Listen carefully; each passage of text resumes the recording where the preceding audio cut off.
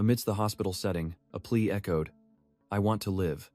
I desperately want to live. The medical record appeared with the name Kim Yi-sak, along with a diagnosis of a rare, unprecedented disease. The doctor announced a grim truth.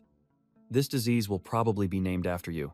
My condolences, he continued, while Kim Yi-sak froze, crumpling the paper in his hand. The death sentence was pronounced.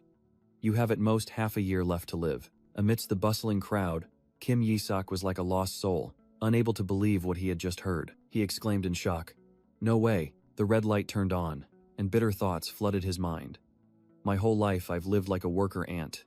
My life had just started to look up, and now I'm going to die? He unconsciously stepped into the busy street. A passerby yelled in panic. Hey, get out of the road. It's dangerous. But it was too late. Kim Yi-sak collapsed onto the sidewalk. He let out a bitter sigh. To be told I only have a few months left to live. It's so unfair. The irony peaked as he looked at the lottery ticket in his hand. Especially on the day I won the jackpot. Collapsing onto the cold ground, he whispered in despair. I want to live. I don't want to die. Tears mixed with rain fell on the lottery ticket, and he prayed. Anyone. Please. Then he screamed, pouring out his last ounce of strength. Please save me from this death. His wish was granted, but not in the way he wanted. Now, in the form of a skeleton, he told himself, I know I said that, but it doesn't mean I'm okay with this. Amidst a dark world, he lamented. Why did it have to be a bald skeleton? With this body, I can't even enjoy anything. Immediately, a horde of grotesque monsters charged straight towards the solitary skeleton. Fiery red eyes and empty sockets gleamed, facing the first life or death challenge in his new life. I'll kill them all, Kim Yi-sak roared, swinging his greatsword and charging into the sea of enemies. The colossal blade was stained with fresh blood after each swing. Suddenly, he sensed danger and spun around with a wary gaze. A muscular monster roared, charging straight at him with razor-sharp claws, but it only received a lightning-fast strike to the face. Seizing the opportunity, Kim Yi-sak soared up, plunging his blade into the monster's shoulder. Finally, he whispered, clenching his bony hand, I can end this bullshit now.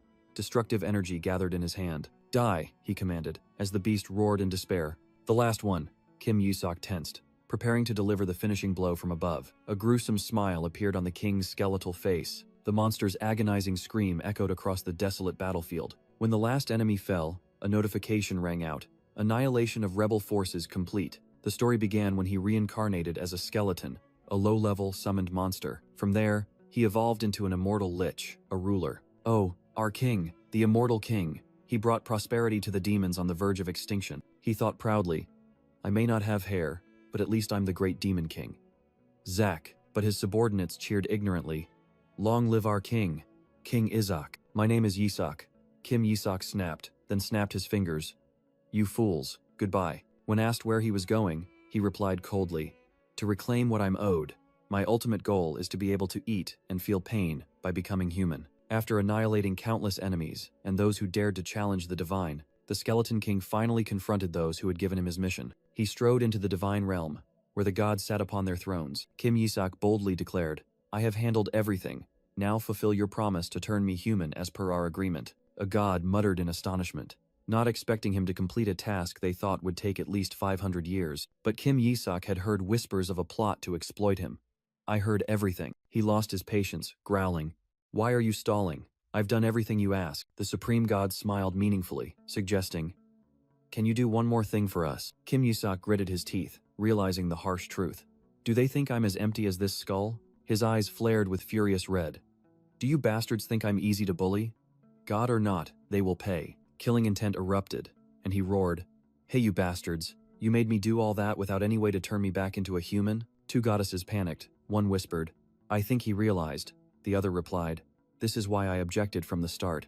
Amidst a sea of fiery red energy, Kim Yi-sak declared his immortality, an existence that even the divine realm had to fear. If you bastards can't turn me human. The gods trembled, begging for more time, promising to resolve a few more issues. Then you will pay with your lives. Kim Yi-sak reached out, condemning the treacherous ones. He laughed maniacally, casting a curse. It's time for all of you to turn into skulls like me. A wave of dark energy swept through, knocking the gods from their thrones. The Skeleton King gloated, observing the chaos he had created. But then, he suddenly froze, staring in astonishment at his hand as a strange surge of power appeared. What is this? My mana is disappearing, and I can't move. A voice echoed from the gods, full of contempt. It's useless. The reddish-brown-haired god raised a holy relic, a sneer on his face. Whoever's name is written here will be unable to move, no matter who they are. On the back of the magical centipede, ancient characters glowed menacingly. This is the highest grade holy relic, Calamity Expulsion, the god declared. Now, live like a bug, Kim Yi-sok sneered. Couldn't you have chosen a hairy caterpillar or something? While the god scoffed. Why are you so obsessed with hair, you lowly creature? Suddenly, the holy relic in the god's hand erupted with intense light, astonishing him. You fools, Kim Yi-sok sneered, looking them defiantly in the eyes. I'd rather blow myself up than become a bug. He roared as destructive energy began to surge from his body. To the god's panic, he uttered his final curse. Eat shit, you bastards. A blinding explosion engulfed the skeleton king's body. The terrifying shockwave flattened a large area of the holy temple. Thrown back, a god exclaimed in disbelief. That bastard. Did he self-destruct? Is he crazy?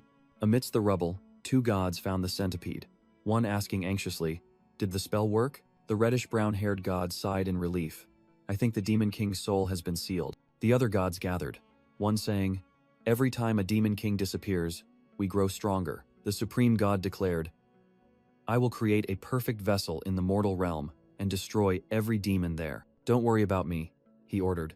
Choose a suitable soul to place into the saintess's body. He coldly looked at the bug in his hand, thinking of the arrogant skeleton Demon King. With a cruel smile, he swore, I will torment him like a bug for all eternity. My mind. I must have lost my mind, tricked by those gods again. But why is it so bright? Do I not have hands to cover my eyes because I'm a bug? What? This warm and wet sensation. And why do I have hands? Is this a human body? Have I become human? Those bastards want me dead. Or did they mess up the seal? Suddenly, a voice rang out. Oh my, your holiness. A woman exclaimed. The saint has opened his eyes, making him confused. Huh? The saint? The woman inquired, but the man beside her mumbled, it would be better if your holiness kept sleeping. Are they my nannies?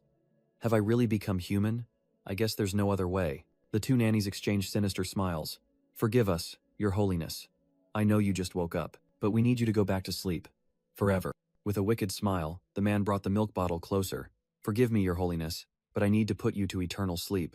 He didn't hesitate to forcefully press the milk bottle into the infant's mouth. But the baby, with the will of a demon king, resolutely turned his face away. The man panicked. Why aren't you eating? While Isaac thought to himself, no way am I eating that suspicious stuff. The nanny cooed. Young Master Isaac Tilda. A name which made Isaac freeze. He was stunned, that name. Isaac? He recalled his subordinates always mispronouncing his name as Isaac, and realized that perhaps the gods had misspelled his name in the sealing spell. That must be it. That's why I wasn't sealed, but reincarnated into another body with the same name. Isaac secretly scoffed at the foolish gods and roared in his mind. Now, a small but powerful punch sent the milk bottle flying, making the man only able to utter a curse. The two nannies struggled to hold the infant, the man screaming in terror. No, help me. How can a baby be this strong? Forced to drink the disgusting vegetable juice, Isaac thought furiously. Are you trying to kill me with this garbage? I just barely became human. The baby's crimson eyes gleamed with vigilance as he sensed something unusual. He realized a dark aura was entering his body from the two assassins disguised as nannies. Meanwhile, at the eastern central holy temple of the Hella Empire, an elderly bishop with a cunning expression strode through the marble-paved corridor. He smirked to himself. That baby must be on his way out by now. An authoritative voice spoke, interrupting his thoughts. You seem quite cheerful, Bishop. Emperor Alexander Heathcliff, Hella of the Holy Hella Empire, appeared with a regal demeanor. The bishop and his entourage quickly bowed. We greet the son of the empire. The emperor narrowed his eyes and asked, What business do you have here? The old bishop replied with a knowing smile. We are here to meet the saintess candidate of the Eshua family. Alexander Heathcliff Hella scoffed. You speak as if it's a burden to be present because she is the saintess, he continued, his voice full of implication. But it will be a big problem if something goes wrong again. Just as the bishop was about to brush it off, a frantic scream echoed from afar, startling everyone. A maid rushed over, stammering the news. Young master, the young master is being. Hasty footsteps echoed rapidly down the corridor. The emperor kicked open the door, his face clearly showing worry. What happened to the young master? A maid turned back with an expression of utter horror. Young master. Alexander Heathcliff, Hella's confident expression completely vanished, replaced by extreme shock. Gasps of admiration rose at the child's plump and adorable appearance. Meanwhile, the bishop was stunned. No way. It drank all 15 bottles of that tasteless vegetable juice. Beside the crib was a pile of empty bottles, proof of his words. He growled in shock. That wasn't normal vegetable juice. A few minutes earlier, Kim Yi-sok had felt an unusual energy entering his body. The child realized with a start that this wasn't death, but something entirely different. A suspicious green liquid drop fell. That thing was called holy poison, a type of venom that destroys divine power and gradually accumulates in the body. However, this poison, made from demonic magic, was a perfect gift for a former demon king. In his previous skeleton form, he secretly cheered. To give a demon like me mana food like this, it's wonderful. The child immediately cried out for more, leaving the two nannies confused and bewildered. The male nanny sneered, confident that the poison hadn't taken effect immediately, and continued to feed the child. Kim Yi-sok gleefully enjoyed it, secretly praising this body's perfect mana absorption ability. After being fully charged with energy, the child turned his determined gaze to the next plan. He entered the unconscious world, diving deep into the depths of his mind. His goal was the source of everything. In this safe place, he would create his first mana core. The child focused, beginning to condense the magic power he had just absorbed. Surging energy was compressed into the forming magic orb, but then a sudden mana explosion occurred, shocking him. A mana core should be one of the 3 basic colors. What the hell is this? Inside his inner world, Kim Yi-sok was shocked by his mana core. So why is it white? He quickly realized, no, the color isn't the problem. How can there be so much power in such a small, not yet fully formed core? A triumphant smile spread across the child's face as he realized this terrifying potential. Truly, isn't this exceeding my expectations? The child gazed at the energy orb, wondering, if I nurture it well, I could become a far greater monster than imagined. Suddenly, a name from his previous life came to his mind, Isaac, and with that name came the most primal desire that had shaped who he was: survive. Memories flooded back. He recalled the utter despair that had given birth to the Skeleton King, and I was able to create special original buffs and skills. Kim Yi-sok realized a shocking truth. Those spells have been inherited by this body. Meanwhile, in the real world, the male nanny impatiently asked, is the kid dead yet? The female nanny was ordered, check. After touching the child, she jumped back in shock, while her accomplice shouted in horror, "Ooh-wah, it's not dead yet." The child suddenly raised a finger, letting out a faint gah sound that made the two assassins freeze. Then the child grinned widely, demanding another bottle, even a stronger kind. A moment later, Emperor Alexander sighed in relief by the crib. Good thing, nothing bad happened. But the accompanying bishop frowned, looking at the child with a scrutinizing gaze that made Kim Yi-sok secretly wary. The bishop's gaze swept to the floor, where empty milk bottles were scattered, and his suspicion grew. Can't let them suspect me, Kim Yi-sok thought to himself, then flashed an angelic smile, dispelling all doubts. The bishop gritted his teeth, cursing inwardly. What the hell is wrong with this brat? It should have been injured and coughing up blood, dying.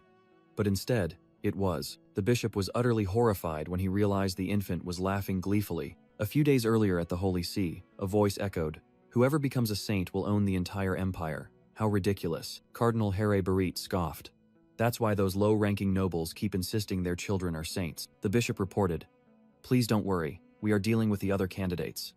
Here Barit replied, "Good, very good." The bishop continued, "By the way, I've heard a not-so-good rumor.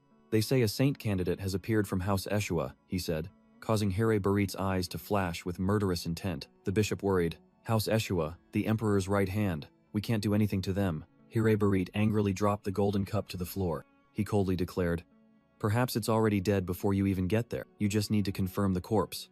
I've already acted to ensure its death. A saint can only come from my house Barrett." Here Barrett smirked evilly, ending the flashback. Back in the present, the bishop trembled. "I was told the child would die. So why is it still alive? This can't be happening," he screamed silently. Just then, Emperor Alexander entered. How interesting. What shiny platinum hair." Alexander turned to the bishop. "The founder of our empire also had this hair color.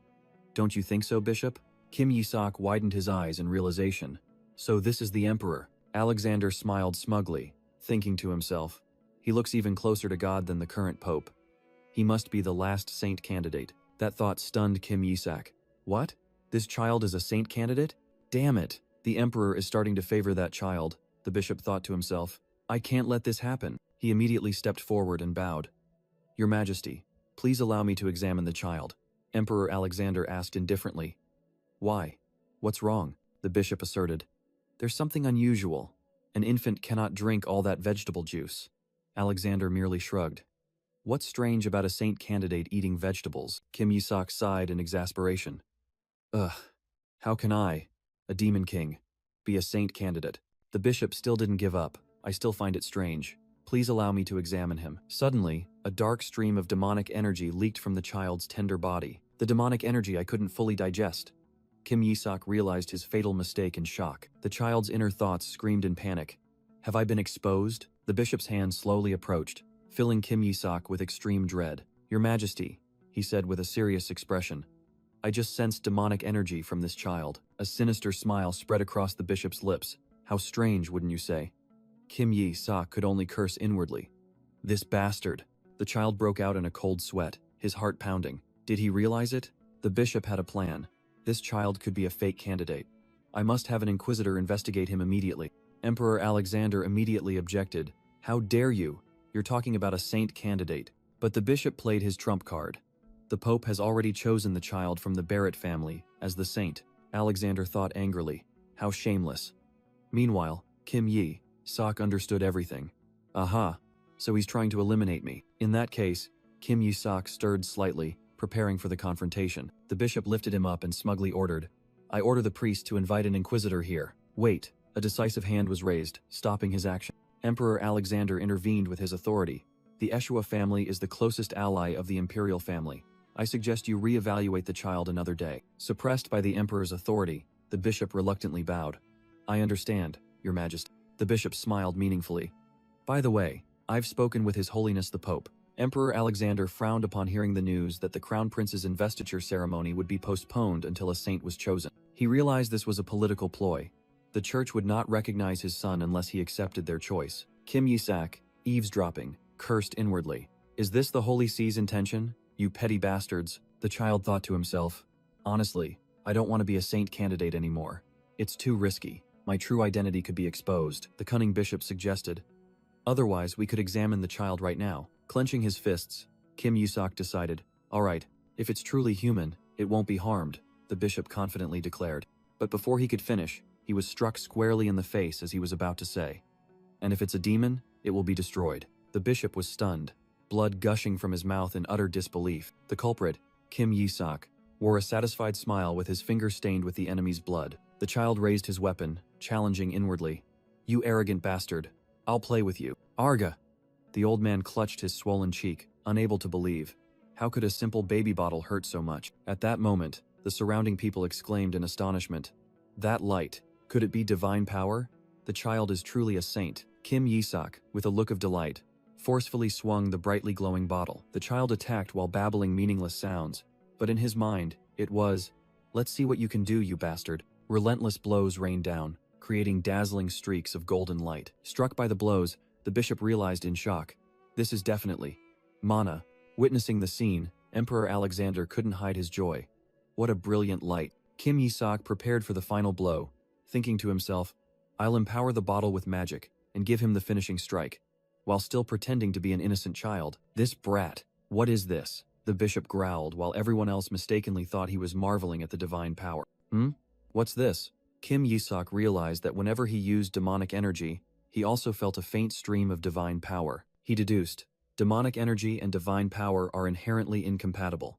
It must be because of that white demonic energy core. The old bishop was drenched in sweat, his face contorted in extreme pain. Unable to bear it any longer, he threw the bottle away and shouted loudly in front of the emperor. I swear, this child is a heretic. Exorcism magic must be used immediately. The bishop's suggestion was met only with a contemptuous gaze and the thought, you slimy scum. Gagoo, the child babbled, thinking to himself, I didn't intend to go this far, but whatever. The small hand touched the bishop's chest, and a dark purple stream of evil energy was immediately detected. Oh, he's hiding something quite interesting here. Kim Yi-sok pulled out a shriveled demonic hand wrapped in bandages and wearing a golden rosary. The bishop froze, cold sweat pouring down as his secret was exposed. He realized in horror that it was his totem, a sealed high-level demon corpse, used to absorb demonic energy. How does this child know about my totem? His desperate question was met only with Kim Yi-sok's eerie grin. The bishop's face contorted in extreme terror. He turned to flee, but the demonic hand was suddenly yanked backward. Look closely, you bastard, the child warned in his mind. This is all because you kept bothering me. This is the consequence of your actions. A surge of pitch-black demonic energy erupted from the totem. And then, a snap of fingers echoed. Arg, a demonic monster, how can this be? The bishop's desperate scream rang out as a colossal shadow rose. Defend yourself now. Kim Yi-sok chuckled gleefully. You filthy amateur. Both the Emperor and his retinue were stunned by the creature that had just been summoned. How is a dark lich here? Emperor Alexander roared furiously. Bishop Martha Barit, how dare you let a demon run wild in the temple? The old bishop frantically denied. It was the baby. It threw the totem. How could a sealed object come back to life? All troops, Alexander commanded. Protect the young master from the demon beast and that wicked bishop. A guard swiftly snatched Kim Yisak from the stunned bishop's hands. Kim Yisak secretly sneered. Fool, you've been tricked. The Shadow Lich appeared amidst the encirclement, making Kim Yisak curious. Let's see how capable this bishop is. But the shadow creature only whispered a single command. Kill. Kill. Then it roared, its target clear. Kill the saint. Kim Yisak was dumbfounded, unable to believe he was the target of his own summoned minion. The lich charged straight towards the baby, forcing the guard to hold him tightly in terror. The other knights immediately rushed forward, determined to protect the young master at all costs. The confused guard shouted, I saved it. Why is it trying to attack me? Kim Yisak closed his eyes, calmly calculating. Anyway, the knights will protect me, he confidently thought, just as a knight was sent flying. But when the helmet fell off to reveal a skeleton, the guard realized in horror. He's actually a knight? Meanwhile, the lich continued to shriek, Kill the saint, while another group of demons shouted, Save the captured king. TSK Kim Yisak sighed as the guard stumbled. I guess I'll have to subdue it myself first. His glowing red eyes flashed.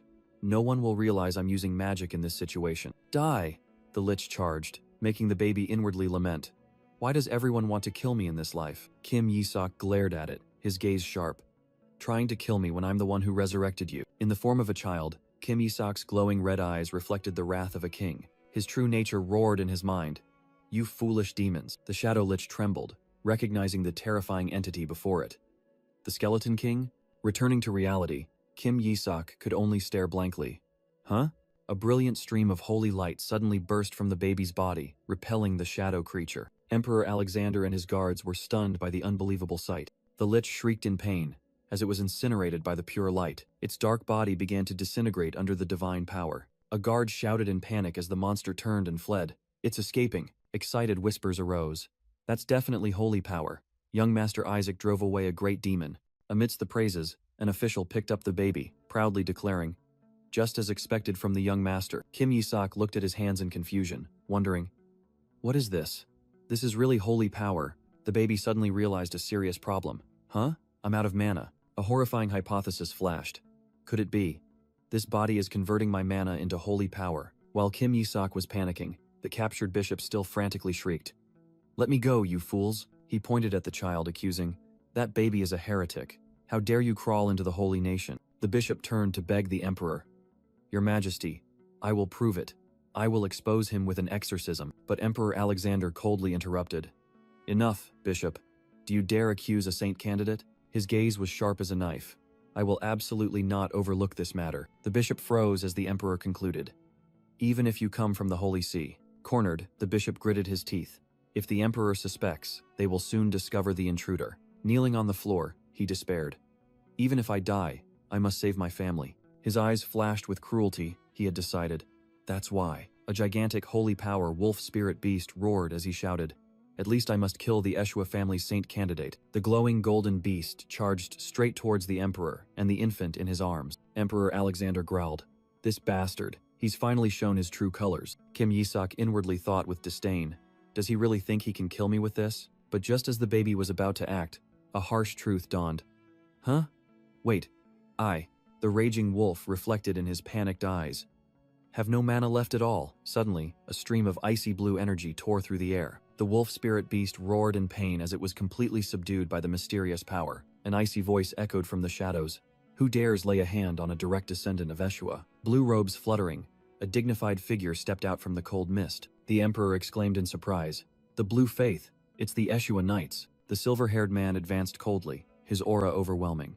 It was the Eshua family's seventh son, Relai Eshua. Without a moment's hesitation, Relai pointed at the attacker. Execute the bishop immediately. When handed to a soldier, Kim Yisak struggled. Let me go, don't touch me with the Eshua family's filthy hands. Then he froze. Wait, Eshua. Relai picked up the child, sternly saying, behave yourself, while inwardly thinking the name sounded familiar. The entire Eshua Knights knelt in unison, shouting, Greetings, young master of the Eshua family. Relai turned to the child. Apologies for being late, Isaac. making the nearby official secretly admire their authority. Relai Eshua smiled and introduced. It's nothing much, but we've brought a small gift for you. A knight peered in curiously, secretly wondering if it was a glittering gold bar. The knight gleefully showed off the gift. This is a model of the beheaded Skeleton King. While Isaac was speechless, a series of other versions were displayed. The Skeleton King burned alive, then crushed by the Saintess, leaving Isaac stunned. So cute. The knight teared up, moved by the boy's reaction. Isaac's inner self screamed, "How am I going to survive this?" While outside, the knights cheered. He likes it so much he's crying. Helpless in the adult's arms, Isaac could only sigh wearily. How am I going to survive in this crazy family? Suddenly, the boy's red eyes flashed with realization as he mumbled the name. Wait. Eshua. Eshua. Memories flooded back. The image of the saintess who had come to finish him off appeared vividly. He recalled the declaration of war from the 45th generation saintess, No Eshua. Then came the roar of the 61st generation saintess, Ox Eshua. Upon realizing all his sworn enemies bore the Eshua name, Isaac panicked. Damn it, did I reincarnate into the saintess's family? What karma did I create in my previous life? The boy cursed inwardly, while Relai Eshua gazed coldly forward. An old bishop suddenly caused a commotion, yelling, I know you are heretics. Where did you bring that creature from? He pointed at Isaac, frantically shouting, I will expose the identity of that thing. The Eshua family is insane, the bishop screamed, completely unaware that Rilai had silently drawn his sword. His final curse was cut short. It will end the Eshua bloodline. A cold and decisive sword stroke silenced the bishop forever. Rilai coldly sheathed his sword, saying to the fallen man, Be grateful for Eshua's mercy that spared your neck. Isaac smirked inwardly. Oh, he beheads people just for daring to insult his family? He's got some guts. An Eshua knight tried to soothe Isaac. Young master should only hear good things. While Isaac inwardly cursed them as lunatics. Looking at the skeleton toy, Isaac suddenly remembered, the blue Eshua family. They're quite strong. The knight even sang a gruesome nursery rhyme, making Isaac admit that his subordinates from back then hadn't exaggerated at all. Meanwhile, Emperor Alexander approached and said, It seems I owe the boy a debt. The emperor looked directly at Relai and made a shocking offer. Tell your family head that the imperial palace wishes to raise this child. Relai responded, stunned. Your majesty, you jest. While Isaac gleefully thought, Oh, am I about to be recruited by the imperial palace? Alexander explained. The holy nation will target the boy, and no matter how strong Eshua is. Will the current blue faith be strong enough to protect this child? The emperor's question hung in the air. He continued to outline the dangers, especially the Pope's opposition because Isaac's hair color was a symbol of the holy nation's ancestor. Furthermore, the Skeleton King seems to be hunting it. The emperor's words left Isaac dumbfounded. What? I'm the Skeleton King. Why would I hunt myself? An official firmly refused. Your Majesty, this child carries Eshua blood, so he must be raised by the Eshua family. Relai took Isaac, declaring boldly, whether it's the Pope or the Skeleton King, Eshua can handle it. The emperor smirked. If she could meet the Skeleton King again, the former Saintess Melissa would surely be delighted. That name stunned Isaac, while Rilai asserted, How can I hand over Saintess Melissa's direct descendant to the imperial palace? Memories flooded back. Isaac realized in horror. Melissa was the craziest, most formidable saintess I faced before reaching the divine realm. The ironic truth dealt a fatal blow. I'm Melissa's direct descendant? Why is my life like this? So, what exactly is a saintess? They are the ultimate weapons created by the gods. After countless failures against the Skeleton King, they are the light of the holy nation, symbols of the battlefield, believed to bring about the Skeleton King's demise. But the truth is different, because the Skeleton King is one who knows nothing of mercy. In the Skeleton King's memories, he had never laid a hand on any saintess, as doing so would only be a disadvantage, allowing the gods to send down a stronger successor. The boy was stunned by a harsh truth. Saintess Melissa, the most formidable enemy he had ever faced, was his own ancestor. Relai Eshua smiled, completely unaware that the child in his arms was the very enemy the saintesses had sworn to destroy. Emperor Alexander merely listened in silence as Relai affirmed the Eshua family's pride and protective capabilities. A young knight interjected, recounting the martyred saintesses, making Isaac silently scream. I didn't kill anyone. The baseless rumors continued to be fabricated, and Isaac could only helplessly refute them in his mind. It's all right, Relai gently comforted, but Isaac was struggling in despair. I'm not all right at all. The man lifted the boy, affectionately declaring, We are very grateful that you were born, and we have only one wish. Just don't grow up to be like that terrible Skeleton King. A blessing that was a fatal stab. Those words were like a curse, making the image of the brutal skeleton from the past haunt Isaac's innocent mind. The boy could only secretly apologize to the fathers and mothers he had never known. I'm sorry for being a bad person. Alexander continued the negotiation, mentioning that 150 years had passed, making Isaac calculate that Melissa should have died of old age long ago. The emperor emphasized the growing threat from the demon race, and the child carrying holy blood was a precious asset for the entire empire. Furthermore, Eshua currently has no saintess. Alexander delivered the decisive blow. The boy's mother disappeared a year ago. A lightning bolt struck Isaac, leaving him dumbfounded by the unbelievable truth. My mother is a saintess? Rilai quickly reassured him that the family's matriarch was still alive, while Isaac tried to sort out the chaotic information in his head. But the next name uttered was a nightmare. Lady Melissa will return soon. Alexander scoffed at Melissa's extraordinary lifespan, while Isaac was aghast, realizing his greatest enemy was still alive and well. Fear enveloped the boy, because more than anyone, he knew how dangerous Melissa was. And then, to survive, that tiny hand made a choice. It grasped the emperor's finger. Kim Yi-sok used all his acting skills, blinking cutely. Please take me with you, which melted Emperor Alexander's heart. The triumphant emperor turned to Rilai. See? The boy wants to come to the imperial palace too, while Rilai merely insisted. He's just clinging to people, your majesty. Alexander continued his attack. House Eshua might be good at producing saintesses, but when it comes to raising a saint, you're all rookie. Rilai Eshua refused to back down. He's the first saint. I doubt your imperial palace has any experience with that.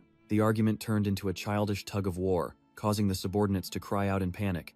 The young master is about to be torn in half. On the brink of life and death, Kim Yi-sok screamed internally. I want to go to the imperial palace. I don't want to die. And then, the boy felt it. A warm stream of light, the source of life, was emanating from the emperor himself. This was the true path to survival. I can't miss this chance, the boy decided, and the emperor smiled as if he had heard. A wise choice, young master, but at the same time, a chill suddenly rose in Kim Yi-sok's heart. Elsewhere, under the cold moonlight, the failed bishop was kneeling and pleading. I am innocent. He tried to justify himself. That thing used mana. It's definitely a demonic product. An icy voice echoed from the shadows. Are you saying the gods bestowed divine power upon a lowly demon? The old bishop desperately cried out. But that was definitely mana. As a sword was held to his face, the mysterious leader slowly pronounced, the Holy See calls such words. A sword flashed, cutting short the bishop's last desperate plea. With blood splattered on his face, the cardinal coldly concluded, blasphemy. Brushing aside his predecessor's failure, he ordered, no need for a new assassination squad. The emperor will take the child. Just wait for the opportune moment at the imperial palace. Back in the warm room, Kim Yi-sok suddenly shivered, sensing a deadly threat awaiting him ahead. In the darkness of a forest, a group of black-robed priests gathered, plotting a sinister scheme. The leader coldly ordered, the child will be taken by the emperor anyway, so we will target him at the imperial palace. From afar, their cruel thoughts seemed to reach Kim Yi-sok. This time, he won't survive. The morning sun heralded the start of a new journey. Lying in his crib, Kim Yi-sok recalled his momentous decision. Right now, I am going to Eshua, he concluded, while his loyal undead army wailed in despair. But why? A few days prior, an unusual light erupted in the room, terrifying those who witnessed it. Emperor Alexander was stunned as holy light emanated from the child he was holding, while an official asserted that the Eshua household was not a good place. Rilai Eshua faced the emperor, sneering. Perhaps you think we only harbor manacores and demon corpses, which made the emperor realize it was the source of survival. Rilai played his trump card. The most precious thing we possess is the skeleton king's body. Kim Yi-sok was dumbfounded, screaming in his mind, my body, you have it? Taking his tiny hand, Rilai waited, unaware of the child's thoughts. You should have said that from the beginning. Suddenly, Kim Yi-sok decisively pointed straight at Rilai, babbling, Gaga. With his brightest smile, the boy concluded, let's go to Eshua. Rilai Eshua, the iron-willed man, completely melted at the cuteness, stammering his name. Isaac. Back in the present on the carriage, Kim Yi-sok accepted the trade-off. I have to give up the imperial palace, but there's no other way to reclaim my old body. He recalled his terrifying power. A body forged with mana strong enough to contend with even gods. He realized that the source of survival had told him that following Rilai was the only way to live. An Eshua knight asked, why are the Holy See's forces still targeting the young master? A question Kim Yi-sok himself was wondering. Rilai revealed a shocking secret. Because the gods have bestowed a prophecy that the saint will be adopted as a child of a god. Kim Yi-sok was dumbfounded. What the hell is going on here? Upon learning the saint would become the pope, it was a position of absolute power, king of priests and holy knights, on par with even the emperor. The Barrett household, which had monopolized the papacy, was now threatened, sparking a fierce power struggle. Inside the luxurious carriage, their journey continued peacefully. Suddenly, An attendant frantically reported, "Young Master Riley, we have arrived at the duchy, but we've encountered a problem. At the city gate, a squad of guards was already waiting, blocking their path." The captain coldly declared, "Apologies, but you will not be permitted to enter the duchy." Riley Eshua raged. "How dare you? Do you not recognize the Eshua household's emblem?" The guard bared his teeth in a sinister grin. "Of course we won't let you in." Darkness surged, and demonic entities materialized with surging, killing intent. Their target was the child bearing the saintess's bloodline. "Demons?" Kim Yisak was aghast. "I forbade attacking human territory. Could it be because of the new demon king?" A demon general appeared, roaring. "Our king has ordered the killing of all saints and saintesses." He continued, "Under the command of the great skeleton king, Lord Isaac, we will kill that saint." Kim Yisak screamed in silent fury. "When did I tell you to do that, you bastards?" A blue lightning bolt tore through the air, obliterating a demon in the blink of an eye. The demon general roared in astonishment at Riley's appearance. You despicable holy knight," Riley retorted with eyes sharp as knives. "How dare you speak such nonsense in front of Eshua of Exorcism?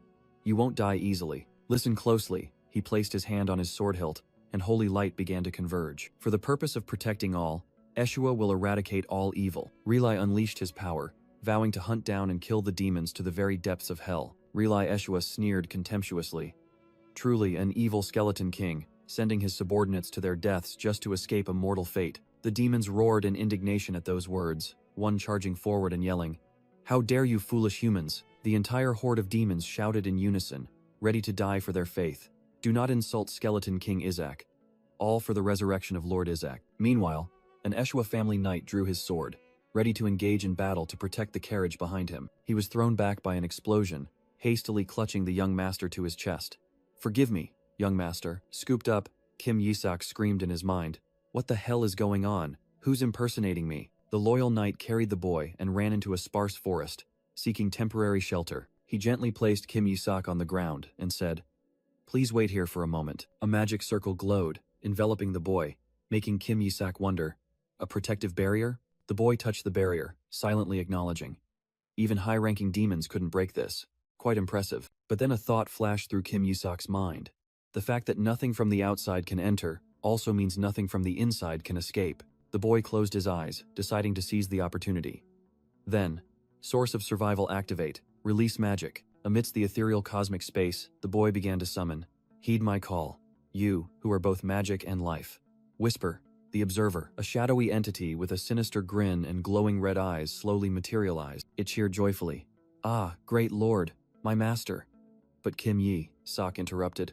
"Long time no see. Be quiet, or we'll be discovered." Hovering inside the barrier, the shadowy entity couldn't hide its excitement. "I truly thought I would never see you again. Great one. Long time no see," Whisper, Kim Yi-sak explained. "This is the sentient detection magic I created because I was too lazy to maintain detection magic during battle." Whisper flattered. "Your wickedness is as ever, my lord. I congratulate you on mercilessly seizing the body of an infant." Which left Kim Yi-sak speechless. "Hey, this guy." It then turned angry. "But those filthy gods dared to lay a hand on you." Kim Yi-sak immediately ordered, "Enough. Search for enemies." Whisper's red eyes flashed, beginning to execute the command. Initiating enemy detection. From above, Whisper reported. In its current state, the detection radius is 100 meters. It quickly identified. There are a total of 88 enemies, all demons. But they won't lay a finger on you. Meanwhile, a masked demon secretly calculated.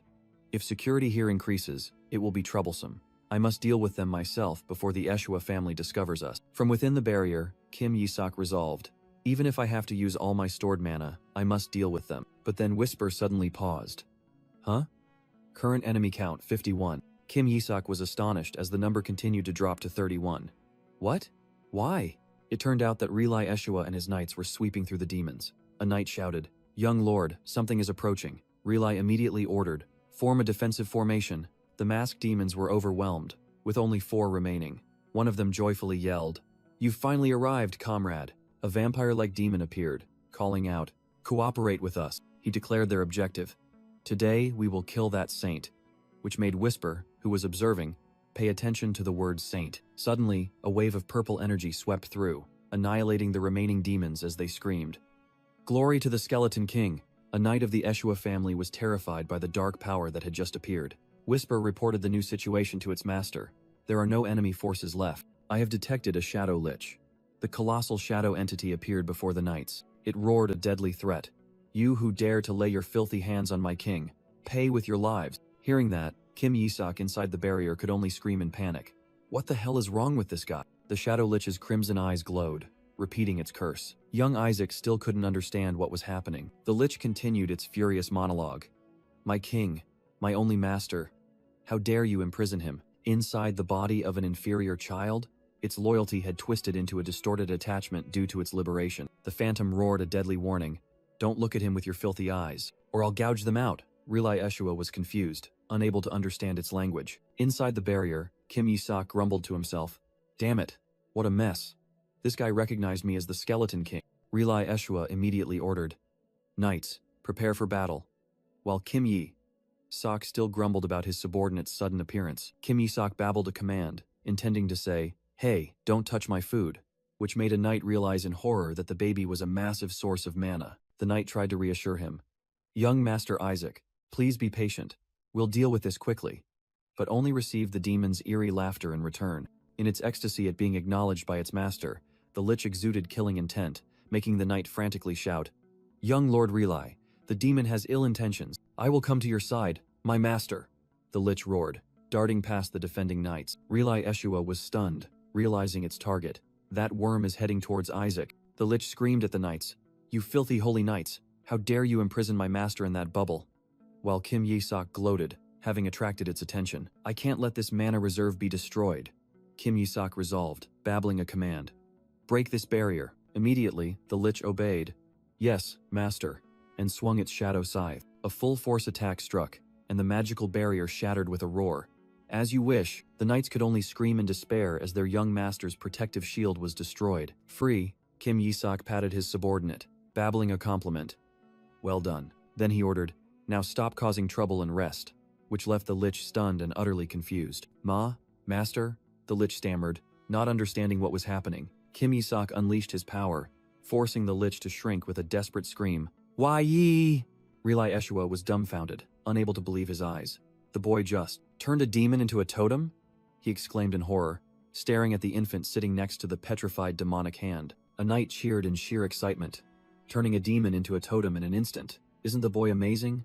The entire squad of Azure Knights cheered for the child, while Kim Yi-sok secretly thought, I didn't use holy magic, that was magic. Relai Eshua was still skeptical, but another knight cheerfully interjected. In times of crisis, people often shine brightest. He continued to deduce that the demon had sensed a threat from the young master, which was why it charged straight to attack. The knight commander picked up the child, asserting to Relai, The young master is definitely a saint. Relai dismissed the flattery, but had to admit, whether he's a saint or not, this child is very special. He gritted his teeth, his biggest concern emerging. But why does it have to be a boy? Thinking of the Skeleton King's curse, Relai suddenly clenched his fist, his eyes flashing with determination. I've made my decision, the knight commander solemnly swore.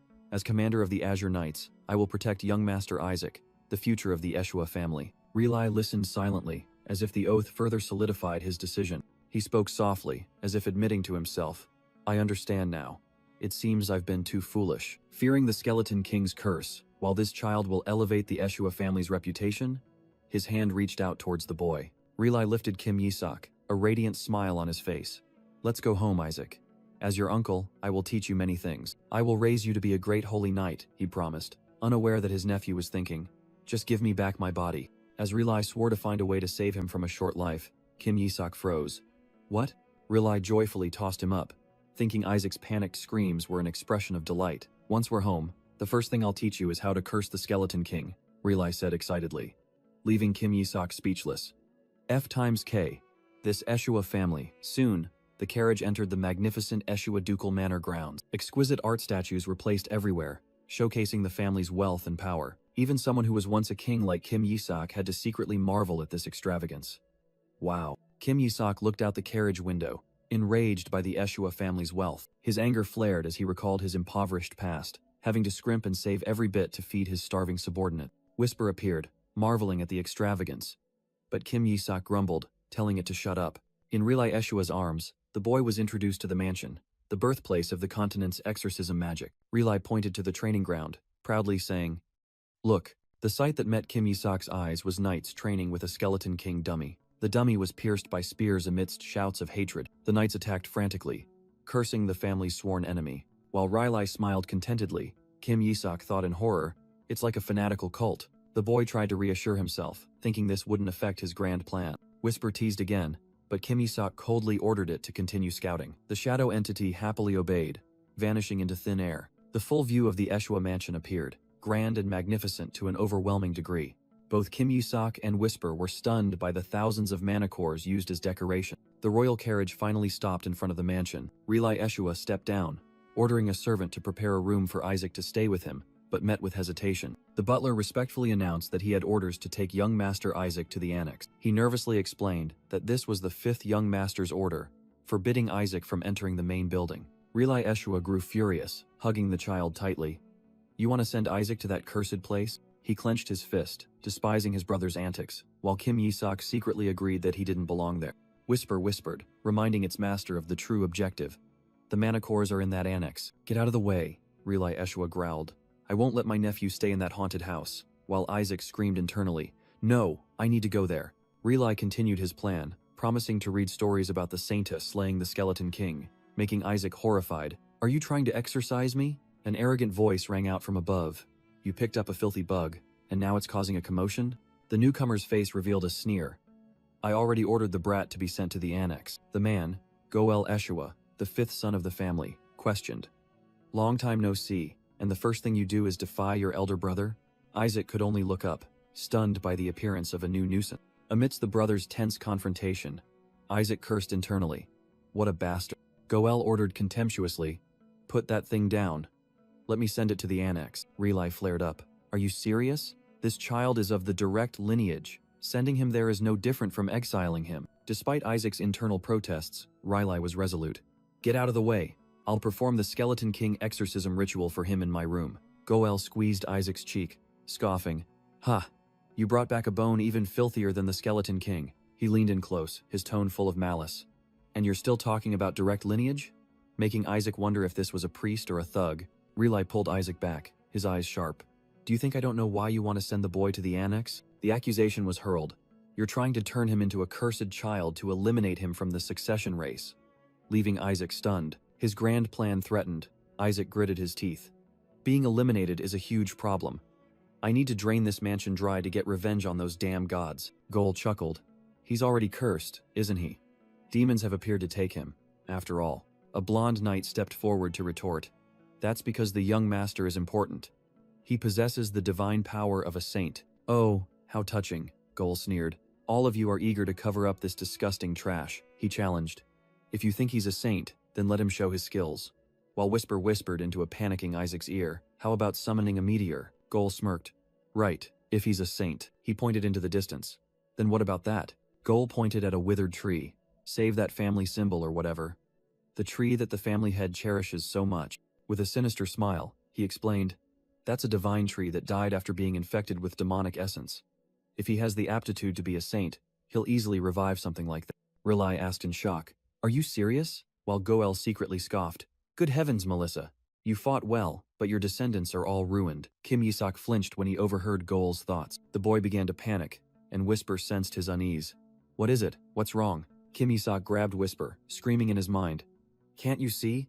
Leaving the shadow entity bewildered. In a frenzy, the boy commanded, "Go grab it," and launched Whisper towards the tree. Relay was still loudly protesting. "That tree hasn't been savable for the past 70 years. Now you're asking a child who doesn't even understand your words." Suddenly, both Goel and Relay turned back in surprise at an unexpected change. Relay stammered in astonishment. "What is this? The divine tree?" Lush green foliage began to grow back on the withered branches. The divine tree was fully revived, emitting a brilliant light that made Relay exclaim, "It's been revived?" Goel was speechless, muttering, "That tree couldn't be saved, even with healing and purification holy magic." Kim Yi-sak wore a smug smile, thinking to himself, "Well, it's nothing major." The boy told himself, "I just saw a bunch of demonic residue at the roots, so I had it drained," while Whisper let out a satisfied burp. A knight rushed over and asked, "Young Master Relay, that tree, what did you do?" But Relay could only reply unconsciously, "I didn't do anything." The knight's astonished gaze shifted to the baby in Relay's arms. Then, could it be? Kim Yi-sak, meanwhile, was secretly lamenting. Sigh. That was mana too. Such a waste, and Whisper cleverly offered, "What do you mean? Should I throw it up for you?" The knights cheered in amazement. Amazing. Young Master Isaac must have done it, but Goel Eshua dismissed it with a scornful smile. Are you all out of your minds? What could a child possibly do? While everyone praised Isaac, Goel insisted. Someone else must have helped. That's right, it must have been Relai. Goel confronted Relai directly. You did something, didn't you? Which made Relai ask back, what are you talking about? His rage erupted. Goel grabbed his younger brother's collar, roaring.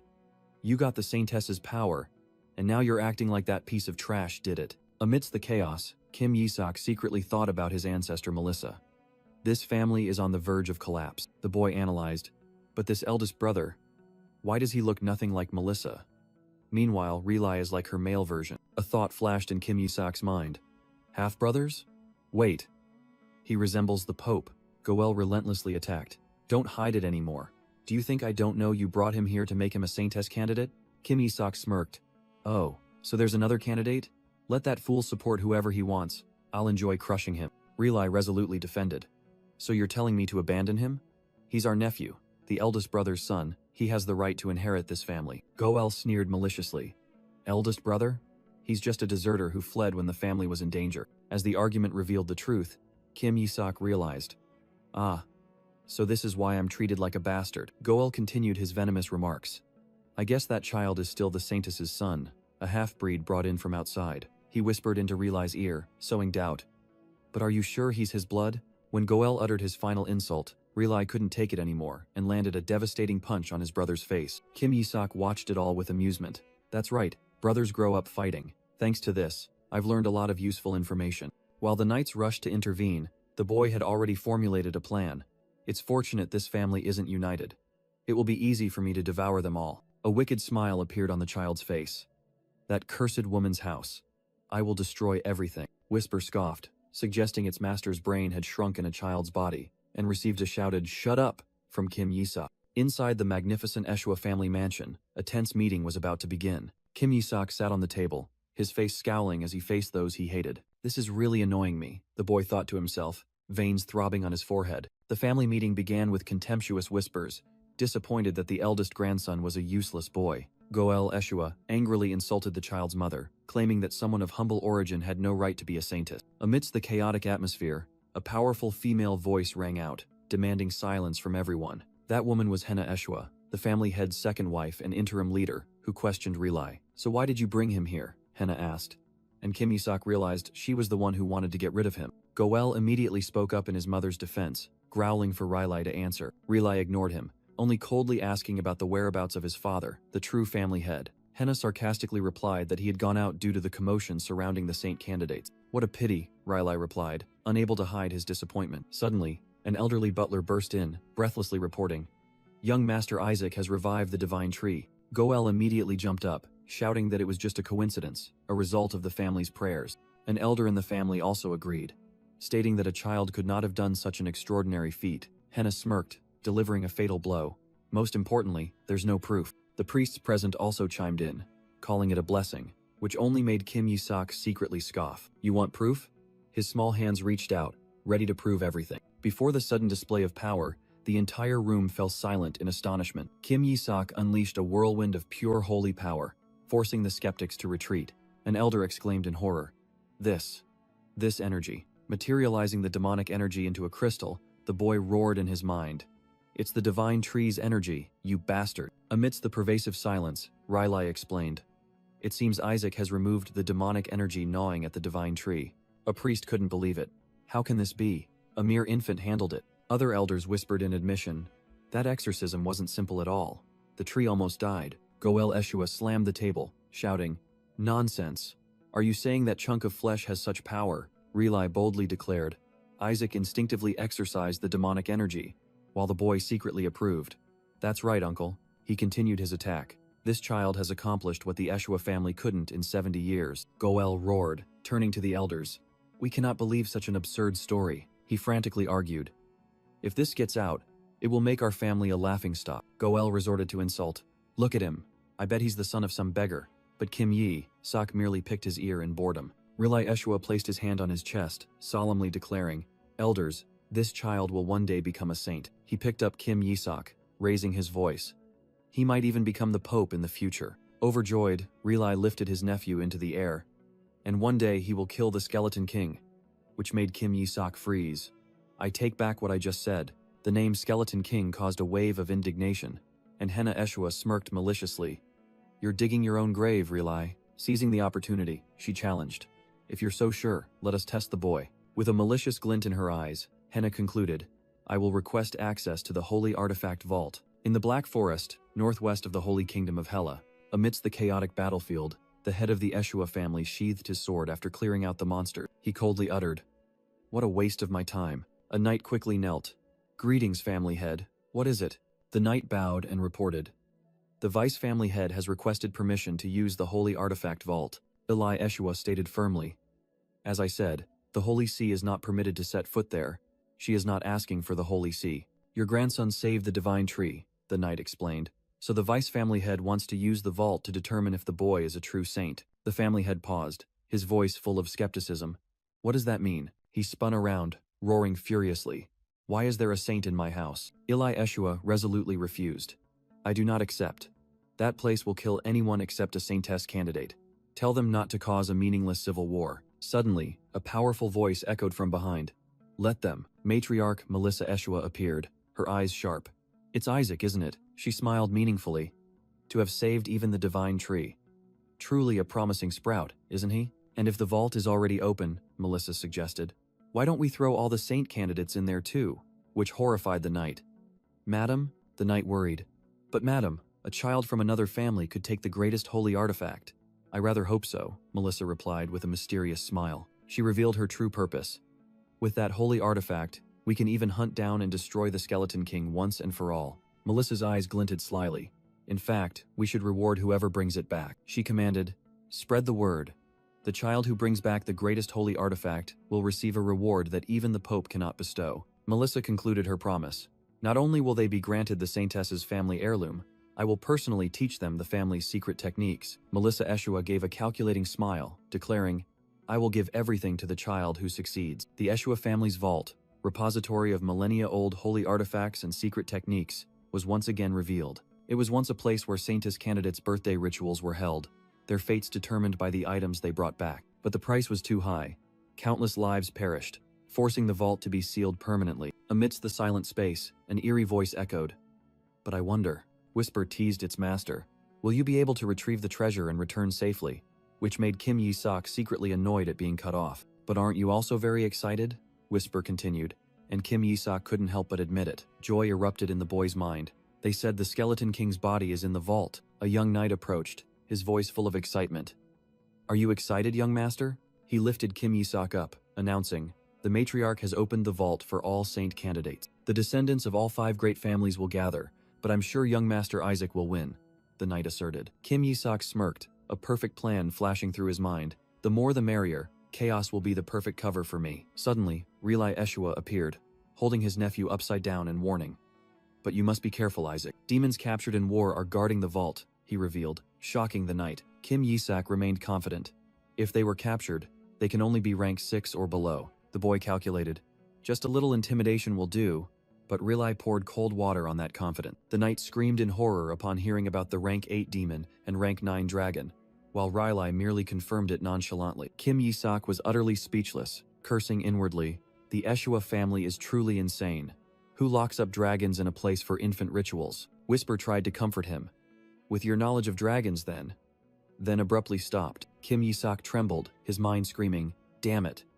Dragons are dangerous in a completely different way. Memories flooded back. He recalled having once deceived about 70 ferocious dragons. The boy was utterly terrified, worried his soul would be recognized, while Whisper saw it as an opportunity. With no other choice, Kim Yi-sok decided he had to act immediately. He calculated, the vault has rank 8 demons and a rank 9 dragon, while I can only handle rank 6. A bold plan emerged. Sneak into the family's spoils vault and steal all the mana cores. The target was clear. The magnificent annex of the Eshua family. The solemn door to the repository of knowledge and power was right before him. Kim Yi-sok, along with Whisper, successfully infiltrated, holding an ancient book. Whisper asked worriedly, Master, are you all right? The boy froze, looking at the book title Holy Arts. 10 ways to disintegrate the Skeleton King with a face as if he were about to be exorcised. Damn it! You should have taught me how to use holy power first, he screamed in silence. The thought of using mind control magic had just flashed when Whisper extinguished it. Do you want to destroy this entire family? Kim Yi-sok sighed, admitting, I can't grasp it with mere theory. Suddenly, a warm hand lifted him, and a voice rang out, You look tired. Relai Eshua held the child in his arms, assuming he had a tough day, while Kim Yi-sok only thought of sleep. As Rilai carried the boy away, a curious knight picked up the book left on the floor. Rilai gently placed his hand on Kim Yi-sok's forehead, a simple gesture of concern, but from it, a surge of holy power poured out, enveloping the boy in astonishment. Oh, a holy art. From his crib, Kim Yi-sok excitedly cheered. Amazing. Use a few more attack moves, uncle. The boy secretly calculated. He couldn't let these two stay here too long. The target was still that building. To get rid of them, he suddenly lay face down, pretending to be fast asleep. Relai and the knight were completely fooled, praising, What a wonderful child. As both decided to leave, Whisper scoffed at their naivety, but Relai unexpectedly ordered, This totem is dangerous. You keep it, which stunned Kim Yi-sok. He instructed the knight to safely store Isaac's first masterpiece, while the boy silently screamed. Despairingly watching his totem being taken away, Kim Yi-sok realized his mana source had vanished, but he quickly regained his composure, deciding to shift his target to mana cores. The boy began his escape journey from the crib, despite Whisper grumbling about his snail's pace. I have a plan. Just open the door, Kim Yi-sok confidently ordered Whisper. Just then, the room door slammed shut, causing the boy to tumble head over heels from the railing. Kim Yi-sok lay sprawled on the floor, realizing his uncle had locked the door with holy magic. He wanted to break the door, but Whisper warned that it would cause a commotion and attract attention. Helpless, Kim Yi-sok could only lightly punch the door, feeling like he was about to go crazy. He couldn't use magic for fear of making things worse, leaving only brute force. Gathering all his nascent strength, he tried to push the door in vain. How do I get out of here? Suddenly, the door opened from the outside, causing Kim Yi-sok to lose his balance and fall forward. Before him was an unfamiliar boy with a bandaged hand, looking down in astonishment. A boy looked down disdainfully. Just a child who can't even walk yet. Kim Yi-sok thought to himself, Is this thing my rival? While Whisper growled, How dare it hurt my master? The boy named Shuri clenched his bandaged hand, unable to believe. There's no way that kid created a totem that even a genius like me couldn't make. In a fleeting memory, Goel Eshua had tested Kim Yi-sok with a holy light orb. Back in the present, Shuri Eshua declared ambitiously, surrounded by holy power. I will be the one to become a saint. You dare steal my position, Shuri yelled as Kim Yi-sok clung to his leg, causing a milk bottle to fall. Shuri tripped over the bottle and fell flat on his face, while Kim Yi-sok laughed gleefully, thinking, You'll escape the cursed Eshua family. With a triumphant look, Kim Yi-sok pointed at the boy lying sprawled. I found my ride. Do you know who I am? Shuri angrily yelled, while Kim Yi-sok realized, he looks exactly like that uncle. He must be his son. And I saw you gathering holy power to attack me, you bastard, Kim Yi-sok thought, raising the milk bottle. The boy threw the bottle straight at Shuri, growling, You deserve a beating. Whisper cheered, Nice throw, master, while Kim Yi-sok imperiously ordered, You arrogant brat, become my ride. Humiliated, Shuri clutched his head in pain as holy power began to erupt. You little brat, Shuri yelled, erecting a holy light shield to block the incoming bottle. Kim Yi-sok merely watched curiously, hearing Shuri's smug voice in his head. Surprised? I'm the only one at this age who can use level 3 defensive holy magic. With a sinister smile, Shuri warned, Don't be surprised yet. He cast level 3 offensive holy magic, holy light, and a giant magic circle appeared beneath his feet. Take this. Shuri unleashed 2 beams of light, but Kim Yi-sok merely nonchalantly assessed. This looks tasty. The boy smiled contentedly, thinking, Thanks for the meal. Shuri froze as he saw his attack blocked by a colossal surge of energy. He screamed in panic.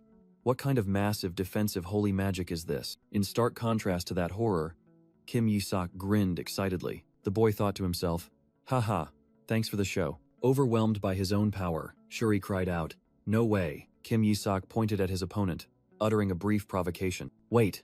Shuri tried to resist in vain. The energy dissipated, and Whisper emerged from the shadows behind its master. Whisper anxiously asked about killing, but Kim Yi-sok merely thought nonchalantly, Killing what? Realizing he was unharmed, Shuri looked bewildered. Huh? A surge of embarrassment flared, and Shuri snapped, If you can't hit me, don't scare me like that. While swaggering, he suddenly froze at a menacing voice. You dare. Shuri's eyes widened in horror, cold sweat pouring down. A colossal shadow entity materialized, roaring, Attack, my king. It grabbed Shuri's leg as he tried to flee, growling, Do you want to die? Shuri completely collapsed, only able to stammer in utter terror. Amidst the scene, Kim Yi-sok gently patted the shadow monster's hand. The boy casually sat on his new minion's shoulder, silently asking, "What are you doing?" With a sinister smile, Kim Yi-sok ordered, "Carry me, you bastard. My name is Shuri Eshua." A young yet resolute voice echoed in the night. The boy declared himself destined to be a saint. With clenched fists, Shuri vowed to escape this corrupt family and become the Pope. But then, a grand plan suddenly halted, because a baby suddenly jumped onto his back, turning him into an unwilling mode of transport. "To the annex!" Kim Yi-sok yelled, while Shuri could only scream in despair. A shadowy entity appeared, its voice cold as ice. "Keep moving, or I'll tear you apart, you lowly human." Trapped between the demonic baby and the terrifying shadow, Shuri had no choice. The boy pushed aside his ambitions, sobbing to himself, "Just focus on surviving first. Someone save me." Under the moonlight, Shuri carried Kim Yi-sok across the garden, following the baby's babbling commands. "Left, I said left," Kim Yi-sok shrieked, pointing the way imperiously. "Do you want to die? Go the right way," the baby snapped, making Shuri break out in a cold sweat. Suddenly, Shuri froze, his feet rooted to the spot. He looked up with a pale face, whispering, "Wait, this place is..." It was the second annex of the Eshua mansion, a cursed place, also known as the Haunted House. "Why did this crazy kid drag me here?" Shuri panicked, recalling the master's warning about this forbidden place. Contrary to Shuri's fear, Kim Yi-sok flashed a sly smile. "Oh my, there must be at least a few thousand here." The old building exuded a dense magical aura, the result of decades of accumulation from resentful spirits. "Let's go, you brat," Kim Yi-sok urged, but Shuri firmly shook his head. "No, we can't go in there." The shadowy entity reappeared, its voice crushing all hope of resistance. "Shut up and go, you damn dog." Inside the abandoned annex, a chilling atmosphere enveloped them. Shuri's heavy footsteps and sniffles echoed through the dark corridor. "It's even messier inside than I thought," Kim Yi-sok mused, ignoring the horrified expression of the one carrying him. The boy's crimson eyes swept across the space, searching for the source of dark energy. Suddenly, he noticed a large sealed door. "Wait, isn't that?" Whisper appeared and reported, "Master, the entire building has been sealed." "Hey, let's go back," Shuri panted, his fear reaching its peak. The plea was met with a painful tug on his hair. "What now?" Shuri yelled. As he complained, he suddenly stopped before a row of old portraits. "Former family heads?" Shuri whispered, unaware he had stepped into a trap. Kim Yi-sok scoffed. "Among other things, you're aiming for the family head position too? Don't even dream about it," the boy declared. "That position will be mine." With that, he slammed his milk bottle directly into a portrait, shattering the magical barrier. Shuri was stunned, his eyes wide at the unbelievable sight. "Ancestral paintings!" he wailed in despair as he was thrown far away. Kim Yi-sok merely thought nonchalantly, "Then don't put a barrier on the paintings in the first place." "The barrier has been broken, Master," Whisper confirmed, and Kim Yi-sok cheered. "I did it!" Without giving Shuri time to recover, the boy urged him into the newly opened passage. "You psycho! Don't just break things and run!" Shuri yelled as he was dragged towards the darkness. Kim Yi-sok only responded with excited babbling, rushing straight into the secret passage. Kim Yi-sok cheered upon discovering a secret room filled with magical energy. "Whisper, close the door," the boy ordered his invisible subordinate, determined to monopolize the place. Shuri Eshua desperately rushed forward, yelling, "Hey, wait! What are you going to do now?" With a smirk, Kim Yi-sok retorted, "A kid like you doesn't need to know," before the door slammed shut. Inside, the boy calmly sat down, preparing for the important ritual. "It's time to begin." A surge of blue magical energy began to swirl around his body. Outside, Shuri frantically pounded on the door. "Hey, come out now, or I'll tell on you," the boy continued to threaten helplessly. "I'll tell the adults to kick you out." Suddenly, a cold voice echoed from behind. "Shuri," making the boy freeze. An authoritative white-haired man appeared, lifting Shuri into the air and questioning. "Why are you here?" Shuri quickly tried to confess, but an old woman roared, cutting him off. "What is this, Shuri? We forbade entry to the annex." At the old woman's accusation, Shuri could only ask blankly, "Huh?" The accusation continued, based on many people having seen Shuri carrying Isaac here. Shuri stammered his defense, but his confession of using holy magic and carrying Isaac only deepened the suspicion. The white-haired man said disappointedly, "Shuri, this time you've gone too far by tormenting a baby." He grabbed Shuri's shoulder, pressing, "Tell me, where did you lock Isaac up?" But Shuri could only scream in denial. Just as Shuri was about to say that Isaac locked himself in, loud, violent noises suddenly erupted from behind the door. The white-haired man immediately rushed over, calling anxiously, "Isaac, are you in there?" He pressed his ear to the door, his face tense as he listened to the sounds coming from within. In the darkness, the play began, Kim Yi-sak's mournful sobs echoing pitifully. The elderly lady rushed over, accusing Shuri. "Are you all right, Isaac?" "Oh dear, look how scared he is." The white-haired man picked up the victim child, remarking, "I'm glad the boy is safe. He's in shock, but seems unharmed." He looked down at the child in his arms, his expression relieved yet thoughtful. Turning to Shuri, he sternly admonished, "You should be ashamed of yourself," making the boy stammer in protest. "But it wasn't me. I swear, it was really him." As he was carried away, Kim Yi-sak secretly smirked a sarcastic thank you towards the stunned Shuri.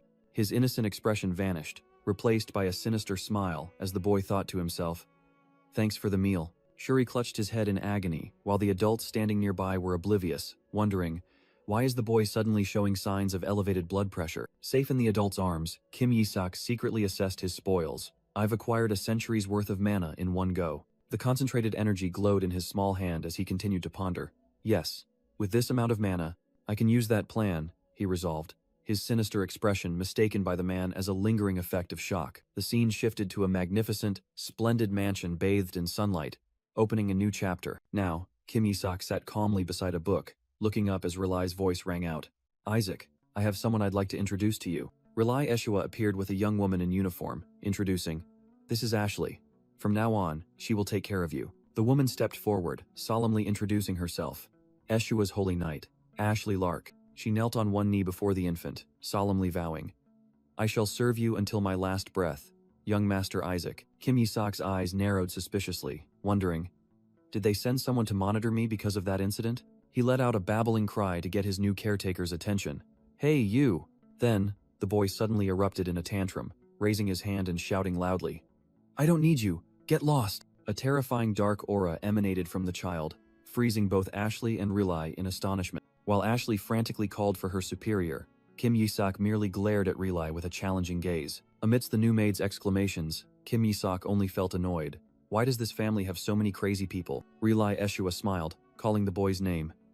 "And, Isaac, this is my gift," the man said, opening a box containing a simple ring. Kim Yi-sak secretly scoffed, thinking that the Eshua family had fallen so low as to use a cheap item as a birthday gift. Suddenly, Ashley Larch cried out in astonishment. "Oh my, is this the Holy Maiden's treasure?" Rilai patted the child's head, confirming that he had received it from the elders to give to him. Kim Yi-sak's eyes flashed red, and he realized, oh, so it's the real deal. Past life memories flooded back. It was the Elder's Ring that the Holy Maidens had used against him. In his small hand, the ancient holy artifact began to emit a warm glow. Kim Yi-sak smirked to himself. Currently, it can only be used once or twice, but I have a way to fix it. And then, he sensed another presence approaching. A man stood with his arms crossed from a distance, gritting his teeth with eyes burning with hatred. Kim Yi-sak glanced over, thinking to himself, that thuggish look on his face shows it's real. Rilai cheerfully turned to greet him. "Ah-ha-ha, my nephew Isaac." That man, Goel Eshua, immediately changed his demeanor, flashing a dazzling yet terrifying smile. "You're always so adorable every time I see you." He leaned down and whispered into the child's ear, making Kim Yi-sak flinch in disgust. The boy could only scream in silent protest at Gol's madness, feeling that things were getting bizarre. It turned out Gol had secretly sabotaged the blessing device, and was now seething with rage seeing the treasure fall into Isaac's hands again. In a previous meeting, Rilai had explained that this was a way to ensure fairness, astonishing the elderly lady. Goel had desperately pleaded, "Please let my son have it too." But it seemed unsuccessful. In a flashback, a noble lady coldly dismissed Goel's plea. "Shuri has already received the blessing. Don't be greedy." Goel gnashed his teeth, resentful that his plan to seize the treasure had been ruined by a child. Back in the present, Goel approached Rilai with a fake smile, criticizing his gift as trash before feigning offense. He turned to Kim Yi-sak with a cunning smile. "My dear Isaac, how can you accept such a useless item?" Goel opened a box, revealing a magnificent ring, boasting, "This is an item that has received countless blessings from the Holy See." Rilai froze upon hearing Gol's sarcastic remarks, who was deliberately trying to undermine him in front of the child. Seeing Kim Yi-sak reach out, Goel triumphantly exclaimed, believing he had won. But instead, a resounding slap landed squarely on Gol's face, accompanied by the child's cruel thought, "Get lost." Kim Yi-sak snatched the box with a disgusted expression, secretly cursing the filthy thing reeking of the Pope. The boy swung his arm and mercilessly threw the expensive gift away, disregarding Gol, who was stumbling backward. The ring flew high into the air, then sank into the fountain amidst Gol's desperate scream. Relai was stunned, speechless, unable to believe that the ring, 1,000 times more precious, had been discarded, while Kim Yi-sok stood beside him, full of self-satisfaction. However, the boy happily held up the simple ring that Relai had given him, leaving him bewildered. Relai burst into happiness, emotionally calling out the name of his precious nephew who had just chosen him. While Relai and his knight cheered for Kim Yi-sok, Goel's subordinates frantically fumbled in the cold water. Kim Yi-sok secretly gloated, because he himself had used magic to make the ring heavy, and was praised endlessly by the shadow guards. He ordered his loyal subordinate, "Go retrieve it tonight," and received reluctant obedience. Looking at the miserable group, Kim Yi-sok had already planned to sell that valuable item for profit, while Goel collapsed in despair. Rage flared up. Goel clenched his fists, hating the damn brat who had humiliated him. In his office, he collapsed onto his desk in a frenzy, screaming about the enormous asset that had just been thrown into the water.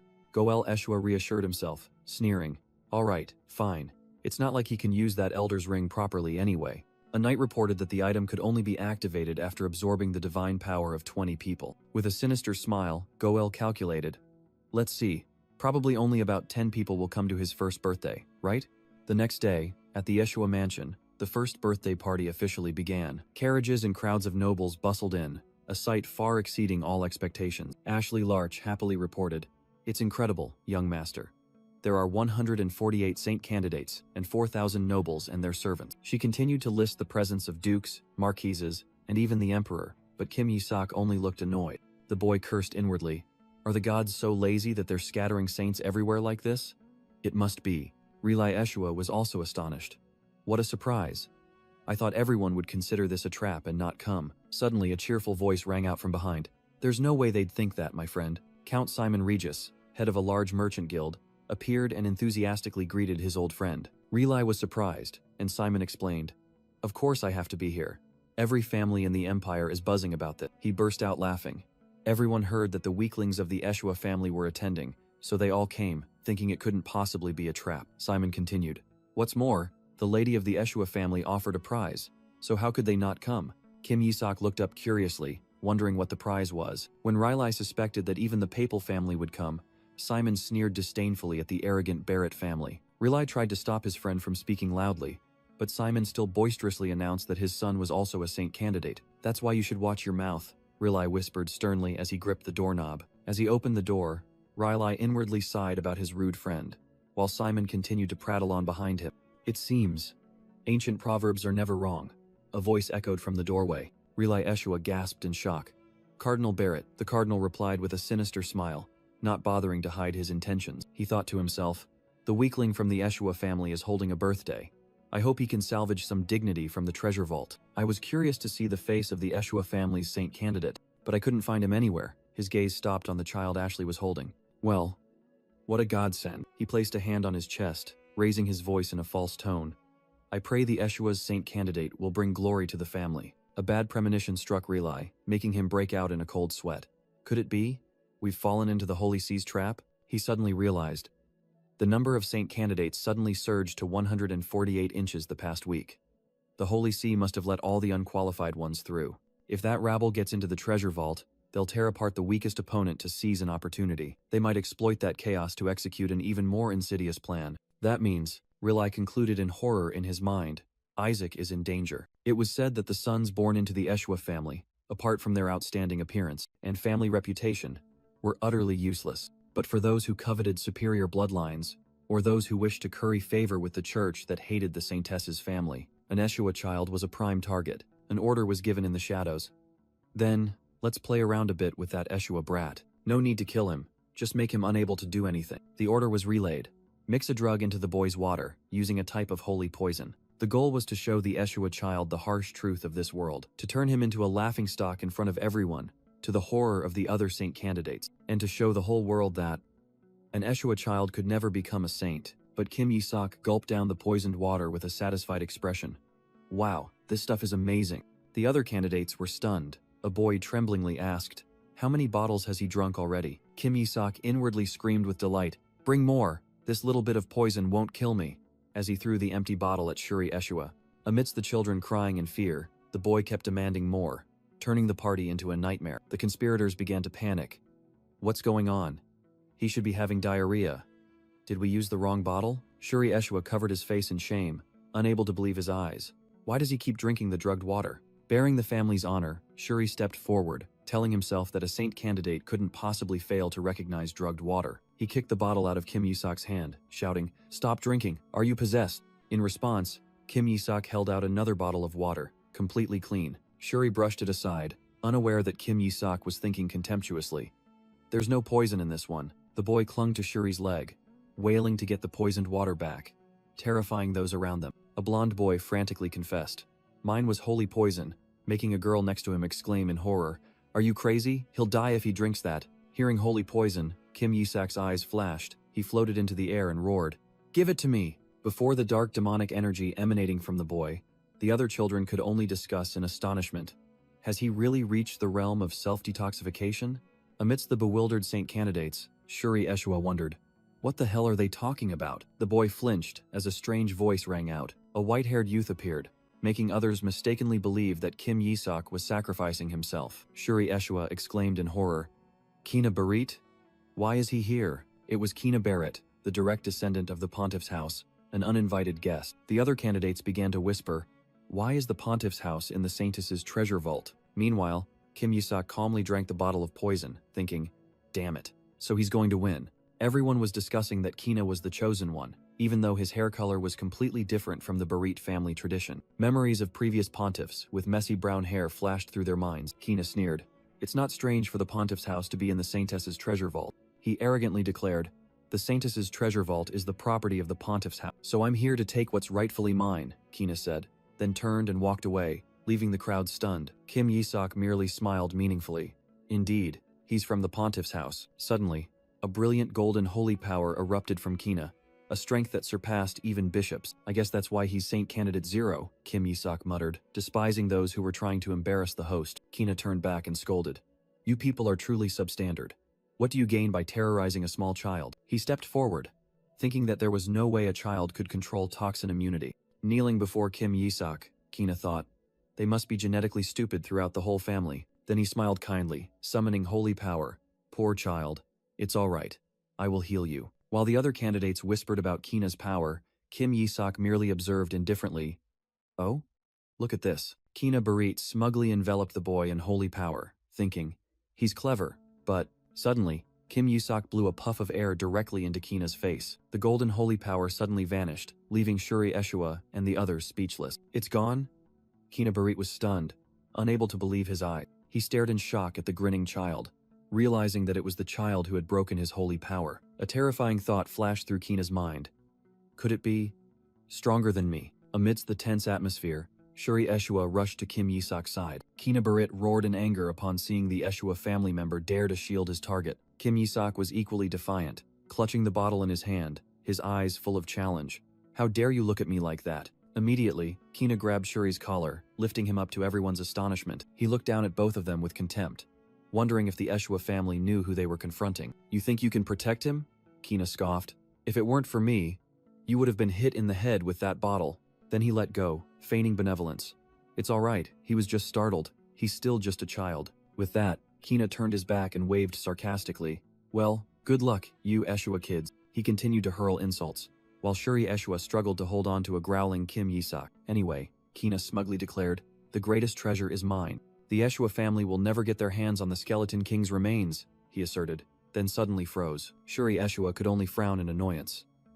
What an unpleasant fellow. Shuri Eshua grabbed Kim Yisak, desperately yelling, "What about the Skeleton King's body? Why are you doing this?" The boy sobbed. The elderess said that whoever brings back the Skeleton King's body, it will receive a special ultimate skill. Those words twisted like a knife in Kim Yisak's mind. Shuri Eshua collapsed, desperately muttering a girl's name. Meanwhile, Kim Yisak gnashed his teeth, enraged. "What are you people doing with my body?" In the hall, the other candidates were still whispering about the recent chaos. Kim Yisak sat alone, his gaze distant, quietly calculating his next move. He recalled his unparalleled power. "I spent hundreds of years cultivating mana, reclaiming it makes rank 10 a trivial matter." But then he frowned in annoyance. "How can I sneak out when all these kids are targeting it?" Finally, he decided resolutely. "Forget it. I'll take down anyone who gets in my way." Kim Yisak's crimson eyes flashed, and he suddenly spoke. "Everyone, gather around." An elder stepped forward, announcing, We will depart soon, so listen to me carefully. As the elder began his history lecture, Kim Yi-sok thought, going to lecture us again? How boring. Without bothering to listen further, the boy quietly crawled away, making Shuri Eshua panic. Huh? Hey you! Shuri Eshua yelled in vain. Where do you think you're going? Suddenly, a loud noise rang out, startling Shuri Eshua. He pointed in a panic, shouting, Elder, Isaac, he! Kim Yi-sok had shot off like lightning, excited.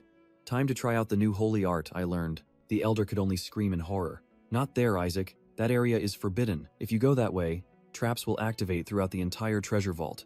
The elder yelled in a panic. Stop that bastard! He roared, chasing after him in vain, as the children scattered in chaos. Meanwhile, in the ballroom of the Eshua mansion, another event was unfolding. A woman worried, I hope young master is all right, while the silver-haired man beside her maintained a cold expression. A magic orb activated, and the narrator announced, We have connected to the inside of the treasure vault. I will provide live commentary through the summoned beast following the child in third place. The silver-haired man was slightly surprised to hear the news. The door to the first room has opened, and the candidates are entering. Currently in third place is Amon Aegis, a proud father cheered. That's my son. In second place is Shuri Eshua. The boy's father was startled, then quickly cheered. I'm proud of you, son. The commentator looked at the results in confusion. And, in first place, huh? It's Isaac, he exclaimed, leaving the silver-haired man and the woman accompanying him stunned. Isaac Eshua, the voice echoed as the boy rushed forward like a whirlwind with a triumphant expression. The elder desperately screamed, Please, Isaac, you can't go there. But it was too late. His own foot had stepped on a trap mechanism on the floor. Elder! Shuri Eshua screamed in horror as a surge of energy struck the elder. The entire area descended into chaos, the desperate screams of children echoing everywhere. Shuri turned and roared at the instigator. You lunatic. Why did you go in there? You're messing everything up. He helplessly watched the small figure causing disaster. Passing the trial was already hard enough. Now we have to dodge anti-intrusion traps too. Ignoring the scolding, Kim Yi-sok thought to himself, This must be the entrance to Chapter 2, and activated another layer of traps, leaving Shuri to only scream in helplessness. Well done, Master. Thanks to the mana core you absorbed, I've also leveled up. The shadow entity reported, but Kim Yi-sok only thought to himself, Good, now I can exploit you even more. Now go catch him, the boy commanded, and his shadow subordinate immediately obeyed and rushed off. Amidst the chaotic crowd, a boy exclaimed, I didn't expect it to be this difficult. The boy continued to mutter, So this is why the Saintices are so strong, leaving his friend beside him bewildered. From the crowd, a voice rang out upon seeing Shuri lifted into the air. Isn't that the Eshua kid? Another chimed in. That's right. His name is Shu or something, isn't it? Leaving the understanding boy staggering in confusion. Hearing the chatter, how can he fly? It must be cheating. He could only curse silently. That's not it, you idiots. Seized tightly by the shadow entity, Shuri Eshua screamed in vain. I'm flying against my will. Put me down. Master, I've caught the informant, the entity reported as it threw Shuri face first before Kim Yi-sok. Despite the pain, Shuri still tried to warn. Stop it, you madman. Starting from the second room, you could die if you're not careful. As Shuri was explaining the purpose of the trial, Kim Yi-sok cut him off bluntly. Too noisy. The boy looked down at Shuri groaning on the floor, thinking to himself, I don't need your rambling, just explain what's in the second room. Gathering all his strength, Shuri gave a life-or-death piece of advice. When entering the second room, absolutely do not attack. What kind of nonsense is that? Kim Yi-sok wondered, and Shuri yelled. That's the only way to pass. Just wait 3 minutes until they disappear. Despite Shuri's urging, the boy only thought to himself, So it's a test of patience? How cliché. Someone has already died in there, Shuri said desperately, while Kim Yi-sok began to crawl away, replying in a childish voice. All right. Sounds easy as pie. As he crawled forward, Kim Yi-sok confidently muttered, Just don't attack, right? Waiting 3 minutes is nothing. His small hand touched the gate, and a voice echoed, Welcome to the Chamber of Silence. Inside the new room, engraved words continued to appear, reminding, Patience is a virtue. Maintain your silence. Kim Yi-sok sat silently, listening to the proclamation. Patience will lead you to the light. While the impatient ones rushed forward, Kina Barrett and his group deliberately lagged behind. A boy in the group nervously asked, Will we be okay? We're at the very back. Kina Barrett turned back with a smug smile. No need to face danger first. Just let the sacrificial lambs go ahead. Another member confidently added, Those who rush ahead will surely get stuck at the entrance. Kina Barrett pointed forward. Look, a dazzling burst of light erupted, startling the blue-black-haired boy in terror. The trial has begun. Kina Barrett smirked. A brilliant yellow light exploded from the front, signaling that the first trap had been activated. The voice echoed again, Do not let yourself be swayed, as Kim Yi-sok and another candidate looked at each other in fear. A blonde entity appeared with a smug smile. He spread his arms, repeating the challenge.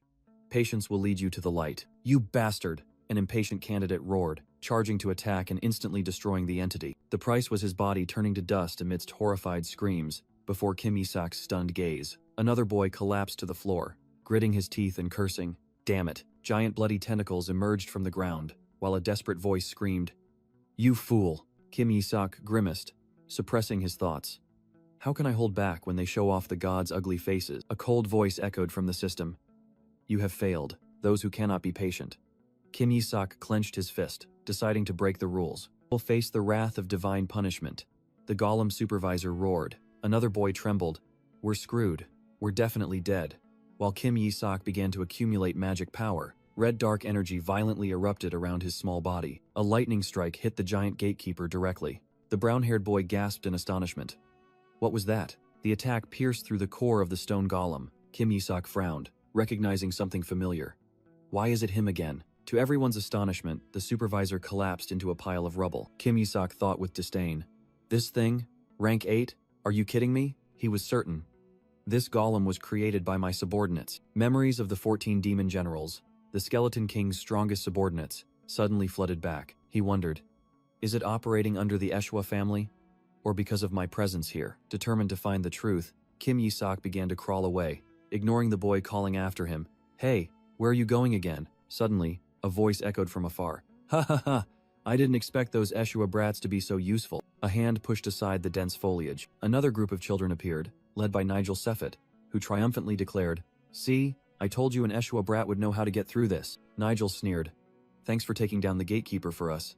Now get out of here. We'll enter the second room first. Kim Yi-sok coldly observed the newcomers, silently assessing. Still many survivors. Nigel Seffet pointed at the boy accompanying Kim Yi-sok, sneering. I never knew the Eshwa family was so cowardly. Falsely accused, the boy frantically clarified. Me? With him? Ignoring the explanation, Nigel turned to his companions, sowing doubt. You all saw this kid dodge all the traps, right? Suddenly, Nigel's eyes lit up as he spotted the ring around Kim Yi-sok's neck. Look, that's a relic. He didn't hesitate to snatch the item, asserting, it must be related to this ring. Holding up his prize, Nigel triumphantly declared, We'll be able to avoid all traps with this ring.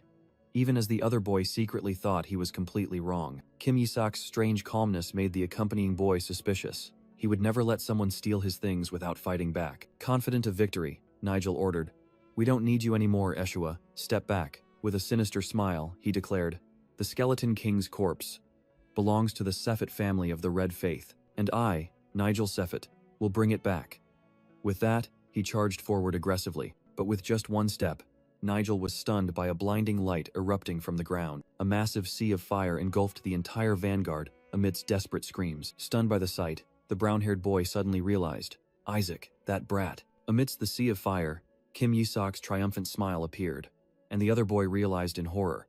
He deliberately lured them. The spectacle subsided, leaving only ashes and thick smoke. Kim Yi-sok casually carried his companion on his shoulder, stepping over those who had fallen into the trap to enter the second room. The boy smiled, looking at the defeated one. Thanks for your sacrifice, kid. Having cleared the obstacles, Kim Yi-sok slightly furrowed his brow, contemplating his next move. But he quickly noticed a new problem, thinking, why are they still following me?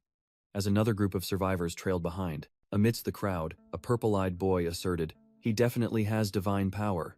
After all, he comes from the Saintess's house. Meanwhile, Kim Yi-sok seemed annoyed, thinking, I don't need their reverence. Carried on his back, Shuri Eshwa desperately thought, Run, guys. The monster on my head is scarier than any demon. The Eshwa boy tried to flatter him. If there truly is a saint among us, I believe it would be someone like you. Just then, a blonde-haired boy interjected. Pleased to meet the youngest master of the Eshwa family. I am Paris Julius, the second prince of the Julius kingdom. Kim Yi-sok immediately recognized an opportunity.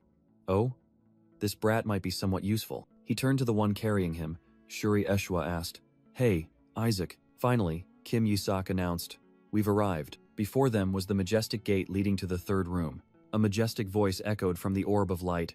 Welcome, candidates. A winged entity emerged from the light, declaring, The third room is the chamber of contemplation. The supervisor commanded, Show your courage and determination. The following group of candidates cheered excitedly. We should have followed him instead of Nigel. The Skeleton King's corpse is ours. The hooded supervisor clarified the rules. The test here is simple. Defeat us and claim your glory. Kim Yi-sak narrowed his eyes, a flicker of suspicion appearing. That gatekeeper? Could it be? He smirked, certain of his deduction. Oh, I was right. A cunning smile spread across the boy's lips. This is going to be fun. Kim Yi-sak suddenly yelled, "Huh!" making the others jump and turn around. Shuri Eshua was stunned, then suddenly realized the truth. Isaac is right. The gatekeepers are lying. The first room was the Chamber of Selection, where Kim Yi-sak had recklessly charged ahead. The second was the Chamber of Silence, where he also showed no restraint. And the third was the Chamber of Contemplation. Kim Yi-sak deduced that the hint lay in what had happened before. Realizing something, Shuri Eshua quickly warned, "We must not attack them." Kim Yi-sak, however, pointed towards the statues, babbling a command for everyone to advance, leaving them all bewildered. Shuri Eshua reassured himself, believing that the Saintess's bloodline in Kim Yi-sak was awakening to guide them. Perhaps I misjudged him, Shuri thought, completely unaware of Kim Yi-sak's wicked smile and the orb of energy in his hand. Immediately after, Kim Yi-sak threw the orb of energy directly at one of the gatekeepers. Shuri Eshua froze, completely unable to comprehend what had just happened. Enveloped in evil energy, the gatekeeper roared, "You have failed!" The pronouncement echoed as it tightened its grip on the staff. A massive, glowing red energy swept out, terrifying the other candidates. Horrific screams rang out as several children were caught in the violent explosion. Amidst the chaotic scene, Kim Yi-sak calmly sat on another boy's back, ignoring the pleas for help. Shuri Eshua's face paled, and sweat poured down as a terrible realization dawned on him. "Hey, you crazy bastard!" he yelled, but only received Kim Yi-sak's delighted smile in return. Kim Yi-sak closed his eyes in enjoyment, thinking to himself, what a familiar sight. The gatekeepers revealed their true forms as demonic puppets, mocking the children's naivety. Teach these brats a lesson, Kim Yi-sak laughed maniacally, while the boy carrying him could only curse under his breath in despair. Amidst the frantic screams, a terrifying explosion engulfed the entire area in a sea of fire. The two surviving candidates frantically searched. Where are the Eshuas? They were just here. It turned out, Kim Yi-sak was gleefully sitting on Shuri Eshua's head, both enveloped by a 6th-level invisibility spell. Suddenly, a voice rang out as Second Prince Paris Julius recognized them, making Kim Yi-sak think to himself, he used the blessing at just the right time. Paris innocently thanked him. "Thanks for making me invisible too," while Kim Yi-sak simply replied, "Whatever." To show his gratitude, the prince held out his hand. "Take this," a gesture he didn't know would seal his fate. In his palm was a simple silver ring. "Is it because I'm not used to fighting demons?" Paris wondered, while Kim Yi-sak observed with calculating eye. Believing he had received a holy artifact, Paris joyfully said, "Thank you, I won't forget this," and the ring began to emit a brilliant golden light. But the joy was short-lived. The prince screamed in extreme pain as his divine power was brutally drained by the ring. Witnessing the scene, Kim Yi-sak burst out laughing, delighted to have found the juiciest prey, while his subordinate flattered him. "Of course, master!" Shuri looked up in horror at the monster sitting on his back, stammering, "Uncle, where did you find that?" Meanwhile, in another corner, a candidate shouted, "Gather around. Who can use defensive holy magic?" A brave young man stepped forward, conjured a sphere of holy light, and declared, "Get behind me." The supervisor revealed his demonic form, swung a giant scythe, and roared, "Accept your punishment. Now, attack!" Another candidate ordered, seizing the opportunity. The young man poured all his strength into unleashing a powerful stream of holy light. "Take this." However, the attack was easily neutralized, and he was thrown backward to the astonishment of his teammates. He lay motionless on the ground, causing his friend to cry out in panic. "Hey, what's going on?" In mid-air, the ring now floated with an eerie red glow, leaving a haunting question. What the hell just happened? The supervisor delivered a brutal blow, sending a candidate flying amidst the horrified screams of his teammates. However, the skeletal puppet suddenly paused, tilting its head in confusion. It floated in the air, wondering, where did all the tricked kids go tilde? Meanwhile, the shadow subordinate reported to Kim Yi-sak, "We've absorbed all the holy power on this side, now we'll move to the other." From afar, Kim Yi-sak smiled contentedly, watching his puppet sow chaos. He spoke amidst the victim's panic. "Don't feel too bad, you weaklings. That deceitful doll will stop when you fall. Better for me to take the holy power than for you to injure yourselves." As the shadow subordinate reported, "Master, I'm almost done." Another source of energy suddenly surged. A brilliant golden sphere of light formed from nothing, making the shadow creature wonder, "What is that?" The energy erupted into a dazzling pillar of light, causing Kim Yi-sak's subordinate to exclaim in terror. The two shadow creatures were mercilessly thrown away by the terrifying power. Amidst the dissipating smoke, a new figure appeared, and Kim Yi-sak whispered, "Found it." The white-haired, golden-eyed boy, ablaze in holy fire, proudly declared his identity. Isaac Eshua, Kina Barrett appeared, looking directly at the newcomer. I was wondering where you went. So you were here. Nigel Safet was stunned, sweat pouring down. I knew he was a genius, but this is a pair of gigantic, fiery, holy light wings unfurled from Isaac's back. To summon a holy spirit at this age, it's absurd, Nigel screamed in utter panic. Kina Barrett faced Kim Yisak, who had returned to his original form. I was very surprised that someone could defeat a demon. He sneered, exposing him. Or perhaps you lured the children into a trap again, just like in the first room. Faced with Kim Yisak's cunning smile, those he had just saved hastily cried out, "No!" An enthusiastic saint candidate defended him. "That baby did everything for us. He even showed us the way." Witnessing the scene, Kim Yisak merely thought to himself, "Are these fools suffering from Stockholm Syndrome?" Kina Barrett sneered contemptuously. "Saved? Aren't you ashamed to call yourselves saint candidates?" A black-haired boy angrily retorted. "Hey, what right do you have to say that when you just hide in the back?" The group of children rallied to protect Kim Yisak, protesting in unison. "That's right. Isaac deserves to be a saint more than you." Meanwhile, Shuri Eshua desperately realized the truth. "No, everyone. This demonic child is draining you." In another corner, another group of survivors also secretly appreciated. If not for them, we would have been in big trouble. Suddenly, both boys looked up in terror. A gigantic fireball descended from the sky, causing the ground to shake violently. All the survivors gathered before a large gate, whispering, "That's the gate to the third room, isn't it?" The fireball spoke with a majestic voice. "Congratulations on completing the second room. I am the final guardian of the treasure vault. Choose." Amidst the breathless children, the guardian presented an option. "You will take the treasure here and end the trial." A boy hastily tried to answer, but was stopped by a cold warning. "Or face the challenge to enter the third room? Answer carefully." Kina Barrett remained calm, as the fateful question was repeated amidst everyone's anxiety. The guardian explained clearly, "If you overcome the challenge, you will find the treasure of the third room. However, if you fail, you will die." The death sentence left all candidates stunned in horror. Only Kim Yisak remained calm, his shadow spirit whispering, "Master, the mana from this guardian's voice. Yes, it's a dragon." The boy concluded with sharp eyes. "Then the threat of death is real." Despite the danger, a candidate resolutely shouted, "I will still go to the third room. If I get the treasure there, I can become a saint." The remaining candidates echoed in unison, "Me too. I'll go to the third room." The gatekeeper coldly warned, "You will face death to overcome this trial." Kim Yisak calmly replied from Shuri's shoulder, "I understand." Then, "Face the trial." The voice echoed as the group was pushed forward by an invisible force. The gatekeeper began to declare, "To those who have gathered here to become a saint, you must face a trial."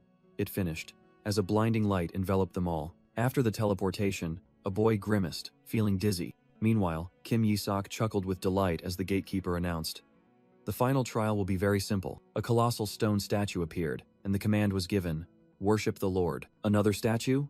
a candidate exclaimed. "It's a statue of the cardinal," the solemn voice explained. "Only those who show reverence before the statue may enter the third room." The candidates whispered, "So we just need to kneel and pray? Isn't that too simple?" But for Kim Yisak, this was an insult. He gritted his teeth. What kind of nonsense is this? Memories of his archenemy flooded back, and he roared in his mind, "You want me to kneel before this bastard?" Another candidate thought more simply, "It's just prayer. Let's do it." Without hesitation, the boy knelt down. He reverently clasped his hands. "Your servant worships you, my Lord and God." The statue seemed to reply, "You have learned well. Good, you may pass." The boy joyfully jumped up, stirring hopeful murmurs among the other. Suddenly, Shuri startled and called, "Isaac?" as he felt a chilling killing intent from the boy on his shoulder. While Shuri Eshua was trying to convince everyone, "You guys need to pray," he was suddenly kicked straight in the stomach by Kim Yisak. Dragged across the floor, Kim Yisak stubbornly clung to Shuri's leg, inching forward defiantly. Meanwhile, Kina Barrett calmly approached the statue, saying, "The prayer taught by the Holy See. Watch closely," he said, then slowly placed both hands on the ground. Kina Barrett knelt in a perfect posture, radiating brilliant holy light, and declared, "This is the proper way to worship the Supreme Being." Witnessing the scene, the other candidates immediately cheered. "I want to do it too. Me too." A boy tremblingly clasped his hands, beginning to recite the prayer, "You are worthy of all glory and honor. We worship you." Crushed by an invisible pressure from the statue, he frantically cried out, "No, I'll do it." The other children also hastily followed suit. frantically clasping their hands in prayer before the imposing statue. The stone statue seemed to react, a voice echoing. Hmm? The voice directly addressed Kim Yi-sak. Hey kid, why aren't you kneeling? The boy merely thought disdainfully. Only a fool would kneel. The others began to whisper, why is he doing that? Is there something wrong with his faith? Shuri Eshua furiously hissed in his mind. Hey you bastard, don't defile our family and pray now. Kina Barrett smirked, secretly calculating. All of this will be recorded. Does he want to be disqualified as a saint candidate? No matter how talented, without faith, it's useless. Kina Barrett casually concluded, as if he had one less rival. Kim Yi-sak looked up at the statue, his eyes burning with hatred. So what, you bastard? He roared in his mind. I'd rather die. You think I'd kneel before this thing? The statue remained silent, facing terrifying pressure. Kim Yi-sak trembled but did not back down. Then just kill me. Immediately, a terrifying surge of dark energy erupted from the statue, engulfing the entire space. The shadowy entity within the statue roared its judgment. Those who disrespect me shall die. Swallowed by rage, Kim Yi-sak roared. Damn it, just do it. Stupid statue, I'll destroy it, he yelled, while his shadowy subordinate frantically tried to stop him. Master, it's too dangerous. Without hesitation, he crushed his own subordinate in a furious blaze, whispering, die. However, from the stone statue, a solemn voice echoed, radiating brilliant light. Excellent. Kim Yi-sak froze, staring in confusion at the charred remains in his hand. The statue declared, You have passed, young candidate. Kina Barrett was utterly astonished. Wait, what are you saying?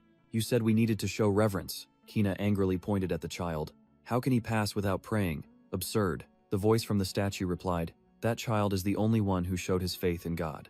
Kim Yi-sak could only remain silently bewildered. Don't you understand? The statue asked, its voice full of hidden meaning. You did not kneel before God, but a statue. Kina was stunned by the naked truth. The statue continued to highlight their failure. Does your faith tell you to bow before idols? Another candidate exclaimed in shock. A statue is still an idol. The rest began to murmur in panic, realizing they had fallen into a doctrinal trap. Look at that child, the statue declared. Even when facing death, he did not lose his faith. Faith? Kim Yi-sak mumbled, then puffed out his chest arrogantly. Shut up. Kina Barrett gritted his teeth, unable to accept this truth. This is unacceptable. He vehemently retorted. He's just a baby. There's no way to prove his refusal to kneel was due to faith. Hearing that, Kim Yi-sak crossed his arms, casually nodding in agreement with his accuser. Kina yelled, delivering his final blow. And if that child has so much faith, how can he not have a holy mark? Kim Yi-sak flinched. Huh? Kina Barrett's questioning caused a stir, and the other candidates also realized the absurdity. How can a saint candidate not have a holy mark? Amidst the storm, Kim Yi-sak merely smiled smugly, as if enjoying a good play. Kina continued to press. Among everyone, he's the only one without a holy mark. Give up. Suddenly, the stone statue spoke, its voice echoing throughout the space. A saint candidate without a holy mark. Its explanation stunned everyone, including Kim Yi-sak. That's because he is a child. The statue calmly continued, despite everyone's confusion. A small child doesn't need to have it yet. Kina Barrett roared in anger. Absurd. Besides, you could move this whole time. Provoked, the others also spoke up, demanding their rights. If he gets in, we should get in too. Grasping the crowd's greed, the statue asked, All of you want to enter the third chamber, don't you? After a dramatic silence, the statue seemed to have made a decision. Very well, it declared, making Kim Yi-sak and the others cheer with joy. All of you may proceed to the third chamber. Kina Barrett was stunned, a premonition telling him something was wrong. He let them in so easily? The statue's tone suddenly turned sinister. If you truly wish to rush into the fire, like moths, then so be it. It finished. As a surge of evil magic began to emanate, the gate behind the statue slowly opened, revealing a dark, deathly abyss. The candidates stood frozen, horrified, staring at the newly opened passage. The surge of magic hit them, and Kina and the others immediately felt breathless, their bodies as if being squeezed. The statue roared. Can you feel it? The magic from the Skeleton King's body. A number of candidates collapsed, unable to withstand the pressure. What kind of magic is this? In contrast to everyone else, Kim Yi-sak grinned with delight as his brooch began to absorb the energy. Kim Yi-sak laughed gleefully, recognizing the familiar energy. That's right, it's exactly it. In his mind, he screamed with joy. My body! The Skeleton King's body is right there. His gaze was fixed on the dark gate ahead, where his original remains were hidden. I never thought I'd see it again, he mused, after I self-destructed in the divine realm. The boy suddenly panicked comically at the massive mana leaking out. Suddenly, a white-haired candidate pointed at Kim Yi-sak, exclaiming, Look at this child proving his faith. Look at that brave, warrior-like face. Shuri Eshua could only stay silent, cursing inwardly. Brave my ass, he's lost his mind. In the space, a brilliant fireball appeared, its voice echoing. It's not too late yet. The entity used Kim Yi-sok as a benchmark, warning the others. If you cannot smile in the face of death like him, then get out. Another candidate angrily screamed in helplessness. Damn it, how can we possibly get past this magic power? Two other boys cowered in fear, discussing giving up. Let's go back. We might actually die. But the white-haired boy stepped forward decisively, declaring, No, I don't need the treasures from the second chamber. He proudly announced to all the remaining people. All of us will proceed into the third chamber. Then he looked directly at the fireball, making a crazy request.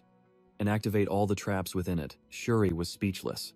This crazy bastard! While the fire entity seemed amused. Oh, is that truly what you desire? The white-haired boy confidently explained.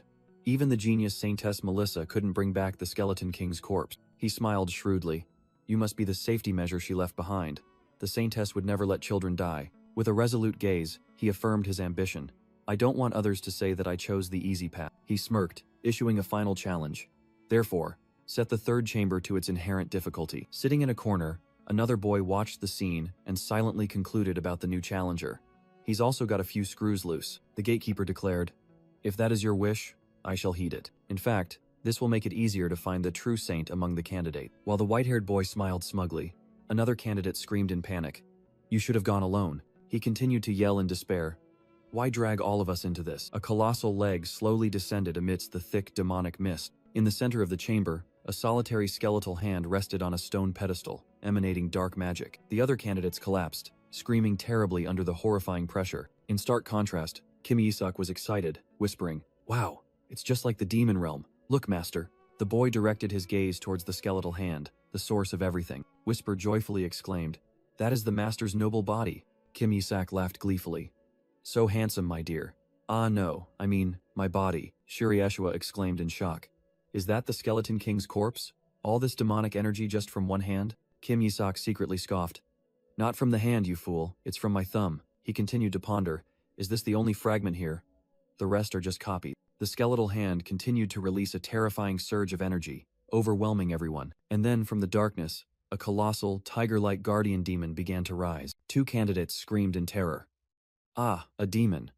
Wasn't the guardian of the second chamber the only demon? Kim Yi-sok looked down, indifferently remarking, Didn't you yourself ask to remove all safety measures in the third chamber? The guardian demon stomped its foot, roaring. Annoying pest, it roared a deadly warning. How dare you covet the king's body? Shuri Eshua panicked, pointing at the white-haired boy and yelling, Hey, it's all your fault. What are you going to do now? The white-haired boy grabbed Shuri's hand and declared, Just trust me. I'll make sure everyone here leaves with a treasure in hand. He smirked to himself. One of the 14 demon elites, the Skeleton King's most trusted subordinate, personally trained by him. The fools were captured by the Papal Institute. Facing the guardian demon, the boy confidently declared, Before, I researched and prepared a sacred art to deal with it.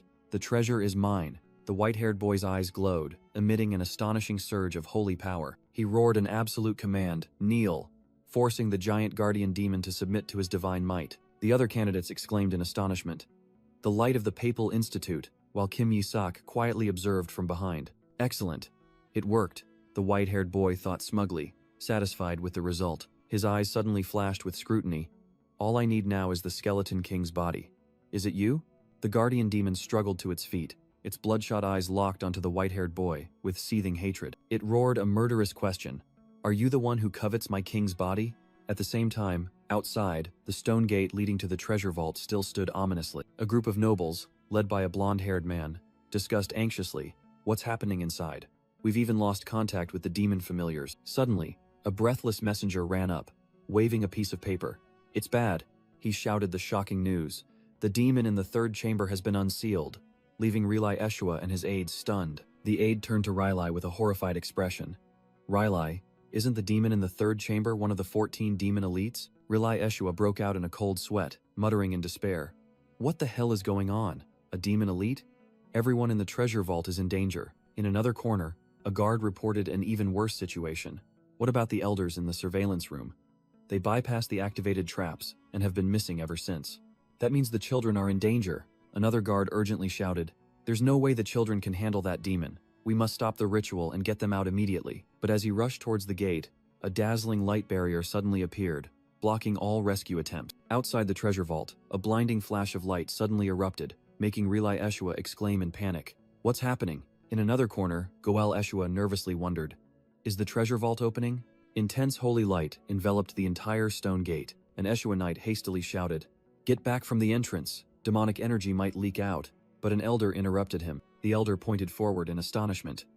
I don't sense the demon's demonic energy. This news made another elder immediately turn to Cardinal Hooray Barrett, exclaiming, They defeated the demon elite? Well done, Kina. The guard grabbed Relai, stammering in disbelief. One of the children inside must have done it. Relai, could it be? Amidst the crowd, people began to speculate. It's very likely Kina Barrett, the child with the papal bloodline. The Barit retainers immediately surrounded Hooray Barrett, offering congratulations, Your Eminence. No wonder he is the most favored candidate. Hooray Barrett merely smiled meaningfully, replying with feigned humility. Kina worked hard. The cardinal's eyes gleamed with cunning, a grand plan taking shape. He thought to himself, Eshua, you fools. Now that the Skeleton King's body is in my hands, they will have to bow down. With a triumphant smile, Hooray Barrett concluded, Your dignity and honor are now completely gone. Just then, a cheer rang out. Look, the children have returned, making Hooray turn back confidently, while Goel's face paled with worry. Goel gritted his teeth as he recognized two familiar children among the returning group. Isaac, Shuri. From the dark gate, the figures of the children gradually emerged, carrying the prayers of those waiting. The crowd watched with bated breath as the first group of candidates emerged from the forest. A female aide sighed in relief. They're injured, but none of the wounds are serious. At least that's a relief. The two surviving children whispered to each other, asking anxiously, Where are the children who went into the third chamber? Do you think something happened? Relai Eshua quietly stepped forward, his face pensive and heavy with worry. Cheers erupted as Relai Eshua nervously turned around. The last of the children are coming out. A group of candidates stumbled out, led by Amon and Shuri, all exhausted and panicked. Parents rushed forward, Goel, Eshua, and Amon's father shouting their sons' names in fear. The father embraced a trembling Amon, who could only manage to say, Father, are you all right? You're not hurt, are you? The father asked urgently, while Goel and Henna Eshua had also reached Shuri. Amidst the reunion, Relai Eshua suddenly froze, sweat pouring down as he realized something. Isaac. He rushed towards the children, asking desperately, Where is Isaac? Suddenly, Cardinal Hooray Barrett's powerful voice rang out, Kina, making Relai turn back with a start. Hooray Barrett stepped in front of Kina, his eyes sharp. What is that in your hand? Questioned about the Skeleton King's body. Kina could only stammer in terror. That. Hooray roared angrily. Who told you to bring that out? But a sphere of light suddenly flashed, cutting him off. Everyone, from the cardinal to the children, looked up at the sky, stunned by the strange phenomenon. A bespectacled cleric was the first to grasp what was happening. He pointed and shouted, Look, over there! In midair, a giant golden wolf appeared, and what it held in its mouth was none other than Kim Yi-seok. Wait! Relai shouted, trying to rush forward but was held back by a knight in shock. A close-up showed that the boy, Isaac, was not afraid. On the contrary, he wore a satisfied smile. The golden wolf landed and then ran off. Relai and the others frantically chased after it, shouting the young master's name. The aide next to Relai stammered in horror. Young Master Relai, that wolf is the young sacred dragon. Memories flooded back. It was the mythical creature guarding the Eshua family's treasure vault. Relai confirmed in a daze. She's right. That's the young sacred dragon guarding the treasure vault. Relai Eshua realized in shock. This energy definitely belongs to a holy dragon. Just then, a strange rustling sound echoed, making everyone turn to look. The culprit was none other than Kim Yi-seok, engrossed in sucking on something. A knight cried out in panic. Elder, look at what Isaac is sucking on. Could that be? The answer appeared to everyone's astonishment. The Skeleton King's corpse? The elder screamed in horror. Why did you put that in your mouth? While another priest exclaimed, the boy brought back the Skeleton King's corpse. In another corner, Hooray Barrett coldly called Kina's name. He questioned threateningly, Did you give the Skeleton King's corpse to that child? Hooray glared at the girl, telling himself that his plan, though not perfect, but saving face for the host is a virtue a saint must possess, he said, making Relai Eshua nearby boil with rage. Suddenly the young holy dragon roared. What nonsense are you spouting? This kid is the one who brought the Skeleton King's corpse out. You are all fools, the divine beast concluded, leaving both Hooray and Kina stunned. Kina recalled the scene inside the treasury in horror. Why? In the flashback, she desperately wondered, why did the golden holy art have no effect on it? The giant guardian demon let out a savage roar. Filthy trash! It stood tall, its oppressive aura rendering the saint candidates completely helpless. Die!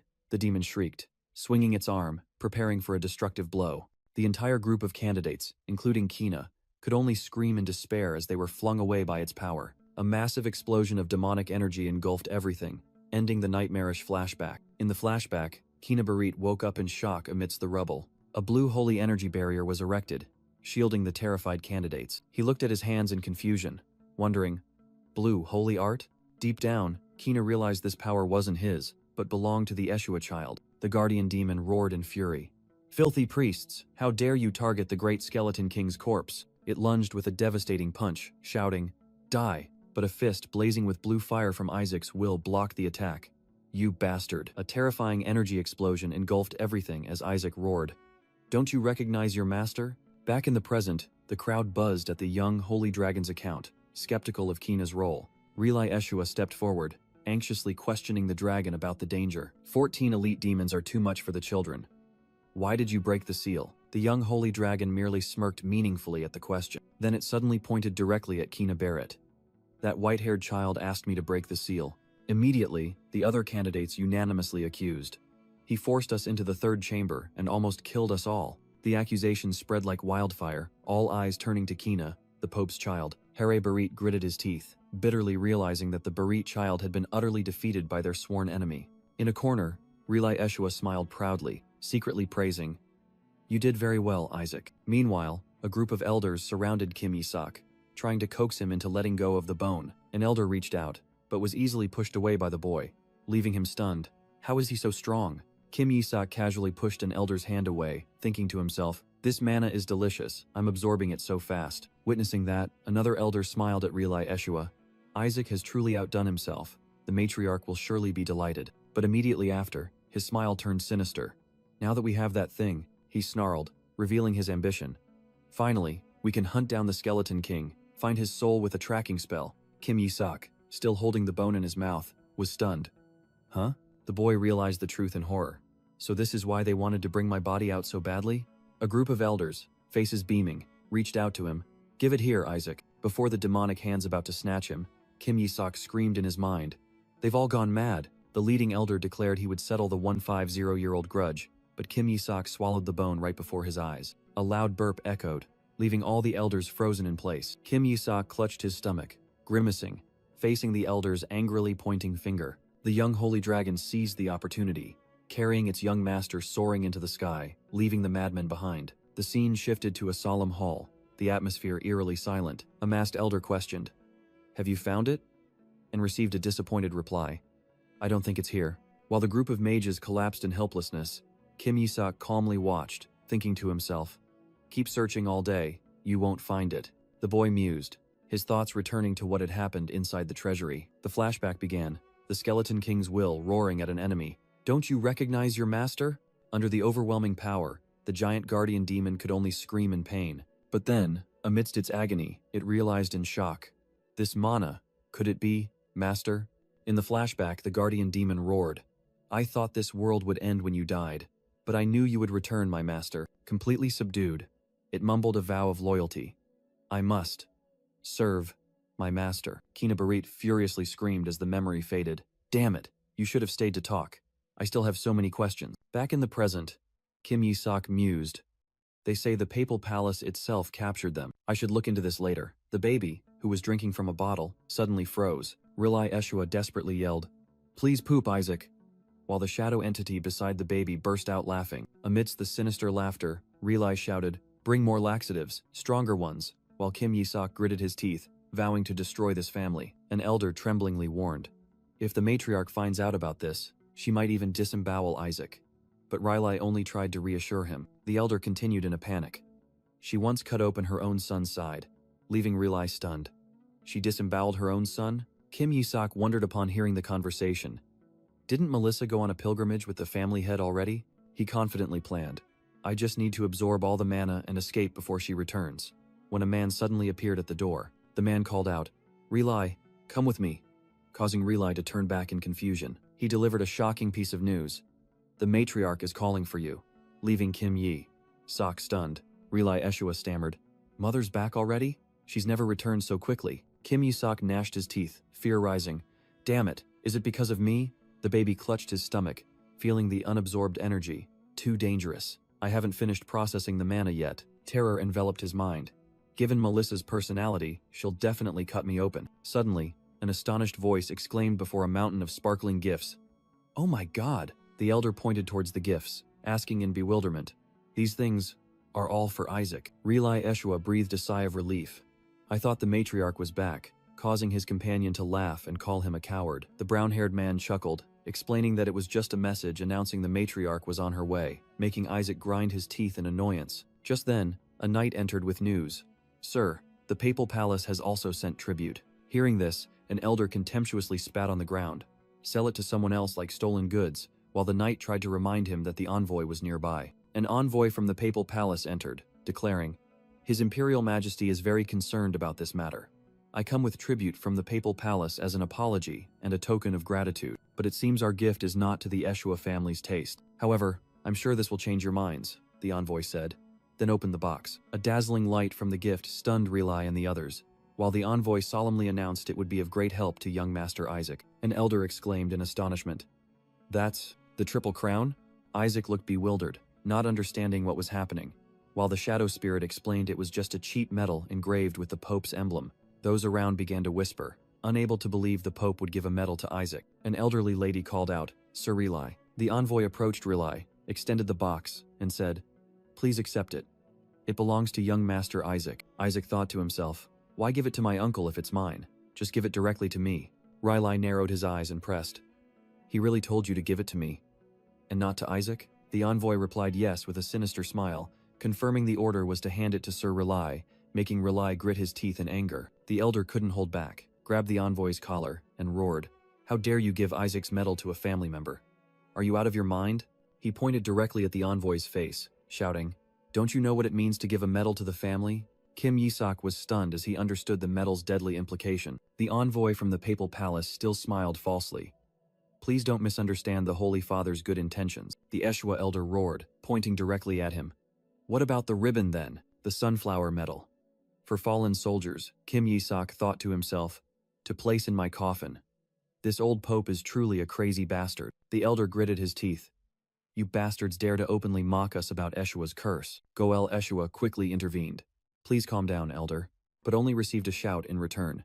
How can you tell me to calm down, Goel? Goel continued to reason, trying to extinguish the flames of conflict that could bring disaster upon the entire family. Another noble secretly gloated.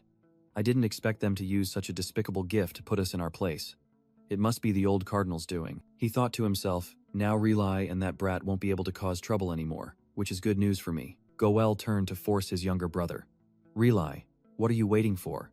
Take the gift, despite Relai Eshua's attempts to object. TSK, this won't do, Kim Yi-sok decided with annoyance to take action. Suddenly, the envoy flinched as the box in his hand began to glow with a strange blue light. Energy erupted violently, engulfing the box in a blue holy flame. The box was flung from his hand, and the envoy only managed a desperate scream. Goel Eshua watched in horror as the energy burst forth right before his eyes. A giant orb of holy fire formed in the middle of the great hall, leaving everyone speechless. Who would dare use holy fire with a medal?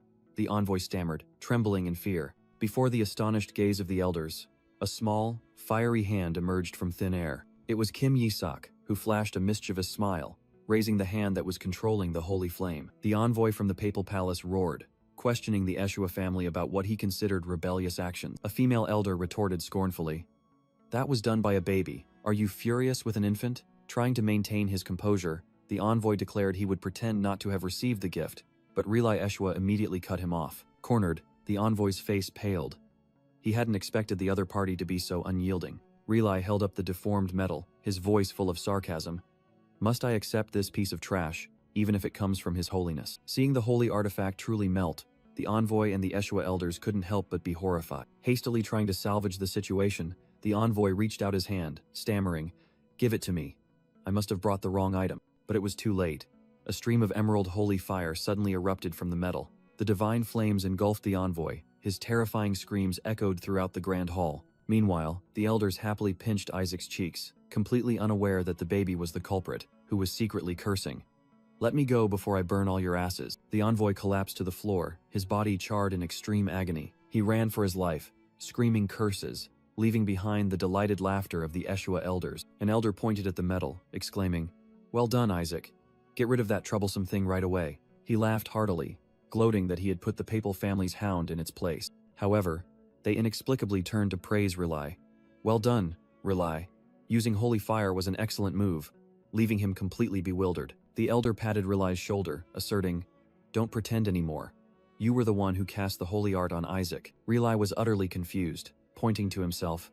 Didn't the elders do it? That question made all three elders freeze, looking at each other with bewildered expressions. A small argument broke out, no one claiming to have cast the holy art, and an unbelievable truth began to surface. All of them simultaneously turned around, their horrified gazes fixed in one direction, realizing that the holy art had not been cast by any of them. All eyes turned to Kim Yisak, suspecting that the baby was the one who had cast the holy art. That power came from the secret skill record, a mythical artifact that allowed one to instantly learn and use a secret art. Kim Yisak thought to himself, "Good thing I took it from the treasure vault. Even if it's weaker than during the Skeleton King's era, it's still usable." The elders still didn't believe it. One guessed, could it be Isaac's mother? But another dismissed it. His mother doesn't have fire attributes. A long-bearded elder roared, "This is a completely different level of talent. Even Saintess Melissa had to learn to read before using holy magic." Suddenly, a female assistant spoke up. "Elders! The fact that the baby managed to dispel the Pope's blessing is even more astonishing." Two elders' eyes lit up, praising in unison.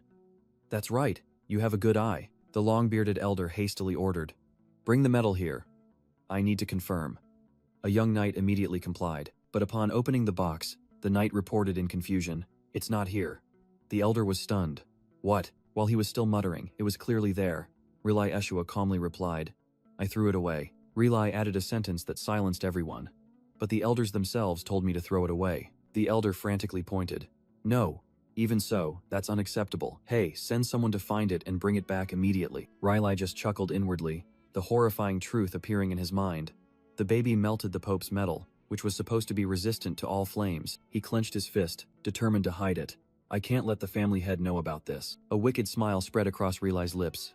"Without proof, it's just a rumor." A few days later, in the western region of the Eshua Duchy, black cloaks with blue trim fluttered in the wind, signaling the arrival of a powerful figure. Family head Eli Eshua, with a pensive expression, was leading his troops, gliding across the water. He turned back and urged, "The mansion is almost here. Stay focused until the very end."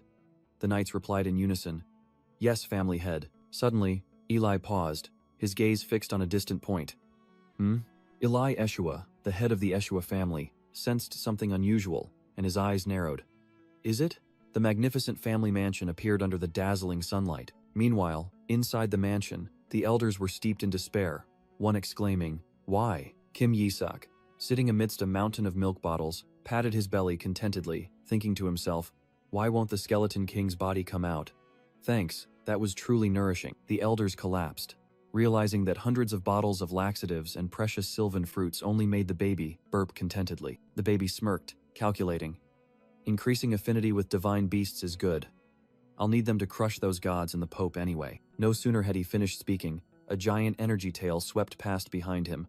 "I'm sure the Eshua family has their own divine beast." Kim Yisak flinched, turning back in horror at the sudden presence. The Eshua family's guardian divine beast, Taranbloom, manifested in a majestic stream of holy light. The baby broke out in a cold sweat, stammering, "Wait, maybe we should go to the party first?" Just then, Eli Eshua suddenly burst in, a knight frantically shouting, "Family head!" All the elders and Rilai immediately bowed respectfully as the family head strode into the room. Kim Yisak secretly assessed, "So this is the head of the Eshua family, and my grandfather?"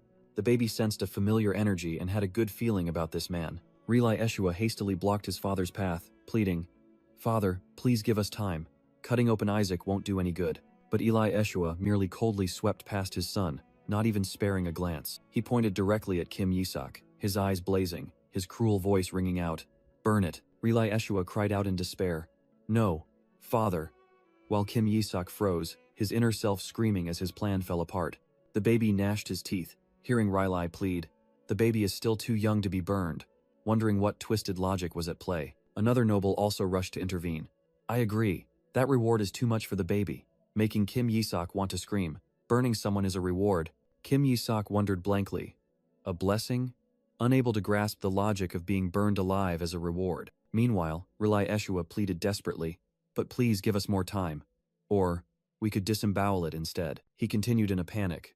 "Or rather, please drown Isaac in water instead," Rely suggested, making Kim Yi-sok want to scream, "This crazy family, just collapse already." Goel Eshua coldly dismissed, "No. The temple's fire and water are secret techniques used to raise saintacy. We cannot use them on an infant with no abilities," Goel asserted, making Kim Yi-sok realize. "Oh?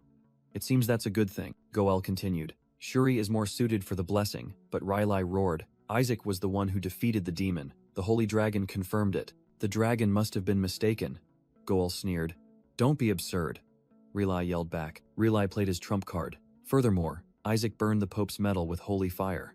Goel immediately retorted, "Who knows? Perhaps you conspired with the elders." Goel was about to add, "More importantly, there's no proof." Suddenly, Eli Eshua held up a melted golden object. "When you say metal, are you referring to this?" It was the sacred gold, a holy relic blessed by the Pope himself, the only one connected to God. Kim Yi-sok was stunned, his inner thoughts raging. "Even as the Skeleton King, it wouldn't be easy for me to melt it, so how is this possible?" The boy began to wonder. "Could it be that I've become even stronger after reincarnating in this body?" Goel stammered. "How? How did you find it?" Eli calmly replied, "I picked it up from the bottom of Lake Eliseva." Seizing the opportunity, Rely turned to his father.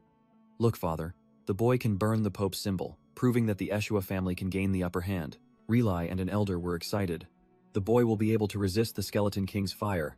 He was born to hunt the Skeleton King." They continued to discuss recent losses caused by the Skeleton King, leaving Kim Yi-sok completely bewildered. "Huh?" A voice echoed in his mind. "They're saying it again. It seems someone is truly impersonating you, Master." The shadow entity continued with a shocking revelation. "Indeed. That happened 70 years ago," a knight reported in a panic. "The Skeleton King has appeared in the Eshua mansion to spread his curse." Kim Yi-sok was dumbfounded, not understanding what was happening. The knight continued in a rage. "He attacked us, declaring he would eradicate the Saintess's bloodline." In his mind, Kim Yi-sok calculated, "If it was 70 years ago, it couldn't have been me, because I died 100 years ago."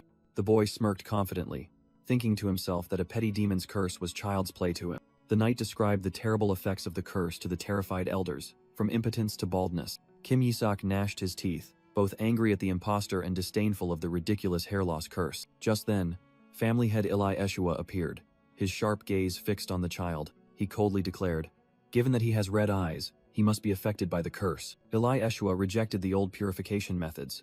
Fire and water are too weak, shocking the elders. Then he made a shocking decision. "I will bestow a Holy Spirit upon him." Kim Yi-sok was stunned, his eyes wide at the unexpected news. A Holy Spirit? He recalled that it was the ultimate grace, a shortcut to transcendent power that even the gods coveted. A cunning smile appeared, and Kim Yi-sok was overjoyed. "Jackpot! I'll give those damn gods a good beating." Goel Eshua, the fifth son, rushed out to vehemently object. "A Holy Spirit? That's too much for him, father," he angrily questioned. "Holy Spirits are only for those who have achieved merit. But what has he done for our family?" Goel continued to disparage.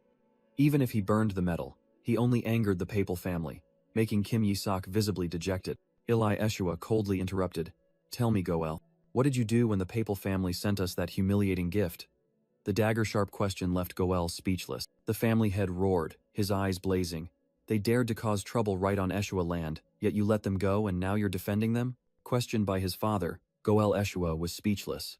"Besides criticizing my nephew, what have you done? You're even trying to take away his lifeline." Family head Eli's gaze was sharp.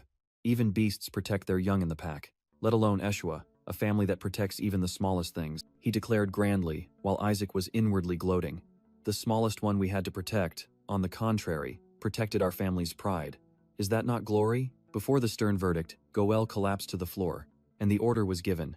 "Gather everyone in the house at the main building." Standing before the entire family, Eli Eshua declared grandly, "We will bestow a blessing upon Isaac." A few days later, at the magnificent Eshua mansion, Eli Eshua hurriedly followed his father, his heart full of worry.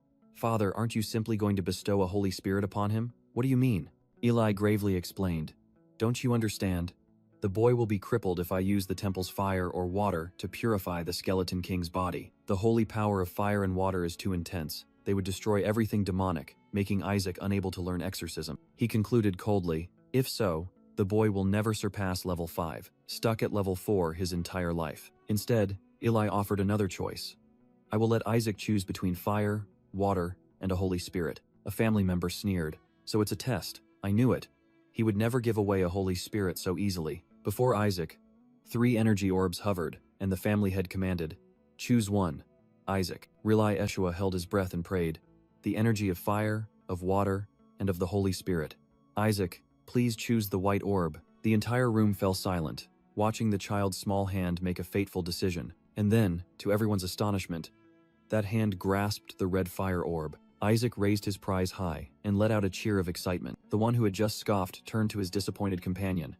"Don't be so disheartened." He was about to add, "Level 4 is enough for an Eshua child to bring glory to the family," when both were startled by a dazzling flash of light. The fire orb in Isaac's hand began to crack, releasing an uncontrollable surge of energy. The holy flame suddenly erupted violently, terrifying the elders. "What? Is this the temple's flame?" From within the sea of fire, a graceful figure with cracked skin gradually emerged. Rilai Eshua was stunned, unable to believe his eyes. No way, that's... A powerful Holy Spirit had been unleashed from the gem. Even Patriarch Eli Eshua was repelled by its power in astonishment. Goel frantically questioned his father, but only received a cold reply. "Stop making a fuss, Goel. I never said there was only one spirit among them," Eli casually revealed. Stunning Goel, he explained. "The Eshua's foundation is water, but the boy used fire to melt the papal gold. I set a trap, and he chose the right answer." Shalak gritted her teeth, her initial composure turning into fury. "However, this is unexpected," she roared, her eyes burning with hatred. "Eli Eshua, you must have lost your mind. How dare you summon me, a king, to the mortal realm?" Her overwhelming aura made the elders tremble. Killing intent emanated from her bloodshot eyes, signaling an impending rampage. A wave of furious fire swept through the great hall, blowing everyone away. Amidst the chaos, the elders cried out in despair. "Erect a holy defense spell," Goel shouted at his father amidst the sea of fire. "Father, are you trying to burn down our domain?" "I didn't summon it," Eli calmly replied, then pointed towards the table. "That boy did."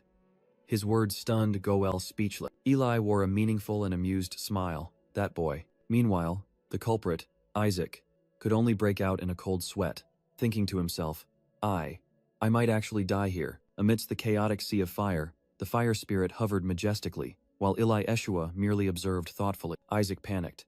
"I only meant to summon a mid-tier spirit. How did it turn out to be king tier?" The boy broke out in a cold sweat as a crazy thought crossed his mind. What if I use all my holy power? The shadow entity beside him realized. Magic, resistant flame, that's it. A flame capable of transforming mana into holy power. The shadow entity excitedly said, "Master, it will be very helpful." But Isaac only replied, "That's true, but how can I make someone like this obey?" He thought to himself as the fire spirit blew away the entire great hall. The boy nervously crossed his arms, because a king-tier spirit was surely connected to the divine realm, which he wanted to avoid. The shadow entity desperately prayed, "Oh heavens, Patriarch, please send them back quickly." An elder shouted in horror, "That's the mad Holy Spirit with whom the gods themselves severed ties." Eli stroked his chin, recalling the ridiculous reason. "They criticized its hair color? How petty." "Silence, you lowly humans," Shalak roared, launching a burst of fire towards the elder. She turned to question Eli, but he merely calmly replied, "I am not the one who summoned you." While Shalak was still bewildered, Eli coldly pointed towards the infant. He did it. Singled out, Isaac could only force a clumsy grin. "Are you insane? You sacrificed a baby to summon me?" Shalak roared, but Eli maintained his calm expression. She continued to criticize, "Your family may be in decline, but how could you do that to a child?" Immediately, Isaac began to wave his hands and babble nonsense, perfectly playing the role of an infant. But in the boy's mind, a vicious plan had formed. Strong and hates the divine. "I'll definitely make you mine." "All right, I'll confirm it myself," Shalak roared. "If he truly is my summoner, he must withstand this attack." A gigantic fireball shot straight towards Isaac, who was still sitting there with an innocent expression. "Isaac!" Eli Eshua shouted, desperately holding out his hand like a hopeless shield. "That's right," Shalak sneered. "I'd rather put you to rest myself." Amidst the smoke and scorched ground, Isaac suddenly began to babble, completely unharmed. Eli Eshua coldly declared, "Now you should be convinced. This infant is your summoner." He issued an ultimatum. Form a contract with him, or break the contract and receive the penalty. Shalak gritted her teeth, fury flaring in her golden eyes. "Ha, penalty," she scoffed. "I'll take this opportunity to destroy the Eshua lands and enjoy my freedom." She pointed directly at the Patriarch. "Just sit there and watch these lands be engulfed in flames. You stupid whale of..." Her insult was abruptly cut off. Isaac had grabbed the fire spirit's leg, who had now shrunk into a doll. Isaac, that's not food. Relai Eshua and the others rushed over in a panic. This time, Shalak was frozen stiff as she realized the horrifying implication of their warning. You crazy bastards. How did you raise this child? She shrieked as Isaac happily gnawed on her. Just you wait, she struggled. I'll retreat for now, but I'll definitely repay this humiliation. Oh, so you're trying to teleport now? Isaac thought to himself, his eyes flashing red. See you later, you stupid bitches. Shalak shrieked one last time before vanishing in a flash of light. The room fell into a deathly silence, everyone frozen in place, stunned by what had just happened. Isaac innocently gnawed on the fire spirit doll, while his dark self whispered, "Oh no, that's too bad, isn't it?" Trapped in her tiny form, Shalak realized in a panic that she couldn't teleport away. The Skeleton King's demonic energy was like a fiery red shackle, tightening around her, nullifying all magic. An Eshua elder cried out in alarm, "Hey, what the hell is this? This is demonic energy," Eli Eshua calmly explained. Ah, it's because he swallowed the Skeleton King's finger, ignoring his son's horrified gaze. In a fleeting flashback, the fire spirit reminded herself of her fatal weakness. As an embodiment of holy light, she was extremely vulnerable to demonic energy. Damn it, my power is disappearing, she groaned, a wave of nausea rising as the demonic energy invaded her. Goel Eshua desperately pleaded, "Please stop it," but Eli coldly replied, "Oh no, I'm sorry about that." Another family member questioned, "Say that again? You're the one who always rushes in first whenever the Skeleton King is involved." Seizing the opportunity, Eli made a condition. "You shall remain in my grandson's body and purify all of the Skeleton King's mana. Then I will let you go." Faced with the fire spirit's fury, Eli threatened, "Then I suppose I'll let you be devoured." "You lunatics, this is why I hate you," she screamed in helplessness. "I would have cut all ties if this weren't the Saintess's family." At this point, she gritted her teeth and accepted. "Damn it, I'll use this child to mess with that damned Skeleton King." Suddenly, Kim Yi-sok squeezed her tightly, a voice echoing in her mind. "Damned what? Say that again." Terrified, the fire spirit quickly made an offer. 4 more days. Imprison this guy with me for exactly 4 days. Eli pondered. I had hoped for more than 4 days. Then he loudly ordered, "Open the East Castle gates. Take Isaac and the spirit there. No one is to enter until the purification is complete." Goel Eshua frantically protested, "Father, but the East Castle," but was cut off by his father with a single word, "Enough." With a cold gaze, Eli Eshua ended the argument.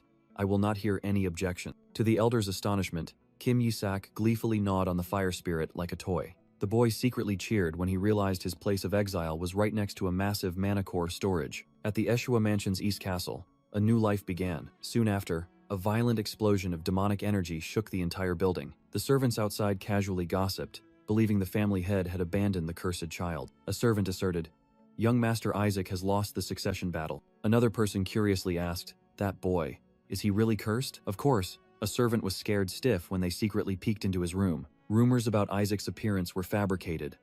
From a bald old man to a skinless skeleton, the maid suddenly remembered. Ah, the young master went in there with the spirit. 10 long years passed in a sea of fire and curses.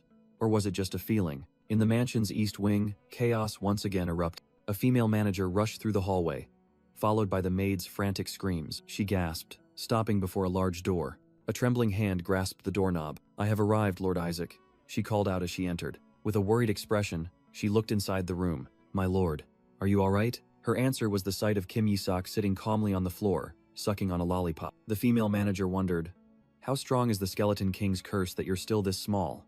While Kim Yi-sok secretly thought, "I'm intentionally keeping myself small." He told himself that a baby's body absorbed power better than anyone else, and this was the only path to reach a new realm. In a flashback, Fire Spirit Shalak writhed in pain as a supervisor inquired, "Did you sleep well, Lord Shalak?" Shalak gritted her teeth, vowing with hatred, "No matter what, I must purify that damned brat." Kim Yi-sok looked at her with a smug expression, thinking, "I was almost done yesterday," while Relai Eshua observed from afar. Shalak angrily yelled, "Hey, why do you have more mana today?" Only to receive a sneer from the boy. She desperately screamed, not understanding why, after 10 years, the Skeleton King's demonic energy within the boy continued to pour out. Kim Yi-sok gleefully revealed the secret in his mind.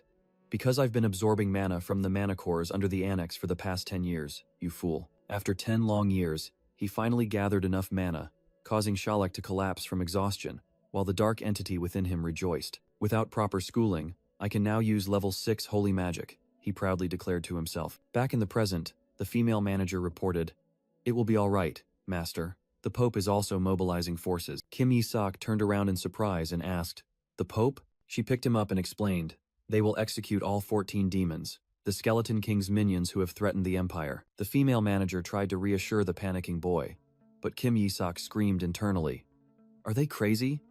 I need so many things from them." She placed him in the crib, completely unaware that the boy was secretly cursing. "Those damned swindlers. I need to do something soon." Suddenly, a distant voice caught Kim Yi-sok's attention. Elsewhere, a nobleman proudly told his son, "Well done, Shuri. You are the youngest ordained priest," he continued with a satisfied smile. "I heard the princess herself will also be present at your ordination ceremony." Shuri Eshua replied humbly but confidently, "This is nothing. After all, I am your son," the proud father boasted. That's right. My son has truly grown up. You did so well because of..." But then he was stunned as Shuri Eshua vanished in a flash of blue light, leaving only a bewildered cry. "Huh? Shuri?" Elsewhere, Shuri screamed as he was thrown into the air. He crashed hard onto the floor in front of a child. Lying sprawled, Shuri looked up in horror as he heard a familiar voice. "Hey, Shuri." From the railing, Kim Yi-sok looked down menacingly. "Do you want to die?" Isaac scoffed. "You still haven't given up lying, have you? Do you think getting into the academy is a big deal?" This made Shuri curse inwardly. "It's that crazy bastard again. All your achievements are thanks to my training," Isaac declared smugly. Shuri tried to retort. "I tried my best too. Do you think it's easy to get ordained and be at the top of the class?"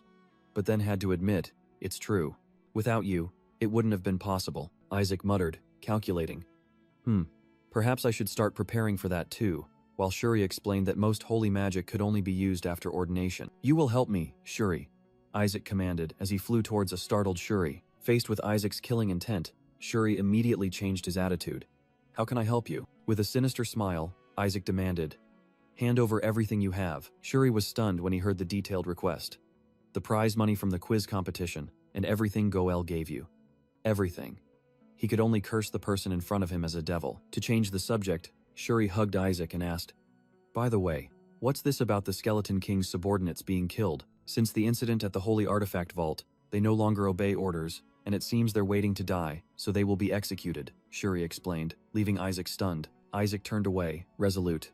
"There's no other way. I'll do it this year." Shuri was bewildered when he heard Isaac declare he would perform the priestly ordination ceremony. But when he innocently asked, "You're not even in the academy. How can you do that?" Isaac immediately punished him. Isaac questioned Shuri, "Are you laughing?" making him quickly deny. No, Shuri explained that one could be ordained through a letter of recommendation, but it required achievements proving one's qualification, called a bastard.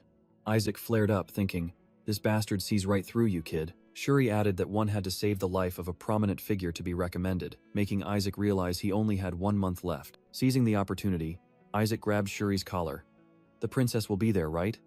Receiving a hesitant reply, "Yes, but..." A sinister smile appeared. Isaac already had a plan.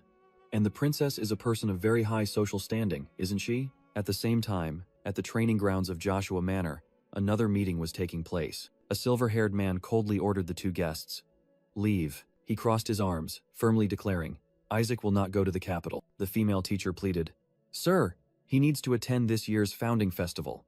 That's where all saint candidates are ordained." The family head maintained a cold, unyielding expression. Meanwhile, the nobility still discussed Isaac's miracle from 17 years ago, even though he had been in seclusion for a decade. Words of admiration and eagerness to see Isaac grown up echoed, but were met only with the family head's exasperated sigh. The female teacher continued to persuade, expressing her lifelong wish to teach Isaac, and emphasizing that the ceremony coincided with the princess's birthday. She played her trump card. "So even the Pope will be there," causing the family head to speak up for the first time. The Pope? The news that the Pope would personally bestow the hero's title left him completely stunned, a title that could multiply one's power.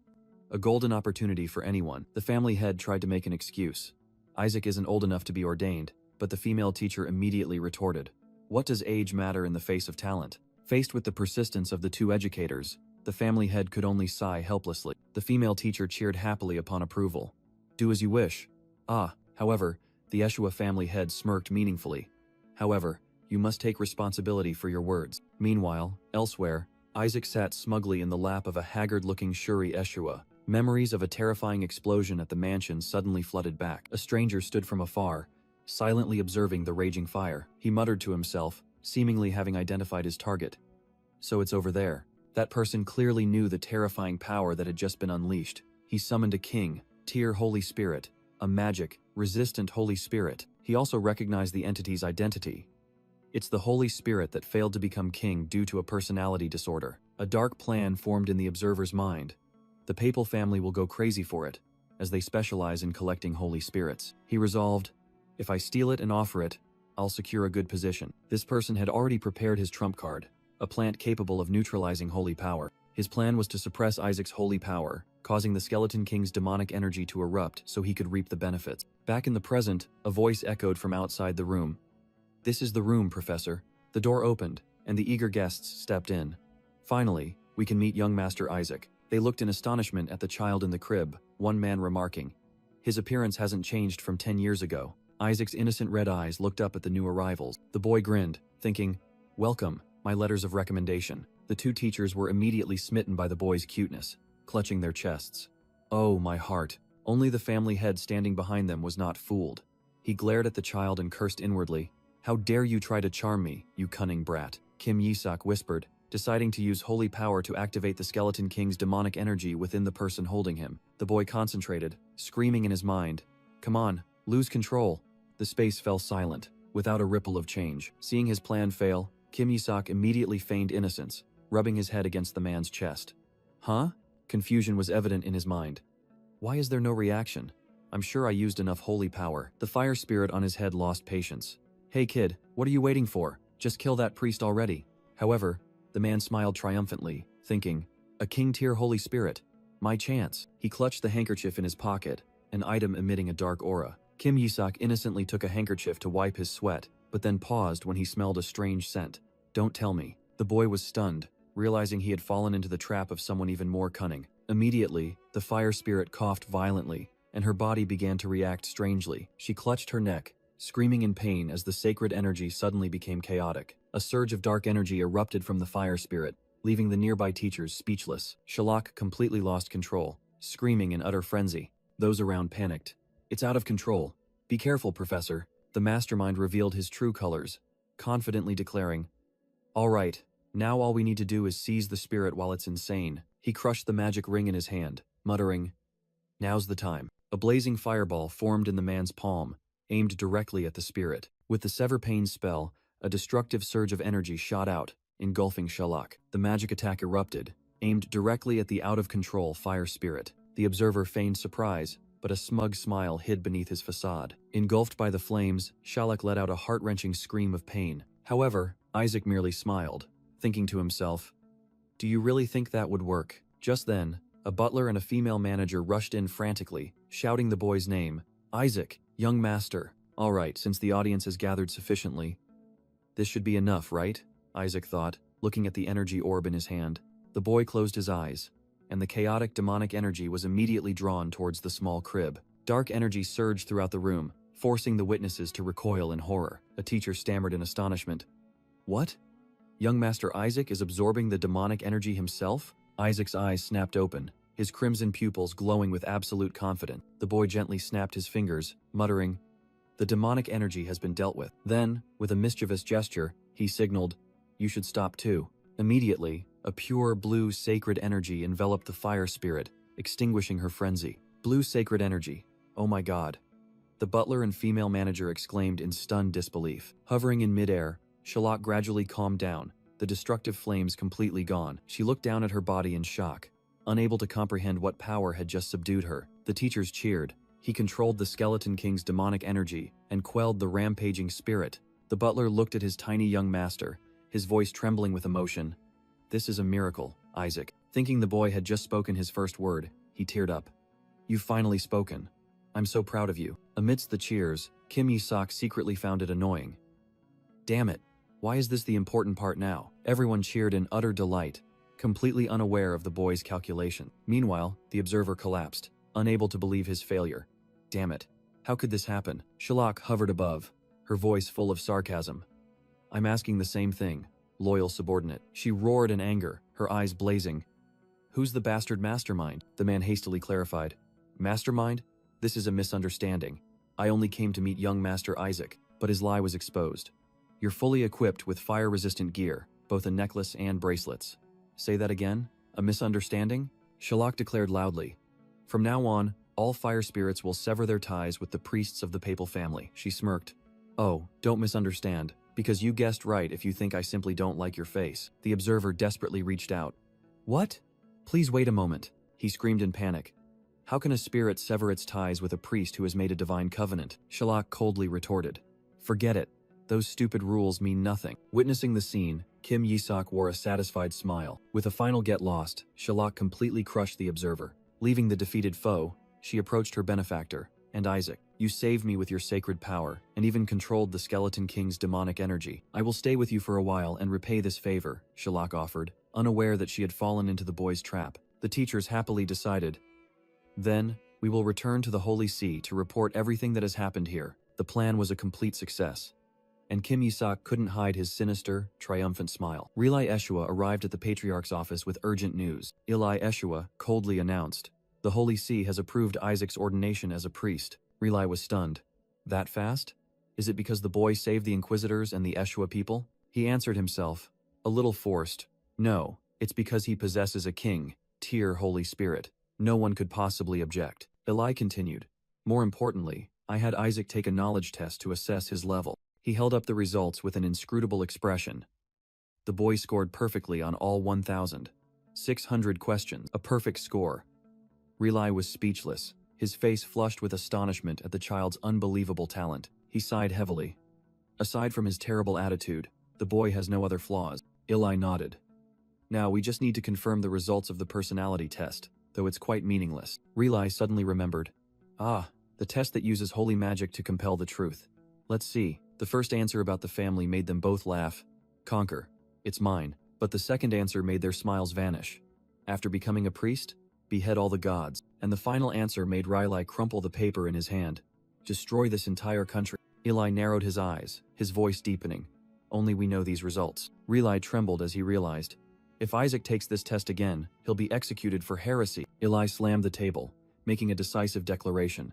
You will accept the ordination in his stead, and do not let Isaac leave the house. He stood up, his gaze sharp and cold. Prioritize home education. Meanwhile, in another room, the door creaked open. A shadowy entity hovered in the air, whispering. Master, have you decided? Of course.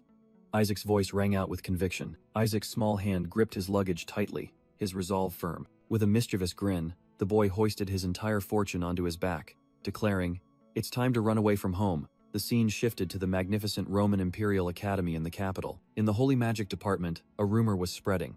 I heard a 10-year-old kid is being ordained as a priest this time. In the waiting room, a group of students buzzed excitedly about this crazy news, speculating that the upcoming graduation ceremony would be even more shocking. Nigel Seffett, a red-haired young master, sneered arrogantly. Just a kid who can barely walk. Who does he think he is to become a priest? He scoffed. His brown-haired classmate asked in astonishment, and Nigel gleefully revealed, That kid hasn't grown an inch in 10 years, because he's cursed by the Skeleton King. Nigel turned to his silent blonde-haired friend. Don't you think so, Shuri? Another student tried to soothe. It's probably just a ceremonial ordination, which made the brown-haired friend sigh in relief. But inwardly, he cursed. That annoying bastard. I thought he'd be well-behaved for a while. Nigel still wouldn't stop, continuing to sneer. It must be great living in the Saintess's house. Even an unqualified kid gets to be a priest. The brown-haired friend couldn't take it anymore, slamming the table and roaring in his head. This bastard. He just keeps babbling. Suddenly, a cold voice echoed from the doorway. You're underestimating the Holy See's priests, Nigel Seffett. Immediately after, Keena Barrett stepped out of the shadows, smirking. Most importantly, the one who accepted Isaac's nomination is your father, Duke Rion Seffett. Keena looked at the stunned Nigel with contempt. I didn't realize you were stupid enough to insult your own father. Nigel furiously turned to the newcomer, yelling, Shut up, you're not even a student here. What are you doing causing trouble? The person calmly replied, I'm here because I was invited. I was invited to be an advisor and holy magic instructor for you all upon graduation, the stranger revealed, astonishing Nigel and his friends. The new instructor turned to a worried Shuri. I'm quite worried about you too, Shuri. Keena Barrett delivered another fatal blow. Since Isaac is cursed and cannot become a priest, we can only hope the Eshua family can survive until you become the patriarch. Insulted by the offer to become a servant, Shuri Eshua was speechless with rage. Keena Barrett smiled triumphantly, reminding himself to hold back, as it wasn't time to act yet. I don't need your help, Shuri growled. Brushing off the fake pity, He turned his back and walked away in resentment, with only one thought in his head. Mind your own business. In the academy's lavish dormitory, a fit of rage was about to erupt. A book was flung to the floor, venting an unnamed frustration. Those bastards! How dare they mock me like that? Shuri roared in the empty room. He was furious. My family doesn't even care about my ordination. All because of that runaway bastard. Why did he have to cause trouble right now? A useless punk. Shuri clutched his head in despair. In his anger, he cursed. He should go bald like the Skeleton King. Immediately, a small figure emerged from the suitcase, a cold voice echoing, "What did you just say?" Kim Yi-sok appeared with a murderous expression, making Shuri panic. "Hair loss? Do you want to die?" "I came here to be ordained as a priest," Kim Yi-sok calmly explained. "I ran away because my uncle and the patriarch wouldn't allow it." Then the boy abruptly changed the subject, his hand gripping a strange object. Putting that aside for a moment, "Kim Shuri, look at you, getting careless, aren't you?" Kim Yi-sok raised the object in his hand, making Shuri flinch defensively. The boy's eyes blazed. "How dare you let that trash from the Pope's family call you a servant?" Shuri tried to explain, but it was too late. A "shut up" echoed along with an invisible surge of power that knocked him down. "How dare that trash disrespect the Eshua family?" Kim Yi-sok lunged, mercilessly punching and kicking Shuri. The boy roared irrationally. "Eshua is mine. Only I have the right to insult and destroy them." Standing on the back of his flattened cousin, Kim Yi-sok solemnly declared, "Remember this, well, Kim Shuri." Lying slumped on the floor, Shuri Eshua desperately thought, "I am the one who will burn Eshua to ashes. Oh God. Please save that bastard." Kim Yi-sok coldly ordered his flattened cousin, "Don't overreact, get up and lead the way." With a sinister smile, the boy declared his goal, to deal with the bastards who insulted you. Shuri staggered after Kim Yi-sok into a luxurious dining hall where other students were gathered. The appearance of the unfamiliar child immediately drew attention. A red-haired girl remarked, "Wow, his hair color is really beautiful." Kim Yi-sok hummed mischievously as he walked. "I wonder who it could be." Then the boy shouted loudly, stirring up the entire hall. "Which bastard dared to lay a hand on Eshua?" The red-haired girl turned, her curious gaze directed towards the source of the sound. Shuri frantically realized Kim Yi-sok's target, a memory flashing in his mind. "Wait, that red-haired girl." He recognized the danger. "I have to stop him. The Inquisitors will get involved if he causes trouble here." The horrifying truth dawned. Moreover, that girl is Naki Sefet, Nigel's sister. A loud noise echoed as the table was heavily impacted. Shuri desperately lunged to stop him but missed miserably. Kim Yi-sok had already placed his foot on Naki Sefet's table, speaking provocatively. "Hey, redhead." The boy stood upright on the table, pointing at the girl's face and questioning. "You bullied Kim Shuri, didn't you?" Naki Sefet calmly replied, "I have never bullied Shuri Eshua. Nigel is the one who bullied him." Kim Yi-sok deliberately misinterpreted. "I see. So you admit to bullying him," making Shuri behind him just clutch his head in helplessness. Suddenly, a shadow entity whispered to Kim Yi-sok, "Master, I sense a familiar energy from this girl." A powerful aura erupted around Naki. It was the energy of one of the 5 great supreme gods. Amidst the tension, a voice rang out from another direction, addressing the boy. "You must be the rumored Isaac, aren't you?" Naki Sefet sneered, mocking the identities of those opposite her. A cursed child and a child of the Pope. She scoffed that the Eshua family would soon be removed from the 5 great faiths, while Kim Yi-sok secretly thought this girl was truly a high society type. Shuri Eshua frantically intervened. "Isaac, don't get involved with that red-haired family, let's go home." But the blonde boy brushed him off. "Shut up, I need to be ordained as a priest first." Naki coldly declared, "You will never be ordained. Nigel will appeal to the Holy See and have it cancelled." Hearing Nigel's name, Shuri Eshua gritted his teeth, secretly cursing Naki's damned older brother. "And looking at your behavior, even if Nigel does nothing, it will still be cancelled," Naki added, while her red-hooded escort standing behind her spoke. "My lady," the escort whispered, asking if he should call an inquisitor, but Shuri yelled in despair, "Don't! 70% of the inquisitors are from that red-haired family." Overwhelmed with fear, Shuri grabbed Kim Yi-sok's clothes, trying to pull the boy away. "Isaac, let's go." Suddenly, a piercing scream rang out, making everyone jump and turn around. A gigantic beast's foot, enveloped in dark purple demonic energy, slammed heavily onto the floor. In the middle of the hall, a colossal demon beast materialized, causing the students to scream in panic. "It's a demon beast!" Amidst the chaotic scene, Kim Yi-sok just grinned widely. "Here's my insurance." Naki was stunned, wondering why a demon beast was here, while her escort immediately rushed forward to shield her. "My lady, danger!" Before the escort could finish his sentence, he was sent flying by a devastating slap from the beast. The demon beast roared, leaping over the unconscious escort, and charged straight towards Naki. Too fast. Naki could only exclaim in horror at its terrifying speed. Just then, Kim Yi-sok held up a child's toy and called out, "Hey Tilda, wait Tilda." The demon beast stopped abruptly right in front of Naki, snatching the thrown toy in her astonishment. It ran towards its master, happily licking the boy's face, even as Kim Yi-sok grumbled, "Tsk, took you long enough to show up." Its colossal foot once again landed on the floor, asserting its overwhelming presence. The demon beast growled, dark purple energy swirling around its body. "You monster!" Naki Sifet screamed, while Shuri Eshua could only utter a faint cry. With commanding red eyes, Kim Yi-sok coldly ordered, "Begone." Immediately, the fierce beast wagged its tail joyfully, darting away like a puppy. It whimpered softly, and then vanished from sight. Its disappearance left a chaotic scene. With one student sprawled on the floor in fright, the shadow entity whispered in praise, "Truly my master." Going to such lengths to summon a demon beast, just to put on a show of chasing it away. Suddenly, a squad of white-armored inquisitors burst in, their leader shouting, "Where is the demon beast?" The entire hall was in an uproar. Naki pointed in the direction the beast had just run, while the order to call the suppression squad was given. The inquisitor approached and asked, "My lady, are you all right?" leaving Shuri dumbfounded. "An inquisitor?" Shuri scooped up Kim Yi-sok, forcing a laugh as he tried to make a quick escape. "We'll be taking our leave now," but he was immediately stopped. "Halt. No one is to leave until the investigation is complete."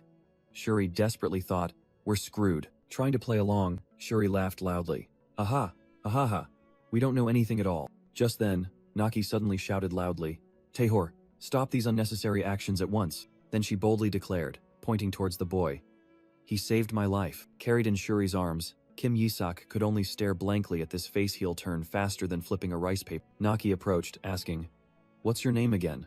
"Isaac, right?"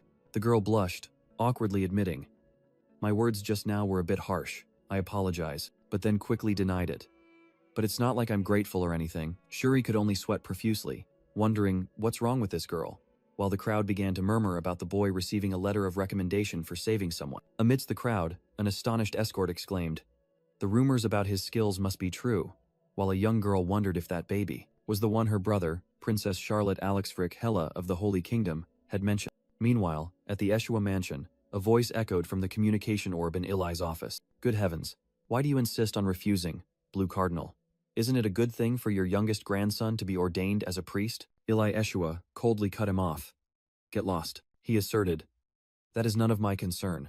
My grandson will be educated at the Eshua mansion until he comes of age." Eli gritted his teeth upon hearing the warning that the child's personality would become warped. "That's precisely the problem." The voice in the orb suddenly changed the subject. "I wonder if you've heard this news. A platinum-haired infant is loitering around the academy." Hearing this, Eli froze.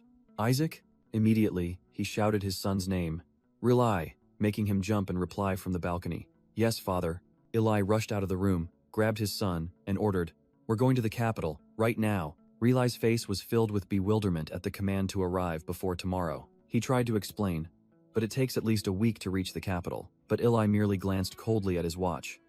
"We have 23 hours and 48 minutes left." With a face of iron determination, the Blue Cardinal growled, "We will run." The next day, at the academy, Shuri Eshua pounded on the room door, shouting, "Hey Isaac, what are you doing?" He wailed in despair.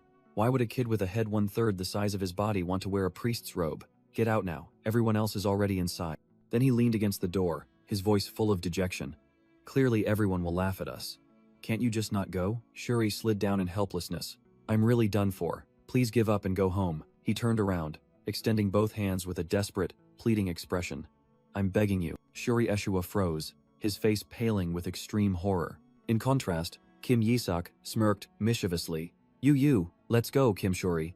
On the final night of the festival, at the ordination ceremony banquet hall, a solemn atmosphere prevailed. The candidates were seated at the tables, whispers echoing throughout the hall. Suddenly, a voice rang out, asking everyone to stand, making Shuri jump in alarm. Decisive footsteps echoed, signaling the arrival of important figures. The 5 patriarchs of the powerful 5 great families strode into the hall. Among them, Goel Eshua, the family's successor-to-be, adjusted his collar with a smug expression. He thought to himself, "And I will be the next patriarch of Eshua, Blue Cardinal." Unexpectedly, Cardinal Eli Eshua rushed in, calling out, "I'm not late, am I?"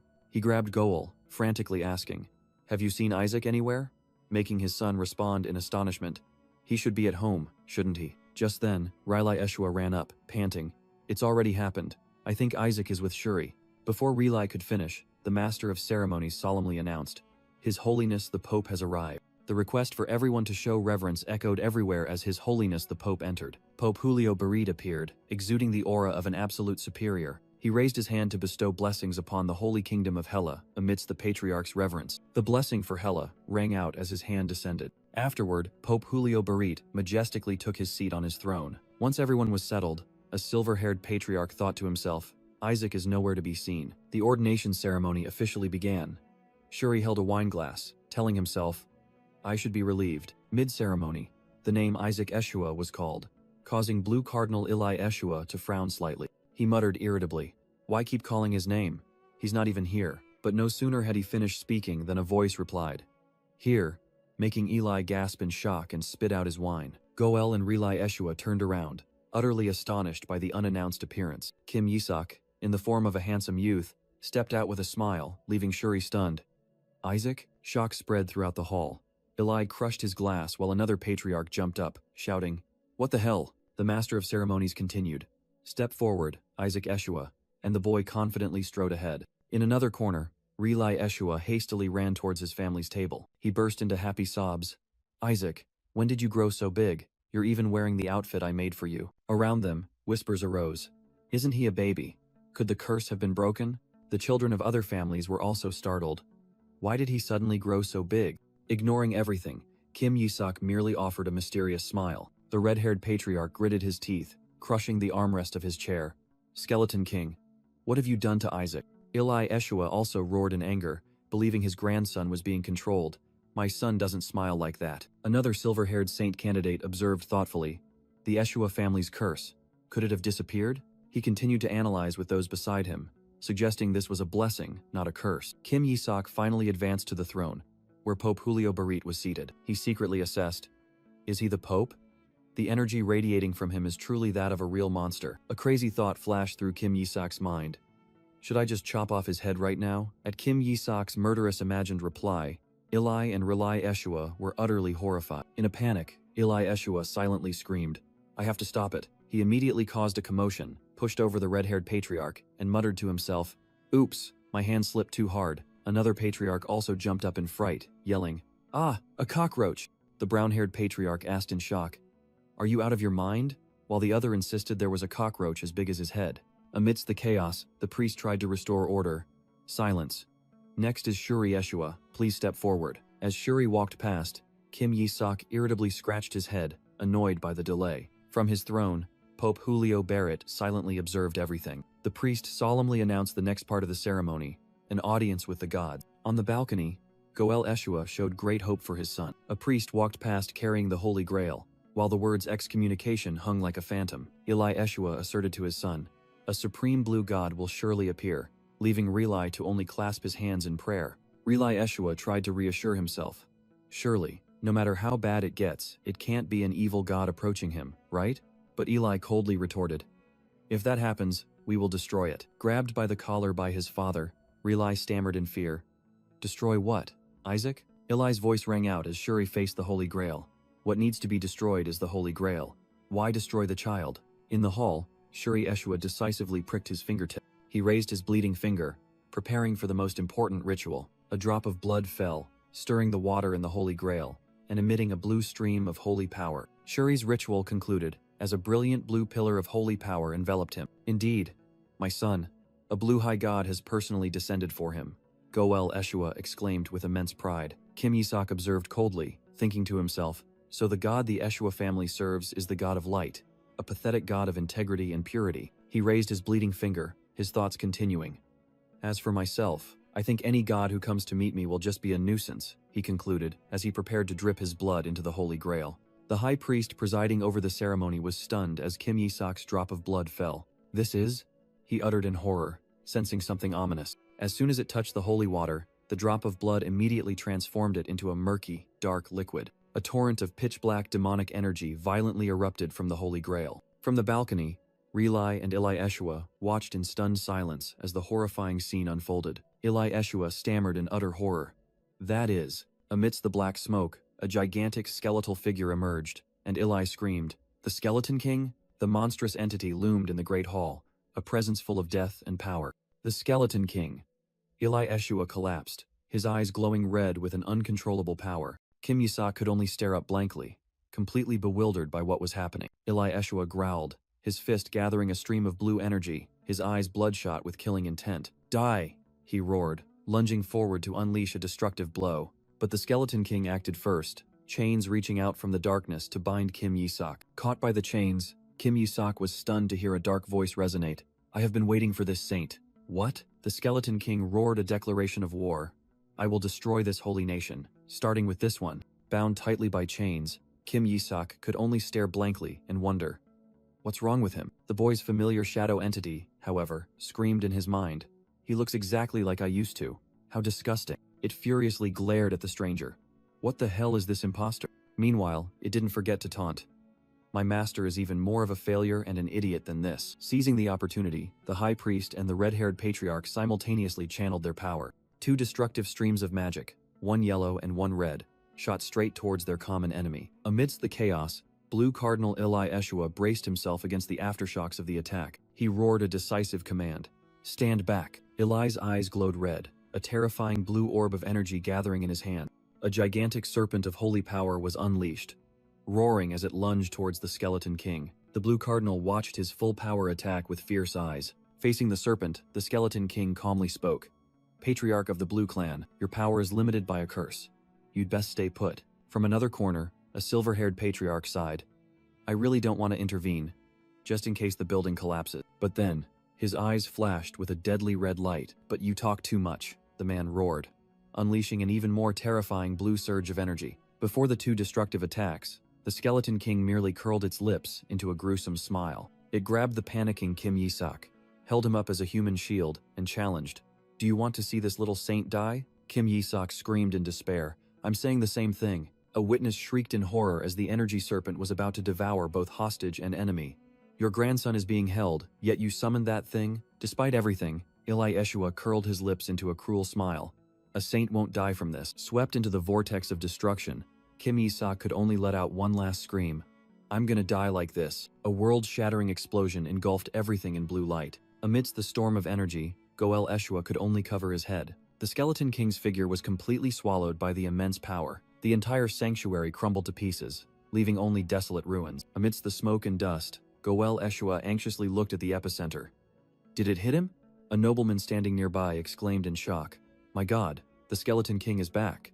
He hasn't been active since cursing the Joshua family 70 years ago, has he? But another voice, resolute, rang out amidst the chaos. No, Kim Yisak, dirty but unharmed, growled. That bastard is an imposter. Eli Eshua spun around, both surprised and relieved. Isaac, are you all right? Those around whispered. Shuri Eshua looked at the boy with a puzzled gaze. Didn't the Skeleton King call him a saint? The silver-haired patriarch knelt to comfort him, while everyone believed the Skeleton King had been annihilated by the Patriarch of Azure. Kim Yisak looked up, his eyes as sharp as knives. There's no way it's dead, he declared resolutely to everyone's astonishment. That was just an illusion. The familiar shadow entity appeared behind him, whispering in confirmation. I think that was a shadow clone. Do you feel it too? Kim Yisak clenched his fist, revealing a terrifying truth. It used my mana. Kim Yisak mused. Did my mana core fall somewhere too? It's not impossible. He smirked sinisterly. If that imposter has my mana core, even better. I just need to kill it and take it back. Meanwhile, Eli Eshua pondered, lost in a flood of chaotic memories. He recalled the moment he confronted the Skeleton King years ago. From another perspective, Pope Julio Barit also remembered. If I hadn't attacked, he would have killed Isaac too. After the battle, while Eli Eshua stood there with a heavy expression, the Pope came to comfort a sobbing Shuri Eshua. Little Shuri could only sob in the Pope's arms. But why? The Pope thought to himself, I can't believe it. His memory returned to an even older event, about the greatest god his family had served for thousands of years. That was the god who reigned above even the 5 great supreme gods. Astonishment quickly turned into fury as he gritted his teeth. The Pope roared in his mind. He almost chose that brat from the Joshua family. The flashback ended. The Pope watched from afar as Eli Eshua walked away after the battle concluded. Back in the present, Eli Eshua and another man approached Kim Yisak, who was sitting. Isaac, come here. Let's go home, Eli said, extending his hand. Suddenly, he grabbed Kim Yisak's head with a chilling grin. My grandson defeated the curse so splendidly. Grandpa will buy you delicious candy. Eli leaned close, making Kim Yi-sok think in horror. He looks like he's about to drag me to the slaughterhouse. Duke. A cold voice rang out, cutting through the atmosphere. The silver-haired youth stepped forward, declaring loudly, I don't think Isaac should return right now. The ground shook violently as a source of dark energy erupted. From within the ruins, hideous monsters roared, signaling a rampage. Amidst the encirclement, Eli Eshua calmly declared, there are still a few things to settle here. Elsewhere, the priests observed the situation, one reporting, oh no, nothing can be done now, Patriarch. Suddenly, Kim Yi-sok smirked. I don't think we should rush back. He stepped forward, facing the astonished silver-haired youth. The silver-haired youth growled, you arrogant bastard. Do you dare call yourself a saint just because you suddenly grew up? I'll show you who the real saint is, Kim Yi-sok retorted proudly. A sphere of pure holy power swirled in his palm. Kim Yi-sok unleashed his skill, shouting, purification. Divine light enveloped them, making the demonic beasts howl in pain. The observing patriarch couldn't help but exclaim in admiration, oh, what a magnificent purification holy art.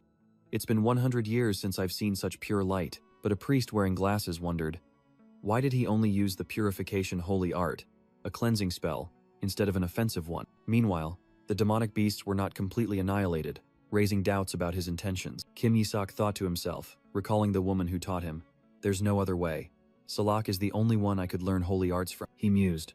However, once the purification holy art reaches level 6, with a wicked smile, he revealed the secret.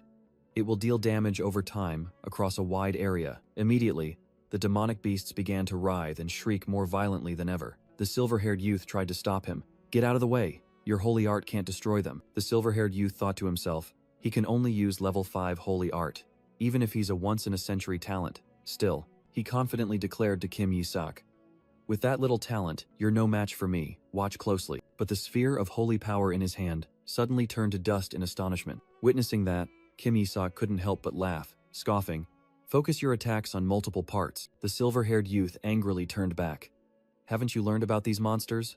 They have extremely strong regenerative abilities, so... But his explanation was drowned out by Kim Yi-sok's incessant laughter. Kim Yi-sok crossed his arms, his face full of condescension. Kid, you really don't know anything, he coldly revealed.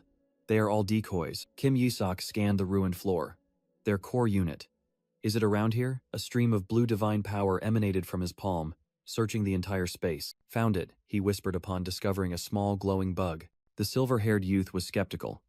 What's wrong with a small bug? Without a word, Kim Yi-sok stabbed the bug directly with a pin. Immediately, a surge of dark energy exploded from the bug, striking the silver-haired youth directly and causing him to collapse. Kim Yi-sok smirked, holding up the remains of the trap. It slowly poisons humans. At the same time, all the other students collapsed, their bodies convulsing in extreme pain. The silver-haired youth suddenly snapped awake, recalling the enemy's words. That skeleton said, it wants to destroy the entire holy nation. Kim Yi-sok narrowed his eyes and smiled maliciously.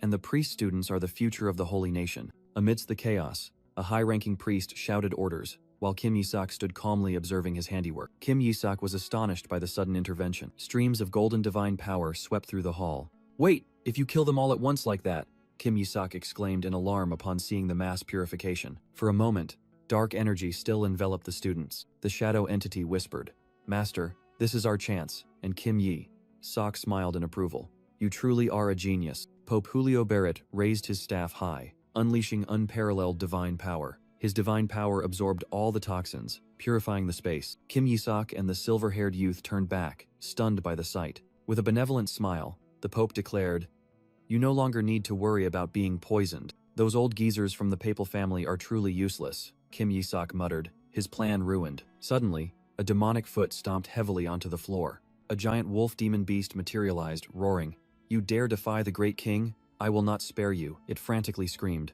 I'll drag another one down to the grave even if I die. Kim Yi-sok's red eyes flashed with a deadly light. An invisible wave of pressure from him pressed directly towards the demon beast. The wolf was stunned, exclaiming in horror, This power! Blown away with ease, it only managed to hear Kim Yi-sok's disdainful remark, acting like it's a big deal. While everyone was cleaning up the aftermath, the silver-haired youth just stared silently. He couldn't believe his eyes, thinking, he just drove away a demon with a single glance? The silver-haired youth clenched his fists, unable to believe what he had just witnessed. Impossible. How could he? He grabbed another student, frantically shouting, That's a skill only powerful people like the Pope can use. Meanwhile, news of the Skeleton King's appearance and defeat spread throughout the empire, causing a great uproar. At a high-level meeting, Pope Julio Barit announced, "It seems there's been a problem with the holy water vessel. We are investigating." A patriarch asked, "So, is the problem due to a sudden increase in outsiders?" And received the answer that it was only part of the problem. The core problem was revealed. The Empire's barrier, protected by the Holy Dragon, was weakening. At the Joshua family mansion, Kim Yi-sok sat reading the newspaper, contemplating the situation. He muttered, "So, the demon invasion weakened the barrier. And since the Holy Dragon is connected to the royal family, the papal family isn't taking responsibility, huh?" A voice full of surprise rang out. "My grandson, you can even read the newspaper so well." His uncle clapped in sincerely. "Congratulations to my nephew on being ordained as a priest." Relai Eshua was overjoyed. "Our Isaac can speak fluently now. Finally, we can make him read the Skeleton King's cursed letter." Suddenly, the door burst open, and Blue Cardinal Eli Eshua entered with a solemn expression. He looked around the room and said, "It's good that both of you are here. Isaac, could you leave us to talk privately for a moment?" After Kim Yi-sok left, the door slammed shut. Eli Eshua, with sharp eyes, wasted no time. He cast Divine Art Level 3, Absolute Soundproofing, enveloping the room in a barrier of silence. Relai Eshua asked in surprise, "What is it that you need to use even the Divine Soundproofing art for?" The uncle was also confused. Eli Eshua then stated, "It's about Isaac." With a grim expression, Eli Eshua delivered a terrifying conclusion. "During the ordination ceremony earlier, I think Isaac was chosen by an evil god." Eli Eshua gravely analyzed. Clearly, Isaac did not summon an ordinary god. That symbol has never appeared before. He revealed a shocking truth that stunned Rilai Eshua. Only the Pope and the Cardinal of Gold saw it, and the Pope tried to kill Isaac. Eli firmly asserted, "That's right. Unless it was an evil god, there's no way he would do that." Goel Eshua, Isaac's uncle, muttered thoughtfully. If it wasn't an evil god, Goel put forth a terrifying hypothesis that made Relai shout, "Could it be the symbol of the Golden Faith?" Goel explained casually, "They are obsessed with purity, and they won't overlook the Eshua family summoning one of their gods." Based on the Pope's reaction, Eli deduced that Isaac had summoned a god exclusively for the Golden Bloodline. He continued, "It might even be a god they themselves have never summoned," making Relai excitedly exclaim, "Isaac definitely did it." But Goel immediately poured cold water on it.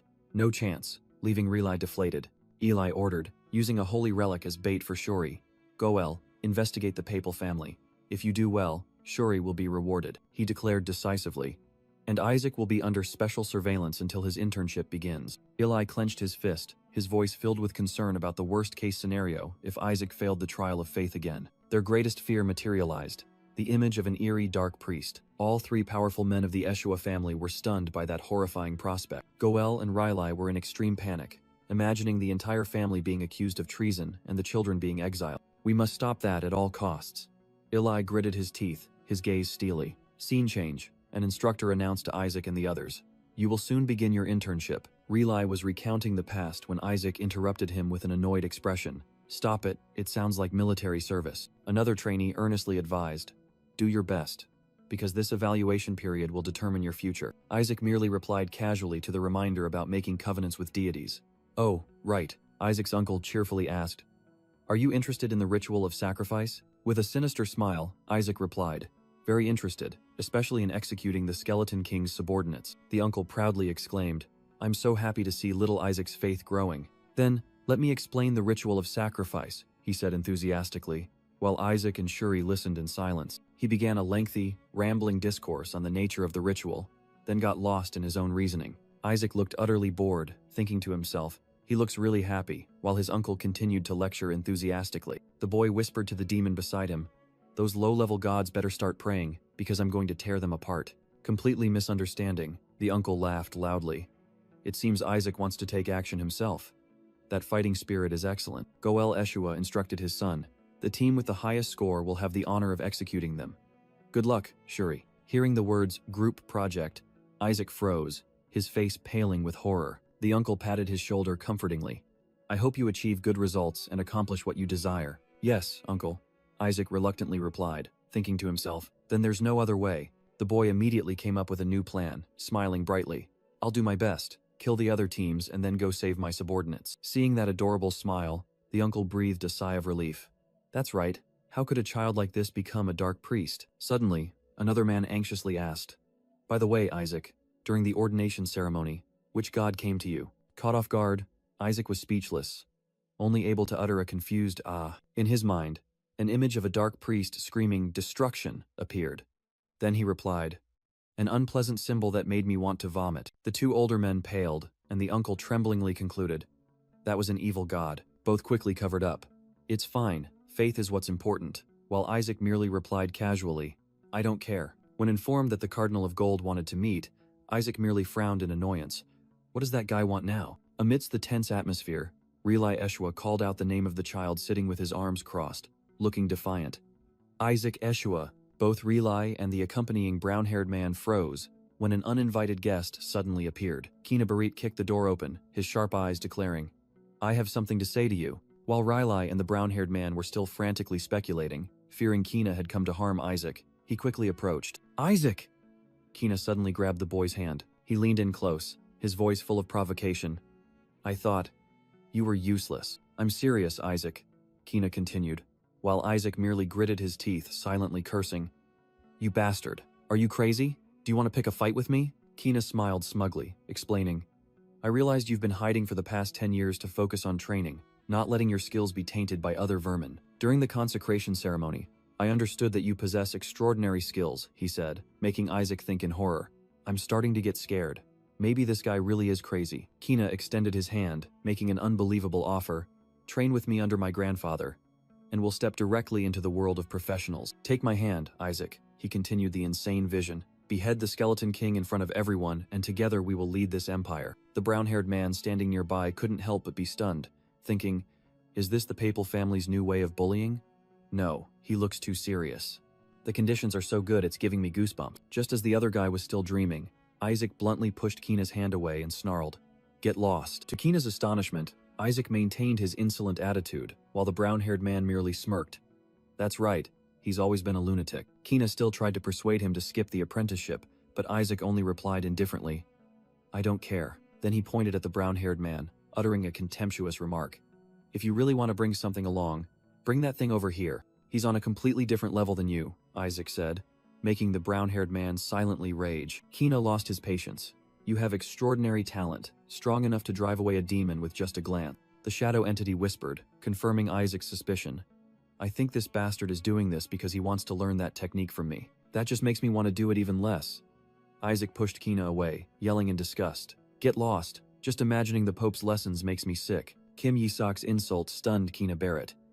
Did you just say my grandfather is so disgusting he makes you want to vomit? Before he could finish his curse, of course, I want to chop off his head right now. A hand suddenly clamped over Kim Yisok's mouth. The sudden and forceful intervention made both Relai Eshua and those around him stumble. An authoritative voice rang out from the newcomer. My grandson is busy. Eli Eshua, the Blue Cardinal, hoisted Kim Yisok onto his shoulder and warned, Don't loiter around him anymore. Kina Barit desperately yelled as his opponent was dragged away. If you play with him, Eli tightened his grip on his unruly grandson, growling, That trash's nature will rub off on you. Left behind, Kina and the others could only stare in stunned silence, not understanding what had just happened. Within Kim Yisok's heart, a venomous vow formed. You Eshua scum. I will definitely destroy your entire family. Now, a new challenge awaited. The pentagonal test, an ordeal every priest in training must overcome. The test was supervised by cardinals from the 4 great faiths, in order of white, gold, blue, and black. Kim Yisok resolved.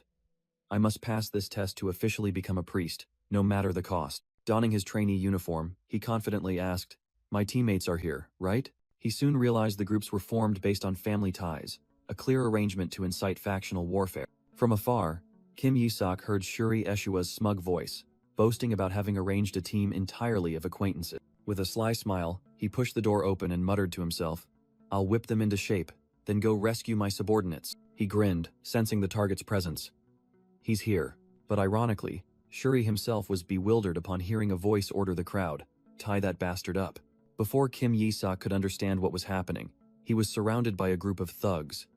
We heard you're the one who bullied Shuri. The 2 ringleaders smirked, uttering threats. Just consider this a little game. You'll die if you tell Shuri about this. Kim Yisok crossed his arms, silently assessing. These guys are trouble. A teenager held out a baby rattle, sneering. Yeah, just consider this a social gathering. The whole group burst into mocking laughter. They say he's still a baby. so it must be true. Suddenly, the rattle slammed directly into the face of the one who had offered it. The blue-haired ringleader was stunned to see his comrade collapse, covered in blood. The whole group screamed in panic. What the hell? This crazy bastard! Kim Yi-sok calmly picked up his weapon. What's important is that we become closer. He flashed a savage smile, the rattle emitting dark energy. So let's get really close, everyone. Amidst the desperate screams, Kim Yi-sok raised the rattle like a sacred artifact of punishment. Shuri Eshua appeared, asking in confusion. Isaac, I'm just asking because I don't understand. Before him was an unbelievable sight. Kim Yi-sok sitting atop a human pyramid, and he asked, You call this a social gathering? Those crushed beneath desperately cried for help. Shuri, save us. He's your little brother. Shuri blushed, stammering awkwardly. Thanks for playing with my little brother. I'm asking you to save us, he yelled in despair. What the hell are you thinking when the criterion is unity? Kim Yi-sok merely innocently asked back. Unity? Can't you see them forming a pyramid? That's enough unity, Kim Yi-sok replied, making Shuri scream. They're only surrendering because of your power, you lunatic. Kim Yi-sok ignored him, handing Shuri a piece of paper. Whatever. Look at this. Shuri skimmed the list and was stunned. These are the guys trying to leech off you. Kim Yi-sok explained clearly. These guys have been draining you for the past 7 years. A purple-haired guy tried to argue. Our family has nothing to give you, but Kim Yi-sok cut him off. Are you sure you have nothing? With glowing red eyes, he concluded chillingly. Your limbs are still intact, and your organs are fresh. Amidst the suffocating atmosphere, Kim Yi-sok coldly declared, What I want from you isn't anything special, you trash. I just want a healthy exchange. He continued to lay down conditions in a ghostly tone. So make sure you work as a team diligently, innocently, and loyally. With a savage smile, he growled. Understood? From below, a trembling voice replied in fear. Understood. All right. The social gathering is over, Kim Yi-sok declared, and the thugs immediately scattered like a broken beehive. A brown-haired young man frantically ran after him. What if we fail the assessment? But Kim Yi-sok simply replied, Don't worry, follow me. The young man remained worried. The first assessment is unity. Kim Yi-sok confidently replied, I already have a plan. He gleefully opened a large cabinet. Now look at this. Inside, another saint candidate was tied up and gagged, eyes wide with panic. Ta-da tilde, Kim Yi-sok cheerfully exclaimed at his companion's horrified expression. The brown-haired young man grabbed Kim Yi-sok's collar, roaring, You crazy bastard, he's a teammate, our uncle's son. Kim Yi-sok calmly revealed a shocking truth. He has a letter that says, I hereby withdraw from the position of spy. Both froze, facing the spy who was trembling with fear. Kim Yi-sok approached, removing the gag from the traitor. The brown-haired young man immediately knelt, questioning.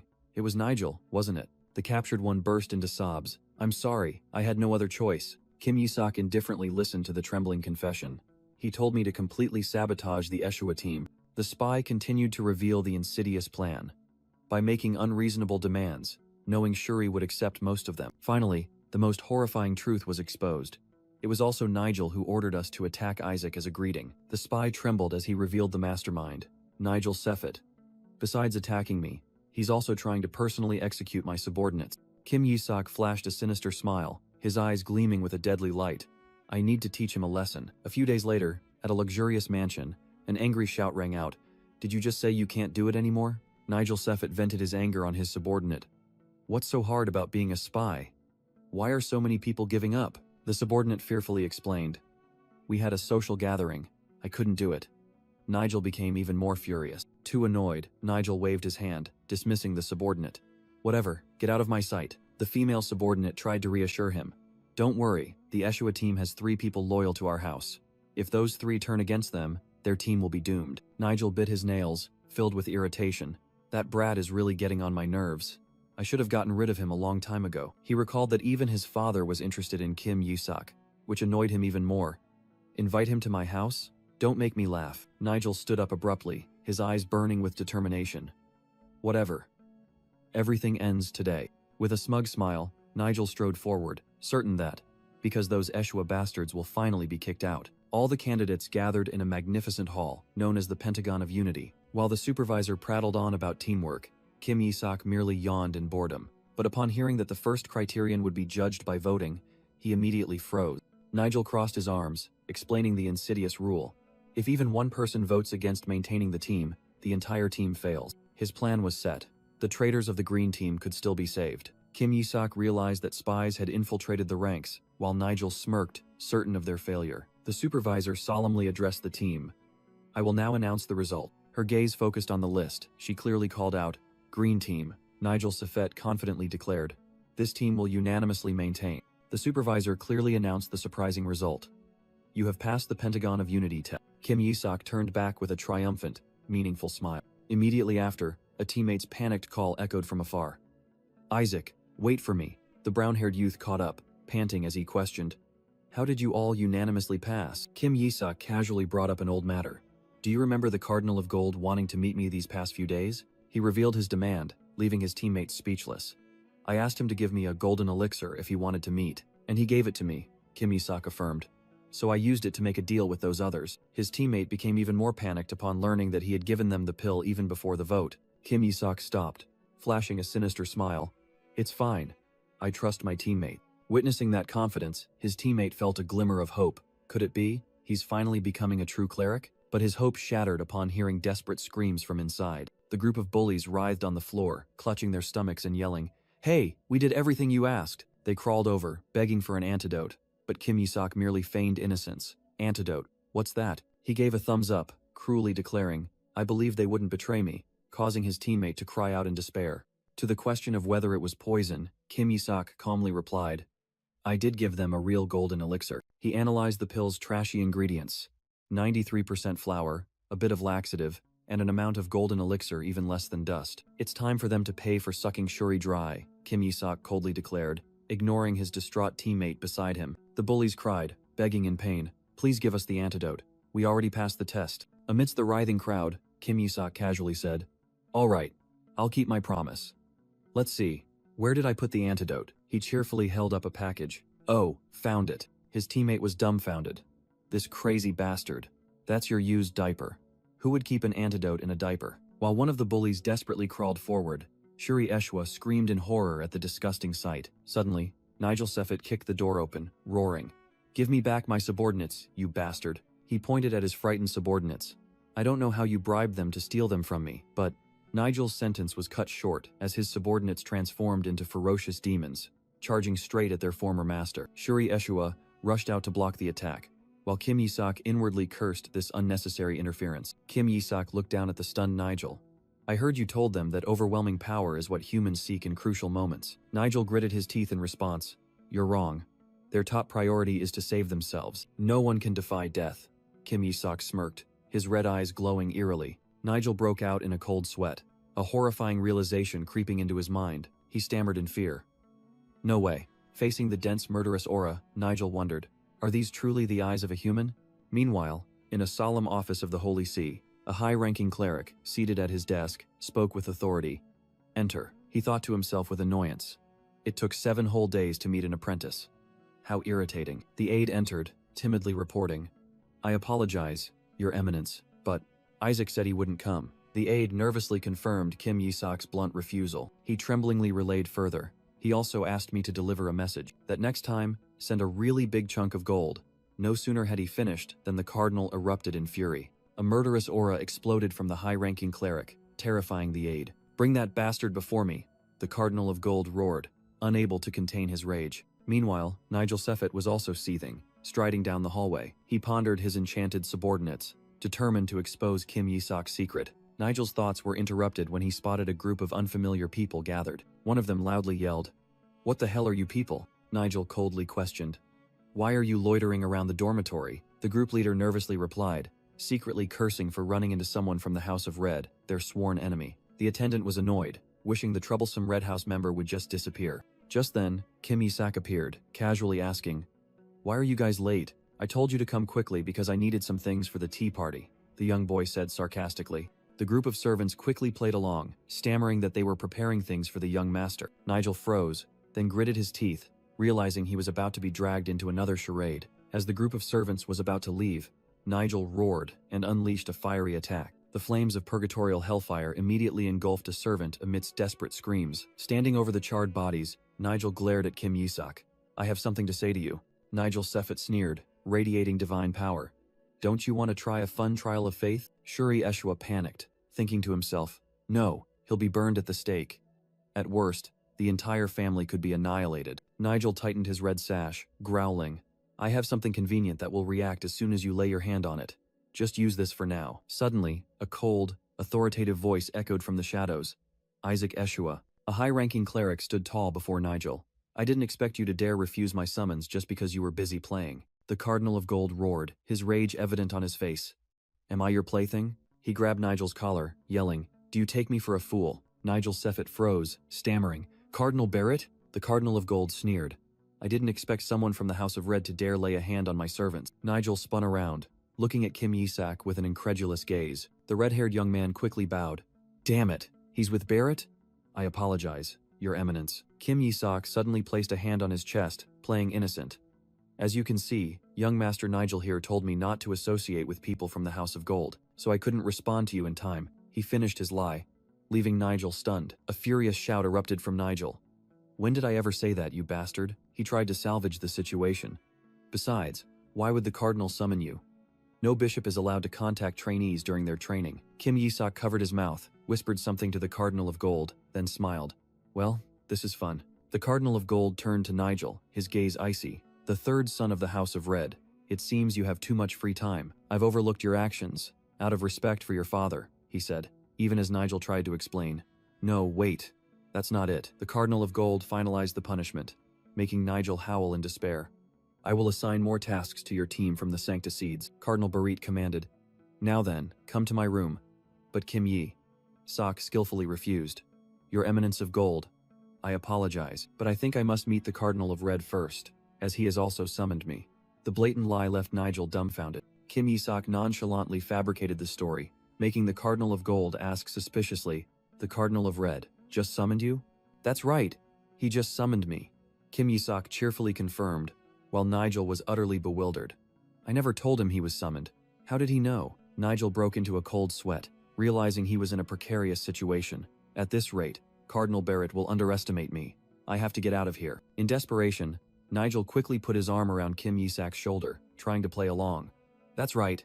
I came here to summon Isaac, so I'll take this one with me. However, the Cardinal of Gold merely gave him an icy stare, making Nigel flinch. Damn it, this plan isn't going well. Nigel stammered, trying to find another explanation, but then helplessly accepted the truth. You already have a prior engagement. So be it. Go.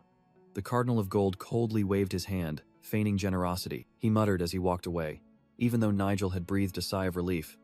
But you have caused inconvenience to the House of Gold, so starting tomorrow, I will assign you more tasks.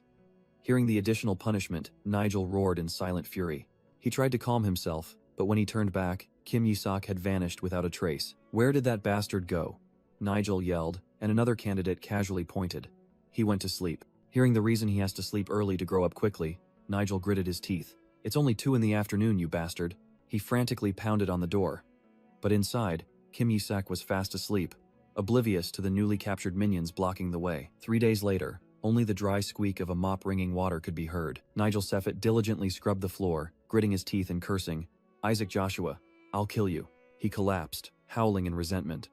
Where's the fairness in cleaning for 18 hours a day? Helpless, Nigel could only complain to his father via the communication orb about his own incompetence and his family's indifference. Nigel Seffet resolved. I have to bring that kid to meet my father.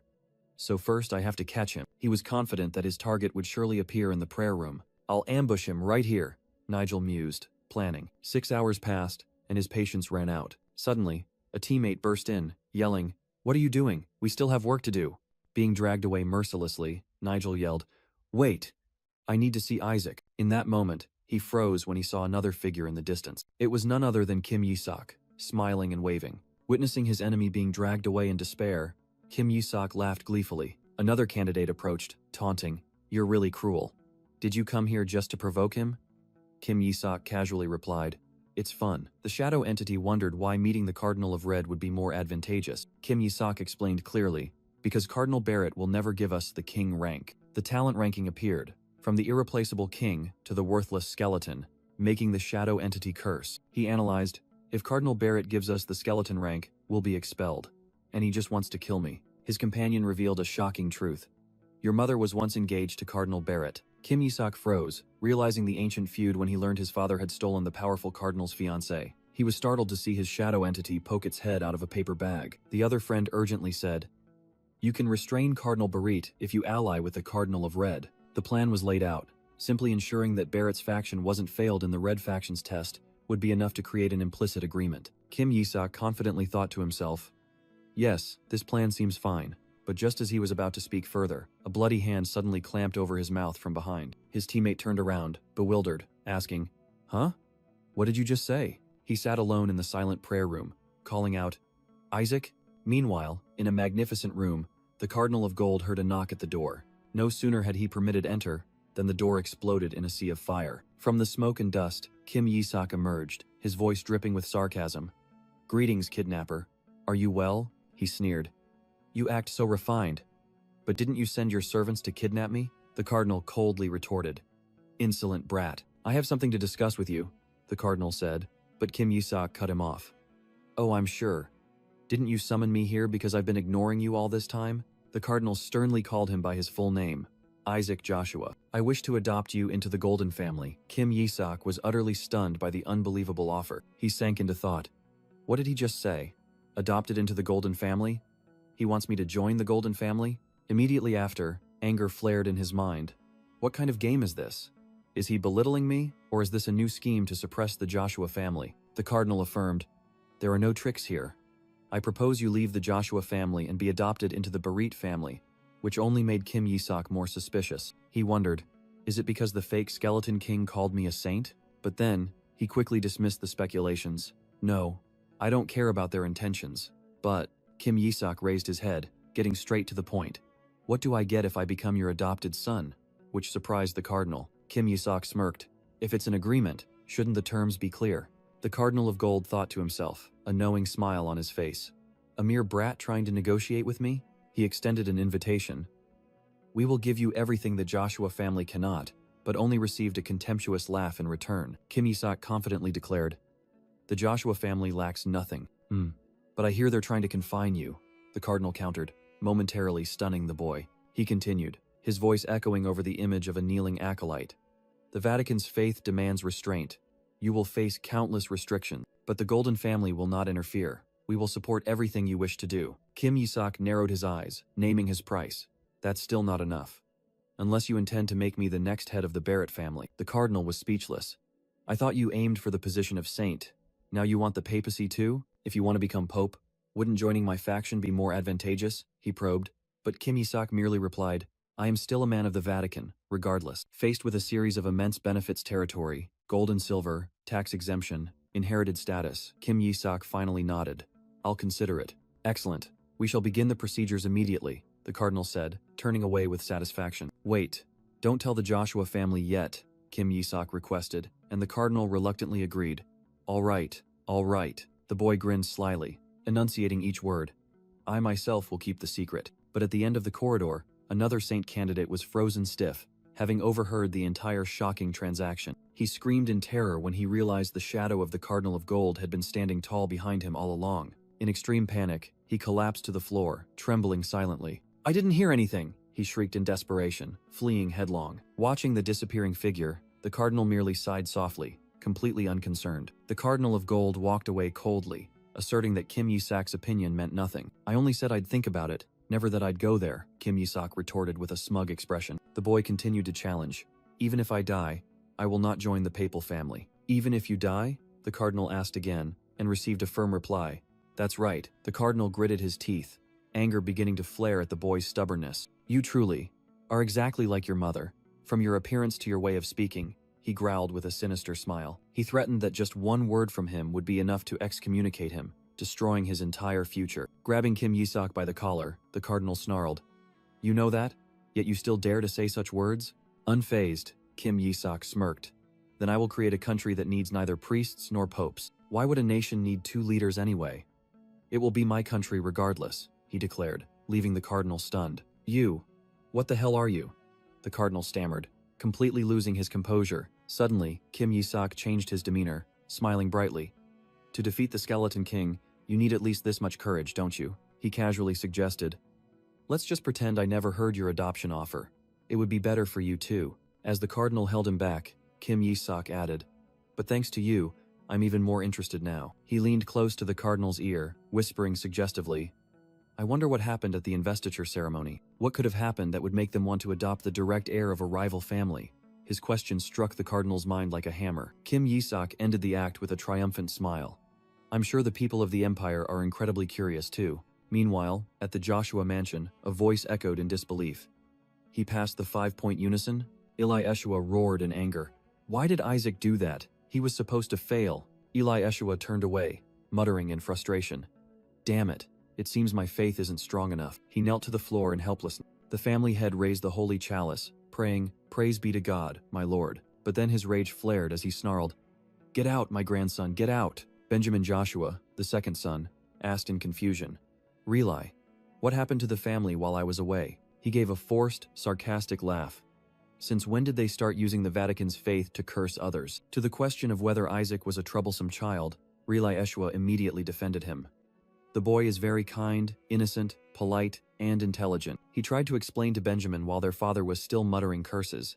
I think father is just too worried about his grandson. Benjamin mused. It's good that a child with inheritance potential has appeared, but I feel strangely uneasy. Eli still couldn't believe it.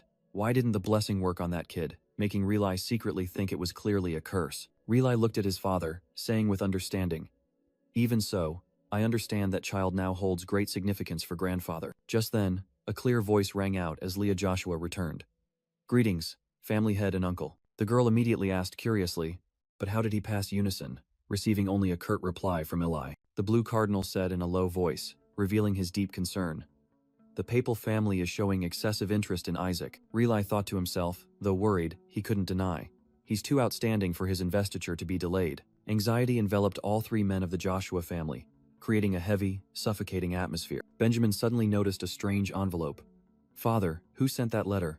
Eli Eshua merely let out a mournful sigh. He slowly replied, stunning both his sons. It's from your fourth brother. Eli Eshua coldly informed his two sons. It belongs to your older brother. Rely Eshua was stunned, secretly thinking of his estranged older brother. Noel? Did he send a letter? The letter's arrogant content was like a knife piercing the patriarch's pride. Rage flared. Eli growled. This is why we need to re-educate Isaac. He turned to threaten Rely. If you don't think Isaac is capable enough, then you will be the next patriarch. Benjamin Eshua quickly tried to appease, but the boy passed the harmony test, so perhaps there's still hope. The mechanical bird in Eli's hand suddenly shrieked. Nonsense. Hope my ass. It transformed into the fire spirit Shalak, and Eli calmly asked, What's wrong, Shalak? Shalak furiously accused. That bastard is going around using his rattle drum to hit other kids, she continued to shriek, while Benjamin could only sigh. That's Isaac for you. Rely Eshua was speechless upon hearing more. The boy even poisoned and blackmailed his teammates to pass the test. As Eli was trying to calm himself, Shuri Eshua rushed in with bad news. The boy screamed in panic. Cardinal Barit has requested to adopt Isaac. The entire room fell into a deadly silence. Rely pressed. Benjamin quickly defended. Father, Isaac is an Eshua. There's no way he would desert, Shuri stammered, revealing Isaac's answer. He said excellent. What did he do to trick Isaac? Rely grabbed Shuri, roaring in despair. In another corner, the servants whispered, Money will solve it. Eli's furious voice rang out. His grandfather is still alive and well right here, and they dare to steal my kin?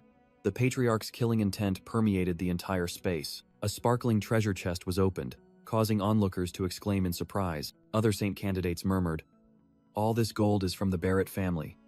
It seems it's all for Isaac, a saint candidate whispered. So the rumor about Isaac being close to the Pope's family is true, while Isaac secretly thought, this is compensation, and to shut me up. The boy glanced at the pile of gold, still full of schemes in his mind, but then another candidate raised a flag that read to Joshua Isaac of the Azure Faith, making Isaac stunned. Gold is fine, but what is that? Why? The messenger approached and handed him a letter. Isaac muttered, The patriarch sent him? That stingy old man? The boy nervously opened the letter, sweat beginning to bead on his forehead. Inside was an image of Eli Eshua making a heart symbol with the words, You are one of us, which utterly horrified Isaac. Why are they treating me like this? Another saint candidate was startled by the sudden appearance of a figure. Isaac also flinched, realizing it was his sister, Leah Eshua. The boy turned pale, trembling when he saw the matriarch was also present. The matriarch is here too? What? Isaac was in utter panic. Damn it, Melissa, why are you here? Do you know how hard I tried to avoid you? He hastily grabbed two other saint candidates, desperately looking for an escape route. The brown-haired candidate shook Isaac's shoulder. Wow, it looks so real. That video is from the communication orb, right? Isaac angrily threw a punch straight at his face. Hey, you bastard. You scared the hell out of me, he snarled. Snap out of it, old man. I thought she was really here, leaving the other person bewildered on the floor. Suddenly, an authoritative voice echoed from the communication orb. You must be Isaac. Images of Melissa and Leah Eshua appeared. Melissa continued. I heard you've grown quickly. The rumors certainly weren't wrong. Melissa smiled meaningfully. So you've truly defeated the Skeleton King's curse. I'm very impressed. Isaac secretly sighed in relief. Good thing this is just from the communication orb. Since she's not meeting me directly, she won't realize I'm the Skeleton King, while Melissa continued. I heard you were recently abducted by his forces. Melissa Eshua began to bestow praise with sharp, cold eyes. You must have had a hard time. Elsewhere, a mysterious green-haired woman suddenly called out. Isaac? Kim Yisak froze, secretly thinking, no way. Can she sense it through the orb? The green-haired woman exuded killing intent, questioning a young man. Why do I sense Isaac's power on you? Kim Yisak tried to piece things together. It must be because I swallowed the Skeleton King's finger 10 years ago. Returning to reality, he was stunned to see Melissa and Leah Eshua suddenly appear. Melissa smiled at the young man who had swallowed the finger. I've heard from Relay. Isaac can't be here anyway. Kim Yisak gritted his teeth, his mind filled with cruel yet utterly foolish thoughts. Another female saint candidate observed curiously from afar, wondering why such important figures were here. Nigel Seffett grumbled to his companion about the presence of the saintesses. Melissa walked straight up to Nigel, declaring, Because I am interested in you, third son of House Red. She didn't hesitate to expose Nigel's failures, causing him to be knocked down by an invisible force. While Nigel was devastated, Leah playfully stuck out her tongue, teasing a stunned Kim Yisak. Melissa turned to Isaac, smiling meaningfully. Anyway, I've prepared something special to reward you. Kim Yisak's eyes immediately lit up, eagerly asking, A gift? Is it money? But the reward was a nightmare. My ultimate technique, the one that defeated even the Skeleton King. The young man bearing the Skeleton King's power exclaimed in astonishment at that priceless gift. Humiliated and outmaneuvered, Nigel roared in helplessness as his teammates dragged him away. The green-haired woman watched the crowd, her gaze becoming resolute. This won't do. Melissa's voice rang out, accusing the young man as he knelt. Do you think I would tolerate you poisoning your teammates? An applicant named Moloch knelt down, loudly accusing, Saintess, I have something to say about Kim Yisak. I will tell everything and have his right to be present here revoked. With a sinister expression, Moloch, the son of a fallen count and Nizer's #1 spy, continued his act. Kim Yisak gave us poison. Melissa Eshua was stunned when she heard the rest of the accusation. To pass the harmony test. In the middle of the hall, Moloch repeated the slander in the presence of the saintesses, Kim Yisak, and all other applicants. He pretended to sob, trying to gain sympathy. A saint applicant using poison. Melissa appeared confused and horrified by the accusation, while Kim Yisak stood behind her with an indifferent expression. In the crowd, Nigel Seffett whispered gleefully, Excellent. Get him out of here, and I'll put you on my team immediately. The green-haired woman suddenly called out, Kim Yisak. He flinched and turned around. Melissa's attitude suddenly changed. She growled angrily. Do you think poison alone is enough? She coldly reprimanded, leaving Moloch bewildered. Poison is too ineffective at improving spiritual power. You did a terrible job. Moloch frantically grabbed Melissa's hand, changing his testimony. Wait, Saintess. Kim Yisak really beat us black and blue. Melissa appeared stunned again. Melissa turned to lecture Kim Yisak with insane logic. Remember this, Kim Yisak. Hitting the flesh does no good. Next time, make sure to break their bones. She even intended to break her own bones as an example, but Leah stopped her. No, please. You'll kill the child. Moloch screamed in terror. Leah extended her hand towards the terrified Moloch and asked with amusement, Do you want a hand? The girl's smile grew even more terrifyingly radiant. I can break them cleanly in one go. Moloch's scream echoed throughout the hall. Kim Yisak stepped forward to intervene. No need. I'll handle it. Melissa merely watched in silence. He leaned into Moloch's ear, who was cowering on the floor, and whispered, You should have listened to me when I was threatening you. Kim Yisak grabbed Moloch by the collar, laughed maliciously, and declared, From now on, you are my meat shield and my servant. The spy could only curse under his breath. The Joshua family is full of lunatics. The scene shifted to a magnificent building bathed in sunlight. In a room, Kim Yisak tiredly scratched his head as a voice echoed, Kim Yisak, do you want to become the family head? He replied curtly, Yeah, sure. Melissa Eshua got straight to the point. What will you do if you become the family head? Kim Yisak replied with a shocking declaration. Eliminate the saintesses, causing Moloch behind him to scream in terror. As Melissa questioned him, Kim Yisak covered the mouth of a panicking, pleading Moloch. The blonde boy confidently declared, I will defeat the Skeleton King. Then he turned to challenge the matriarch herself. You should also give up being a saintess, Grandma? Leah Eshua was stunned, while Melissa merely pondered silently at his audacity. Melissa smiled mysteriously, beginning her story. No. I committed a sin that no one should commit. A flashback appeared, showing young Leah holding a wooden sword as she listened to Melissa talk about the sole chance to kill the Skeleton King. Melissa continued her confession about a once-in-a-millennium opportunity that was missed. However, I couldn't do it, she said, while stroking young Leah's head. With a sorrowful expression, she ended the flashback. I don't know. Even so, God did not forgive me. Back in the present, Kim Yi-sok was stunned speechless upon hearing the final confession. It is because of me that the Joshua family is cursed. An image of Melissa fighting the Skeleton King appeared, and she affirmed, that is the burden I must bear. Kim Yi-sok pressed, wanting to know the naked truth. What sin did you commit? Melissa merely smiled, evading his direct question. Leah quickly spoke up in defense.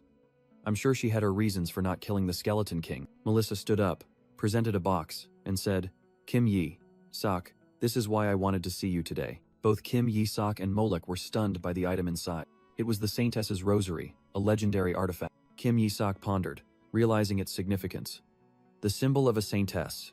It's the only one in this world. Kim Yi-sok gazed thoughtfully at the artifact, a thought echoing in his mind. The symbol of a saintess, the only one in the world. Meanwhile, a strange, silver-haired man smiled smugly, thinking to himself, why did she give this to me? The man explained. I stored my power in it because I heard your attack spells were too weak. He winked mischievously. Use it instead of attack spells, or you won't survive. Before disappearing, he promised, I will soon come to the Holy Kingdom of Helen to teach you how to defeat the Skeleton King, making Kim Yi-sok furious. Get lost. Never show your face here again. Melissa also announced, I should go too, then turned on her heel and left the room. When he was left alone, Leah suddenly appeared, startling Kim Yi-sok. With a scrutinizing gaze, she seriously asked, Kim Yi-sok, tell me, you have a mana core, don't you?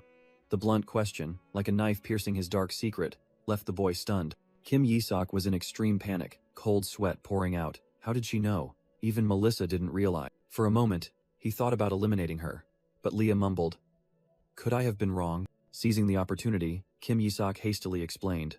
What's inside there is the mana core from the building outside. He put on a perfectly awkward act.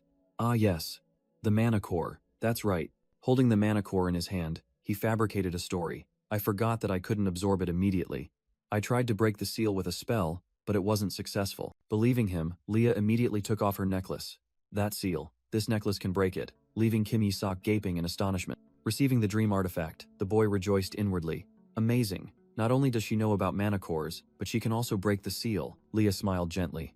I understand that you are trying to revive the family's techniques. The boy looked at the necklace in confusion, while Leah continued to ask, so after eliminating the saintesses, what do you plan to do? Kim Yi-sok replied with eyes sparkling like coins.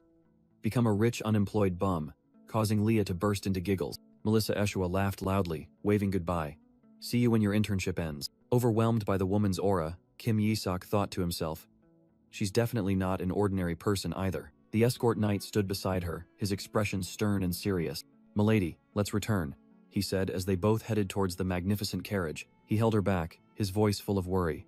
That necklace is an item that can help him discover the family's secret arts. I know, Melissa replied curtly, dismissing his concern as she stepped into the carriage. Inside the carriage, the knight remained uneasy.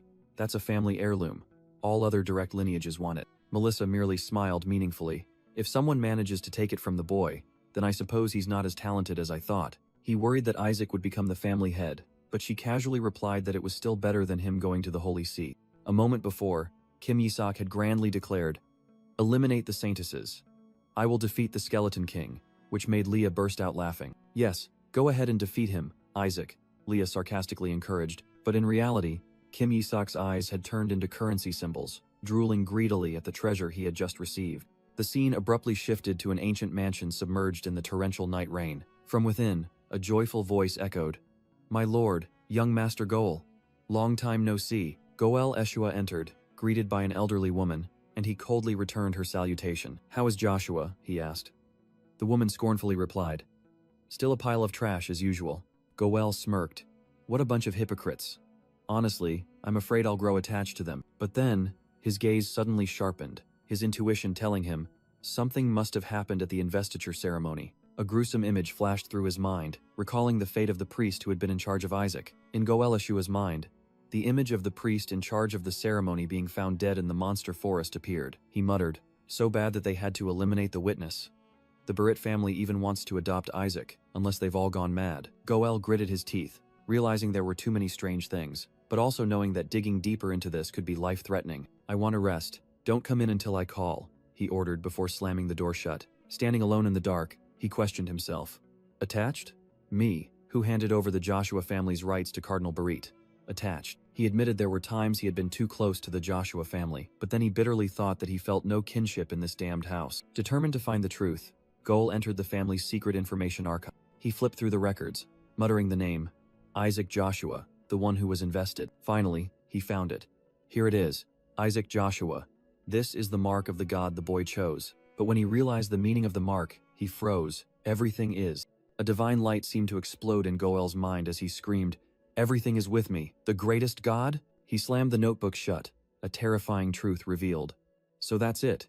This is why the papal family did all of this. Goel rushed off, realizing this was no longer about the Holy See, but the survival of the Barrett family itself. He clenched his fist, his eyes filled with determination. No, this is a matter of survival for the entire empire. Meanwhile, elsewhere, the trainee priest's uniform lay discarded on the floor. Amidst a pile of treasures, Kim Yi-sok excitedly asked, "Well, is this money enough to find a weapon to destroy the binding orb?" The shadow entity replied, pointing to a glowing stone. "The problem is the anti-demon stone. It's immune to all types of energy." Kim Yi-sok roared in anger. "Turning my subordinate's binding orb into an anti-demon stone? You crazy bastard." Kim Yi-sok sighed, deciding to try removing the seal on the mana core. Sitting on the bed, he muttered, "According to Leah, this will release the seal, right?" He thought to himself that he had never seen anything like this blue pendant. As the two objects touched, Kim Yi-sok joyfully exclaimed, "It's opening." A surge of dark energy surged forth from the newly released mana core. "Eat!" he commanded, and the shadow entity immediately lunged forward, obeying. The entire room was engulfed in dark magic as his subordinate devoured the mana core. Kim Yi-sok was overjoyed, realizing this amount of mana was enough to upgrade his magic rank. He was confident that from now on, he could use higher-level spells. He burst into insane laughter, reveling in the surge of power. The shadow entity also roared with satisfaction. Kim Yi-sok's savage laughter echoed throughout the room. But then, his laughter abruptly died down, replaced by a bewildered expression. He stared in shock at his hand, which had turned into white bones. "What is this?" Kim Yi-sok screamed in panic. The space became eerily silent. A moment later, he slumped onto the bed, dejected and exhausted. He raised his bony hand, muttering, "This damned skeleton again. Damn it." He gritted his teeth, realizing this was the consequence of the curse. The Skeleton King's curse, the power that reverses life and death, was resurfacing. "This body has countless blessings. It won't be easily devoured," Kim Yi-sok reassured himself. He explained that the sudden increase in mana had broken the delicate balance between divine power and the curse. Praying would take too long. Using holy relics was too wasteful and dangerous. All paths seemed to lead to a dead end. "It can't be helped," he decided. "I'll make use of the pentagon." Kim Yi-sok intended to use the red challenge, a heretical test, to dramatically increase his divine power. He chuckled gleefully, tightly wrapping his skeletal hand with bandages. "I'll just have to keep it hidden until then." Suddenly, a call of "Hey, Isaac," startled him. Another candidate suddenly burst in, his face panicked. "What are you doing here? This is bad." Kim Yi-sok hastily put on an act, but the other boy was still suspicious. "Why are you laughing to yourself? That's creepy. Why are you hiding your hand? Are you hurt?" the boy asked. While Kim Yi-sok stammered denials, not believing him, the other boy impatiently lunged forward. "Nothing? Let me see." The bandages were ripped off, revealing a bare skeletal hand, making the other boy scream in horror. "Bones? Are those bones?" "Master, erase his memory quickly," the shadow subordinate yelled, but Kim Yi-sok knew he couldn't risk it. The other boy was stunned, stammering a strange deduction. "Could it be? Your rotten morality is because of this decaying body." Kim Yi-sok was bewildered by the pity in the other's eyes. "You should have said something. Everyone thinks you're evil because of this." In the boy's mind, the Joshua family's curse appeared. Talent always came with a physical defect. He clutched his head in shock. There was an ancestor who also suffered from the exact same problem. Seeing an opportunity, Kim Yi-sok immediately put on a pitiful expression, while the other boy struggled with his thoughts. Or, should I just kill him? The brown-haired boy grabbed Kim Yi-sok, panicked. "Quickly tell Grandpa so he can treat you. You'll die young." Kim Yi-sok hastily continued his act, fearing his identity as the Skeleton King would be revealed. "Don't tell Grandpa or the uncles." He clasped his skeletal hands together, putting on an innocent expression. I don't want to make my family worry. Besides, Kim Yi-sok said with determination, the Pentagon is more important right now, he declared grandly.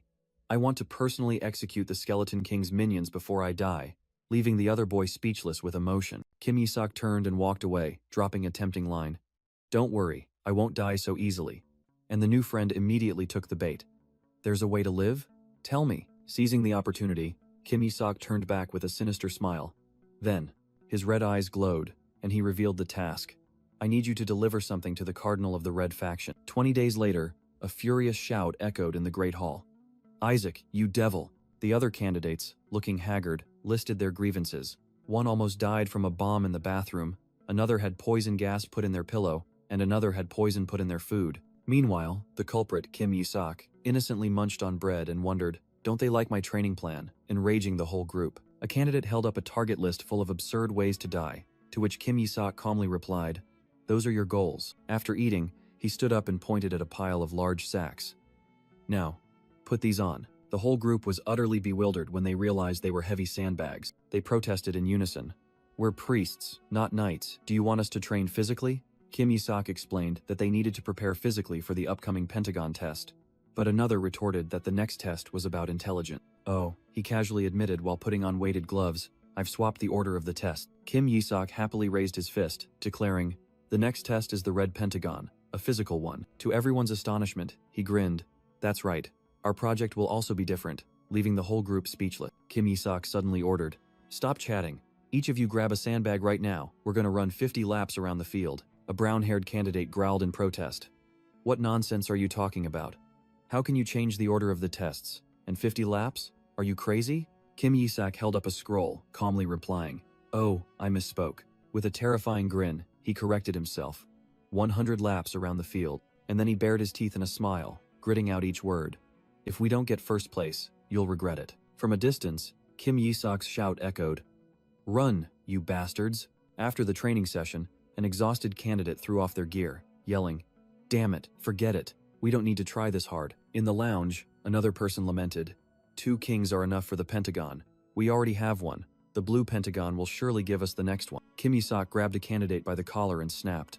Are you kidding? We need at least 5 people. The blonde-haired boy was held back by his friends, angrily questioning, the red and yellow Pentagons will never give us a king.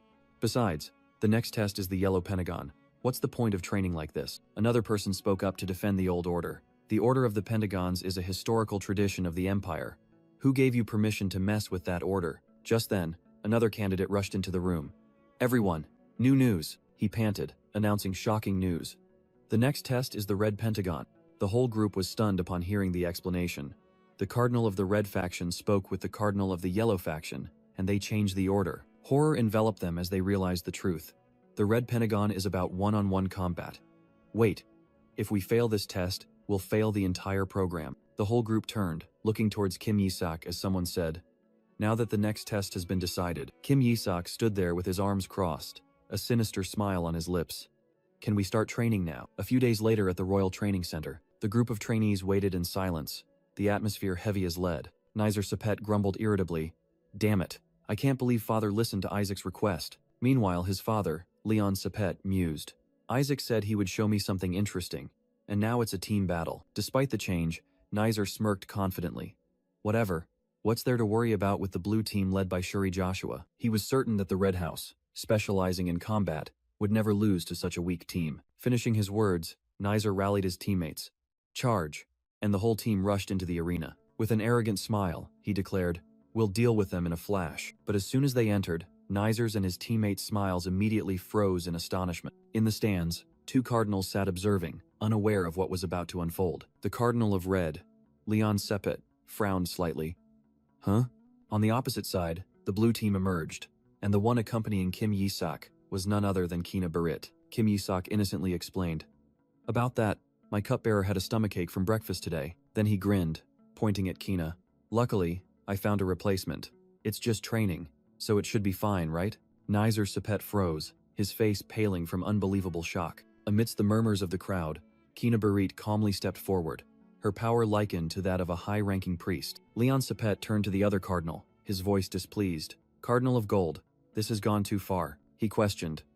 Why did you put Kina on the blue team, then stopped, realizing his opponent was also bewildered. In a flashback, Kim Yi-sok had persuaded Kina. If I clean up the small fry, will you teach me a powerful technique? Back in the present, Nizer Sepet could only stand and watch, anger and a sense of betrayal clearly visible on his face. His indignant shout echoed throughout the arena.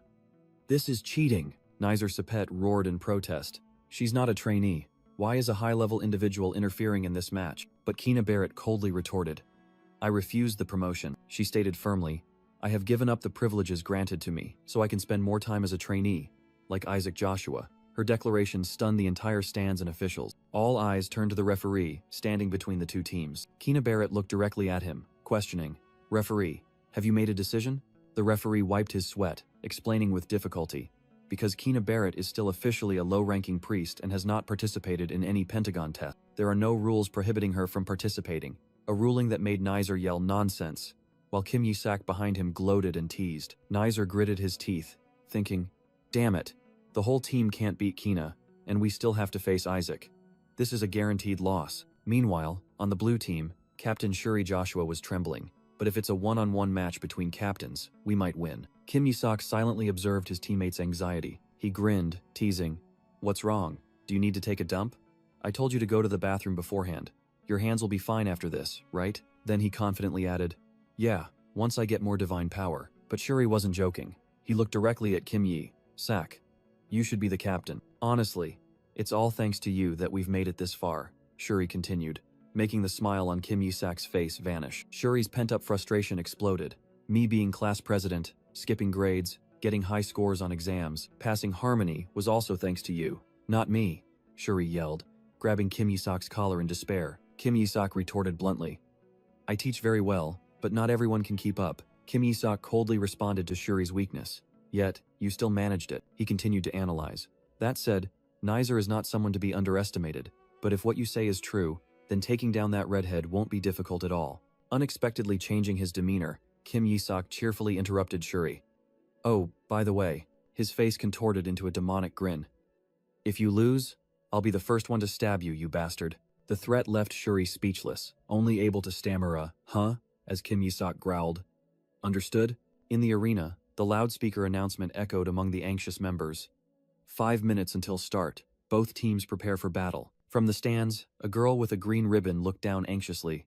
Young Master Isaac, the silver-haired man beside her also mused. Kina is with them.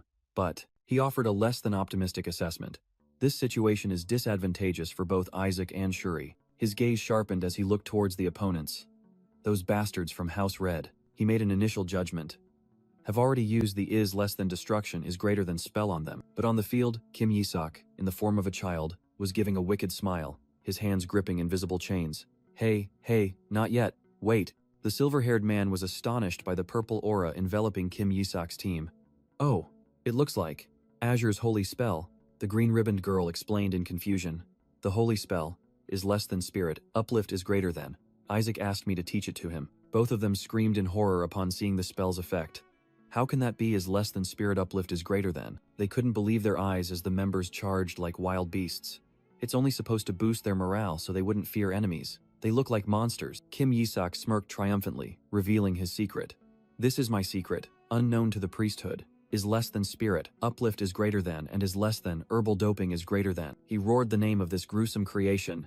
Beastification, standing before his own army of beasts, Kim Yi-sak declared. I've prepared their physical condition enough for beastification. Now it's time to make the most of it. In the middle of the arena, colossal magic circles glowed brightly, signaling a grand spell about to be cast. Kim Yi-sak, in the form of a child, gave a sly smile. Has it begun? A brilliant pink light from the magic formation enveloped the space, energy converging to its peak. From the ground, a terrifying power was being summoned into form. In the stands, the crowd cheered excitedly. Oh, that's... A colossal statue of a god emerged, and a voice echoed, the guardian deity of House Red, the god of justice. A member of the Red team yelled, Pray! We need to pray for the Red god's blessing. Meanwhile, one of Kim Yi-sak's teammates clasped his hands earnestly, muttering, We have to win. Suddenly, Shuri Joshua lunged like a phantom, striking through the statue's chest. The statue of the god shattered into pieces, collapsing onto the heads of the horrified blue team members. Kim Yi-sak quickly explained with an innocent face, I didn't mean to. Amidst the roar, the statue's head exploded, and an enraged shout rang out, Isaac, a teammate grabbed Kim Yi-sok and shook him hard. Haven't you gotten rid of that habit yet? Come on, stop getting physical, a member of the red team desperately shouted. Isaac Joshua broke the statue of the red god.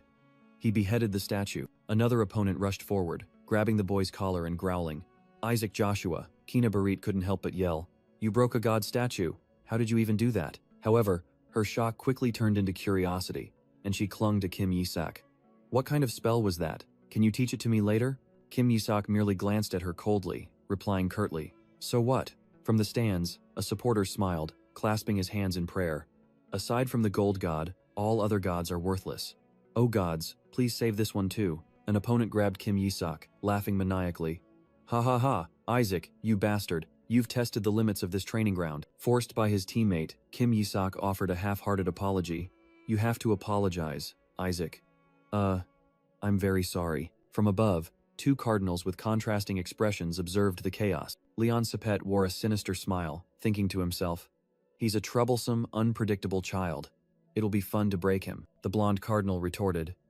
Isn't the problem with the Red family, who allowed the statue to be destroyed in the first place? He continued sarcastically. You allowed the statue to be destroyed by a mere trainee. Perhaps you should examine the Red family's faith first. I won't lay a hand on Isaac. The atmosphere between the two cardinals became tense as a taut string, their invisible killing intent clashing fiercely. Leon Sepet suppressed his anger, muttering, This little snake, it would be too much to start a heresy trial against a bunch of trainees. Amidst the tension, a voice rang out, pulling everyone back to reality. Proceed with the Pentagon. Nizer Sepet flinched upon hearing the command transmitted directly into his mind. This is an order, Nizer. He looked up at the balcony, where his father sat with cold eyes. The cruel command was issued, shrouded in dark energy. Turn Isaac Joshua into a cripple. The referee quickly stabilized the situation, explaining the rules for the next round. The rules for Red's Pentagon are very simple. Find the real necklace among the fakes. The team that finds the real necklace first wins. One of Kim Yi-sok's teammates mumbled. The necklace holder will be chosen by the captain and cannot be changed. So, choosing who receives the necklace is also very important. Nizer Sepet confidently explained the strategy to his team. There are 3 ways to find the real necklace. First, capture the captain and make him confess. Second, use your deduction skills. Finally, you can subdue the entire enemy team to take all the necklaces. The referee loudly announced, Please, distribute the necklaces, and Nizer immediately gathered his team. Everyone, assemble. Seeing his teammates worried, Nizer tried to reassure them. Don't worry. After all, they are the Azure family. Amidst the tension, Shuri Joshua tremblingly declared, I want to resign as captain. Kim Yi-sok immediately grabbed his collar, growling, What are you doing? Hand out the necklaces now. Meanwhile, Nizer Sepet of the red team sneered, That Shuri is so weak. He confidently reassured his teammates. Our opponents are the Azure family, so it'll be a piece of cake. We only need to worry about Kina. The entire red team agreed, disdainfully. They only know how to hunt monsters. A bunch of idiots. In the arena, the referee raised his hand, beginning to shout, The match begins, and the red team immediately charged forward with surging momentum. However, the blue team members' reaction was not defense, but utter horror, because Kim Yi-sok had charged ahead of everyone. Letting out a savage laugh, he thought to himself with morbid delight, A test that allows me to legally beat up these disgusting priests? Shuri Joshua stammered, unable to believe his eyes. Is that really a human face? Nizer still shouted in ignorance. Don't be afraid. They won't attack because of the code of honor. Facing those words, Kim Yi-sok merely gave a provocative smile. Come on, trainee priests. He swung a massive spiked flail, preparing to sweep them all away. Then he roared a stern command. Bring out your captain. A single attack sent the entire Red family's formation flying amidst desperate screams. A female Red team priest was stunned. What was that? I thought their code of honor. Amidst the chaos, Kim Yi-sok coldly stepped forward, repeating, Bring out your captain. He licked his weapon, offering a chilling promise. Do that, and you will live. Amidst the chaotic battlefield, a voice from the blue team rang out. Bring out your captain. Nizer Sepet frantically fled as his teammates fell, shouting, Someone help! A figure from the blue team commanded. Hold your formation. Don't retreat. Seizing the opportunity, Kina Barit shot forward like an arrow, leading the charge. The red team frantically yelled as they saw her approach. Stop them! A teammate quickly warned. They're faking an attack. Nizer, be careful. Nizer stared at the fallen enemy, realizing the ploy and secretly praising. Just as I thought, you're amazing, Kina. He smirked confidently. But this plan is too shallow. I see clearly what you're trying to do, Nizer yelled. as a magical vortex simultaneously ensnared Kina. Taken by surprise, Kina realized the nature of the spell that had locked her down. A duplication spell? Believing victory was certain, Nizer pointed at Kina and ordered, "Capture her." The red team members immediately charged forward to execute their captain's order. But at that very moment, a high-level binding spell was unleashed, locking down the entire red team's attacking formation. Kina clicked her tongue in annoyance. Though saved, she was not yet free from Nizer's spell. An invisible surge of power erupted, completely overturning the tide of the battle. Nizer was knocked to the ground, stunned and not understanding what had just happened. He stood up with a crazed smile, bloodshot eyes, and yelled, "Get them!" The blue team, with bloodshot eyes and berserk power, charged in to sweep through their opponents. Nizer dodged attacks while yelling, "It's just a stupid beastification trick. It only makes them a little stronger." In another corner of the arena, Shuri Joshua was terrified as his own teammates cornered him. "Found you, Shuri," Nizer roared, his fist glowing with red energy. "I'll take an arm or two as a souvenir." From the stands, the green-ribboned woman frantically screamed, "Relay, that spell is." She quickly warned as Nizer lunged at the motionless Shuri. "Look out!" Shuri gritted his teeth, sweat pouring down. "Damn it," Kim Yisak's voice echoed in his mind. "It's okay, Shuri. Just do as I say, and we'll win." In the flashback, Kim Yisak had analyzed, "Nizer will definitely try to initiate a one-on-one duel." The boy clearly explained, "After all, he's always looked down on you." Back in reality, Shuri's gaze became resolute, ready to face the enemy. Nizer laughed maniacally, delivering the decisive blow. "It's over, you fool." Just then, Shuri's eyes flared with a strange blue light. A burst of blue energy erupted from his position, deflecting the attack. In the stands, Relay shouted in astonishment, "Shuri!" Amidst the chaotic scene, Kim Yisak merely offered a satisfied smile. The boy whispered to himself, a smug look on his face. "Yes, that's right." Seizing the moment, Shuri grabbed Nizer by the collar, growling, "Prove that you haven't gotten weaker. You're the fool." Nizer was completely stunned, unable to react to this sudden action. "Huh?"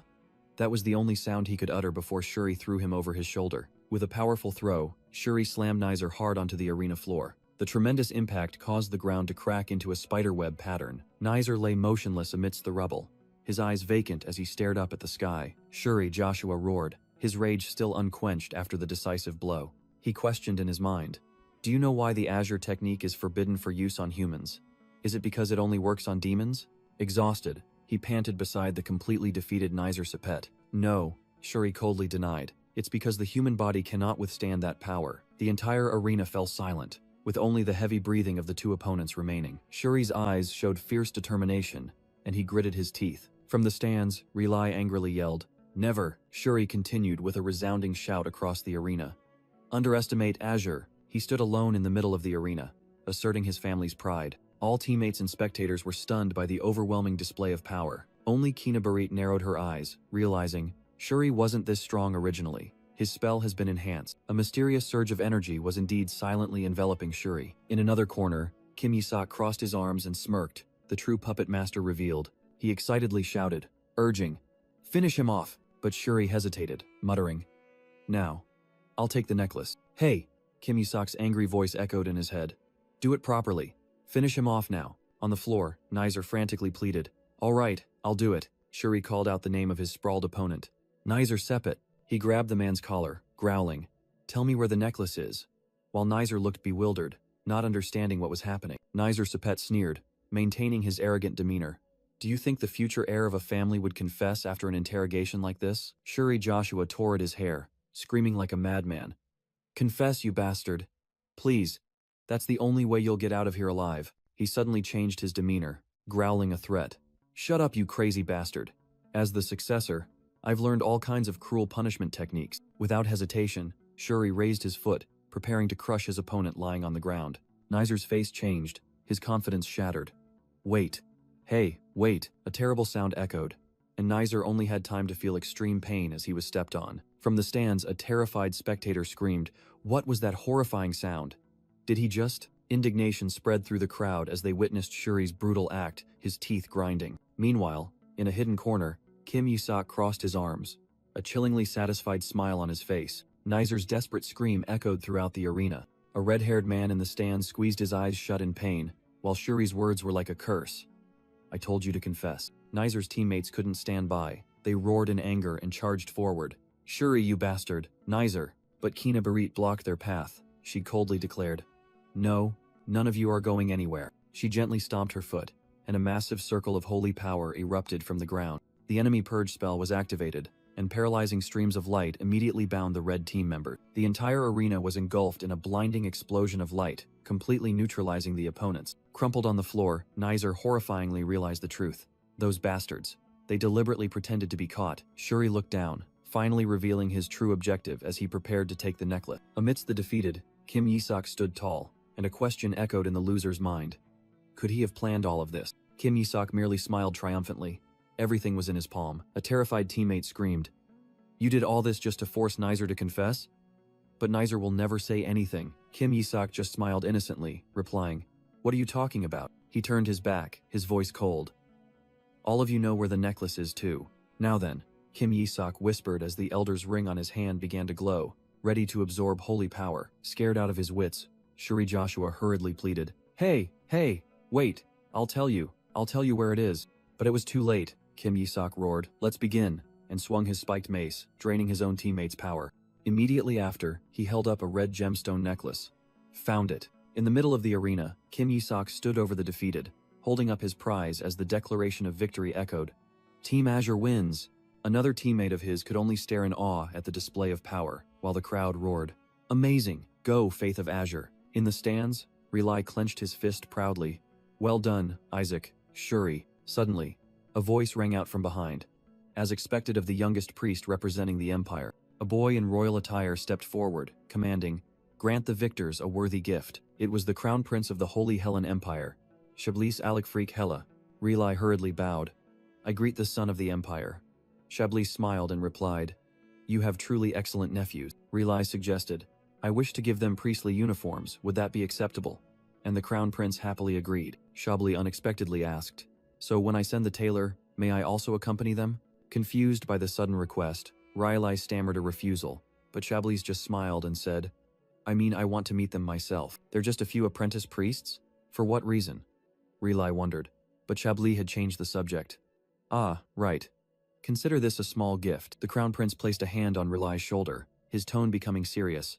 "Perhaps it's best you tell your youngest nephew to leave the Golden Pentagon." Then he leaned into Relai's ear, whispering a deadly warning. "The Pope is trying to kill Isaac. Remember that." Relai froze, the Crown Prince's warning about the assassination plot still echoing in his ears. Meanwhile, in the waiting hall, a servant called out to Kim Yi-sok, breaking the post-match atmosphere. Despite the danger, Relai still bowed in thanks to the Crown Prince for revealing the information. His conviction remained unshaken. However, Isaac will be fine. Relai was certain of it as he recalled his nephew's confident smile. In another corner, the other contestants were buzzing with rumors. "Hey, have you heard? The Crown Prince is giving us clothes." They were overjoyed by the unexpected honor, while Kim Yi-sok sat alone on the throne, looking bored. He glanced at Kina Barrett, calling out, "Hey, you. Aren't you going home?" Kim Yi-sok asked, while the white-haired girl calmly enjoyed her tea. Kina smirked. "The test is over. I don't need you anymore." Just then, Kina's servant rushed in. "My lady, you must go. The patriarch is looking for you." "No." She firmly set down her teacup, refusing outright. Kina looked directly at the servant, uttering a blatant lie. "You were the one who told me to transfer to House Azure." The butler and the accompanying maid were stunned, unable to believe their ears. "When did I say that?" he stammered. Kina replied curtly. "Last night." Kim Yi-sok finally interjected, snapping at the butler. "Who gave you the right to unilaterally decide for her to become an Azure priest?" Cornered by both sides, the butler could only stand frozen, sweating profusely. "Anyway, I've accepted the offer, so I'll be staying here now," Kina declared, making the butler desperately cry out. "My lady!" She waved her hand. "Tell father I won't be coming home for a while." The Azure Team kids also joined in to chase the servants away. When things settled down, Kina secretly thought about Kim Yi-sok's power. Yesterday, he definitely used a spell on Shuri. What kind of power was that? Kim Yi-sok thought to himself. The Crown Prince's act of gifting clothes was nothing short of a declaration of ownership. At the same time, Crown Prince Chablis realized his actions could be seen as challenging the Pope's authority. Back in the waiting room, Kina Barrett declared she would stay, despite her servant's frantic pleas. She even made a bold offer, promising to help Kim Yi-sok win, leaving the two servants speechless. "No need. Get lost," Kim Yi-sok retorted bluntly, but Kina refused to back down. She then threw herself onto the floor, whining. "Otherwise, you drag me out yourself," Kim Yi-sok snapped. "I've already used you. Go." But Kina stubbornly insisted he keep his promise. When he threatened to cancel the agreement, Kina immediately sprang up. Her face panicked. Just as she was about to concede, Kim Yi-sok coldly declared. That's it. I'm canceling. He smirked provocatively. I already have a disciple who's much more obedient than you. In response to Kina's question, Kim Yi-sok pointed towards Shuri Joshua, who was sitting nearby. Obviously, I'm talking about Shuri, he declared, leaving Shuri stunned. The whole group was confused. Kina couldn't believe her ears. Him? You mean he's better than me? Kina stomped her foot in anger, her pride wounded. She turned to Shuri, while he frantically yelled, Why are you dragging me into this? Kim Yi-sok replied nonchalantly, Well, that depends on how you perform. A fierce confrontation was about to erupt between Kina and poor Shuri. Meanwhile, in the Sancticides ballroom, the atmosphere was completely different. Students from other teams were stunned by the lavish banquet reserved for the Azure team. They whispered amongst themselves, realizing the immense privilege granted to the winners of the Pentagon match. Amidst the whispers, Relai thoughtfully raised his wine glass, his heart full of doubt. He thought to himself, I don't believe Isaac's team came in first. How did the Holy See score this? A sarcastic voice echoed from behind. You must be very pleased that the Azure team won, Your Eminence. Cardinal Leon Sepet grandly approached, offering a loaded greeting. Long time no see, Sir Relai. With a smug smile, he began his provocation. I hear you're about to reach level 9. Relai frowned at the backhanded compliment. Truly impressive for your age. But the Azure Patriarch must be having a headache, Leon continued, making Relai clench his fists to restrain himself. Leon leaned in, grabbed Relai's hand, and whispered, The only suitable person, Sir Relai, is limited by time. The Cardinal leaned closer, twisting the knife. And even if it weren't for your lifespan, isn't the role of Patriarch too much for you? The cruelest insult was delivered. After all, you can't have children. Relai's face darkened, resentment clearly visible in every feature. Leon burst into gleeful laughter, admitting his son's defeat only to deepen his opponent's humiliation. Relai suddenly realized, they know about the Joshua family's curse. He sighed, trying to appear calm. It's fine, I have no intention of becoming Patriarch anyway. But his train of thought was cut short when he realized Leon was heading towards his nephew. As long as he doesn't harm Isaac. Leon Sepet stood towering behind the boy who was happily eating, calling out, Isaac? His teammate frantically shook his shoulder, while Kim Yi-sok cursed inwardly. Damn it, why bother me while I'm eating? With an annoyed expression and his mouth still full of food, he replied, Yes, sir? Leon narrowed his eyes, probing. What is this interesting thing you intend to show me, Isaac? Kim Yi-sok looked up, blinking innocently. Oh, haven't you seen it yet? Facing the Cardinal, Kim Yi-sok casually declared, It was I who crushed your son. The boy flashed a mischievous, provocative smile. Well, did you enjoy watching? A brown-haired teammate frantically yelled. Why did you do that to the Crimson family? He quickly covered Kim Yi-sok's mouth, explaining in fear, but only received an indifferent reply. Oh, so what? Leon Sepet smirked, his gaze sharp. Well, I had high hopes for the Azure family. It seems you've also learned an interesting skill. He narrowed his eyes, scrutinizing. I don't know why, but I sense dark magic on you. Kim Yi-sok just chuckled, fabricating a perfect excuse. Perhaps you've forgotten that I ate a piece of the Skeleton King when I was a child, sir. Without stopping, he continued to fan the flames. If the destruction of your son wasn't entertaining enough, would you like me to continue the fun at the Golden Pentagon? The declaration stunned his teammates, one stammering. Are you going to fight the Gold Cardinal's son next? While a teammate clutched his head in despair, the negotiation between the two powerful figures continued. Kim Yi-sok smiled, revealing his true demand. I want to see the demons respond to the Skeleton King's call. The final demand was made, causing Leon Sepet's face to darken. Give me the keys to their prison. The Cardinal turned and walked away, accepting the agreement. I can give you the keys once you return successfully, but is that truly possible? Before leaving, he threw back a curse. All of you will vanish in the Golden Pentagon. Kim Yi-sok frowned, muttering at the threat. What the hell is that bastard talking about now? Just then, a team member rushed in with news. Everyone, we have a mission for the Golden Pentagon. The whole group held their breath, listening as he announced. It's an expedition. Leon Sepet's voice echoed from the doorway, full of sarcasm. Aren't you curious where you'll be sent? He sowed terror with a name. It's Crossiondia, the Mystic Empire. A teammate sprang up, yelling in despair. They want us to go to a country that's always waiting for a chance to kill priests? A teammate of Kim Yi-sok screamed in panic. It's right next to demon territory. Are they insane? He recounted, trembling. That place is the domain of a high-ranking demon that devoured priests 14 years ago. Amidst the chaos, Cardinal Leon Sepet spoke up. How pitiful. I can use my authority to change the location. Hearing this, his teammates hastily pleaded. Isaac, please, beg him. Kim Yi-sok looked up and innocently asked. Really? You'll change the location for us, won't you? At the same time, at the Azure Mansion, someone rushed in breathlessly to report. Brother, Bad news. They want them to go to the land of mages, the messenger shouted. Rescue kidnapped knights. This is an S-rank mission. They're sending everyone to their deaths. Another person tried to reassure. Calm down. Father has already gone to lodge a formal protest. The man in the vest gritted his teeth. Those bastards in the holy capital are determined to kill Isaac. The other person asserted. Father has gone, so the test will be changed. They can't assign a mission that affects diplomacy. Relai merely sneered. It's just a warning for us not to be too arrogant. Ha! The man in the vest worried. I don't want Shuri to die there either. The other person continued to reassure. Don't worry. Even Isaac, if he's sensible, then. Suddenly, another messenger burst in, interrupting them. Bad news. Back at the scene, Leon asked. Young Master Isaac, just say you want to live. Kim Yi. Sok coldly replied. No. Behind the hand covering his face, a wicked and savage smile appeared. Kim Yi-sok looked up sharply with a crazed expression. I think it'll be fun. Why should I change it? At the Azure Mansion, the messenger shouted the shocking news. He accepted the mission.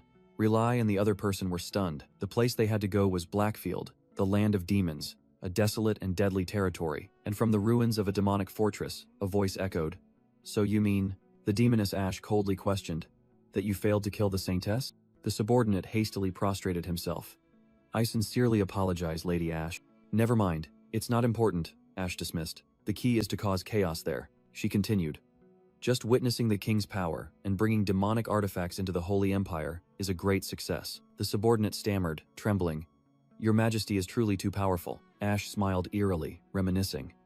Even a small fraction of his power was already so terrifying. Suddenly, the subordinate reported, Lady, during the investiture ceremony, I sensed his power. The great skeleton kings. The answer made Ash leap from her throne in horror. She roared.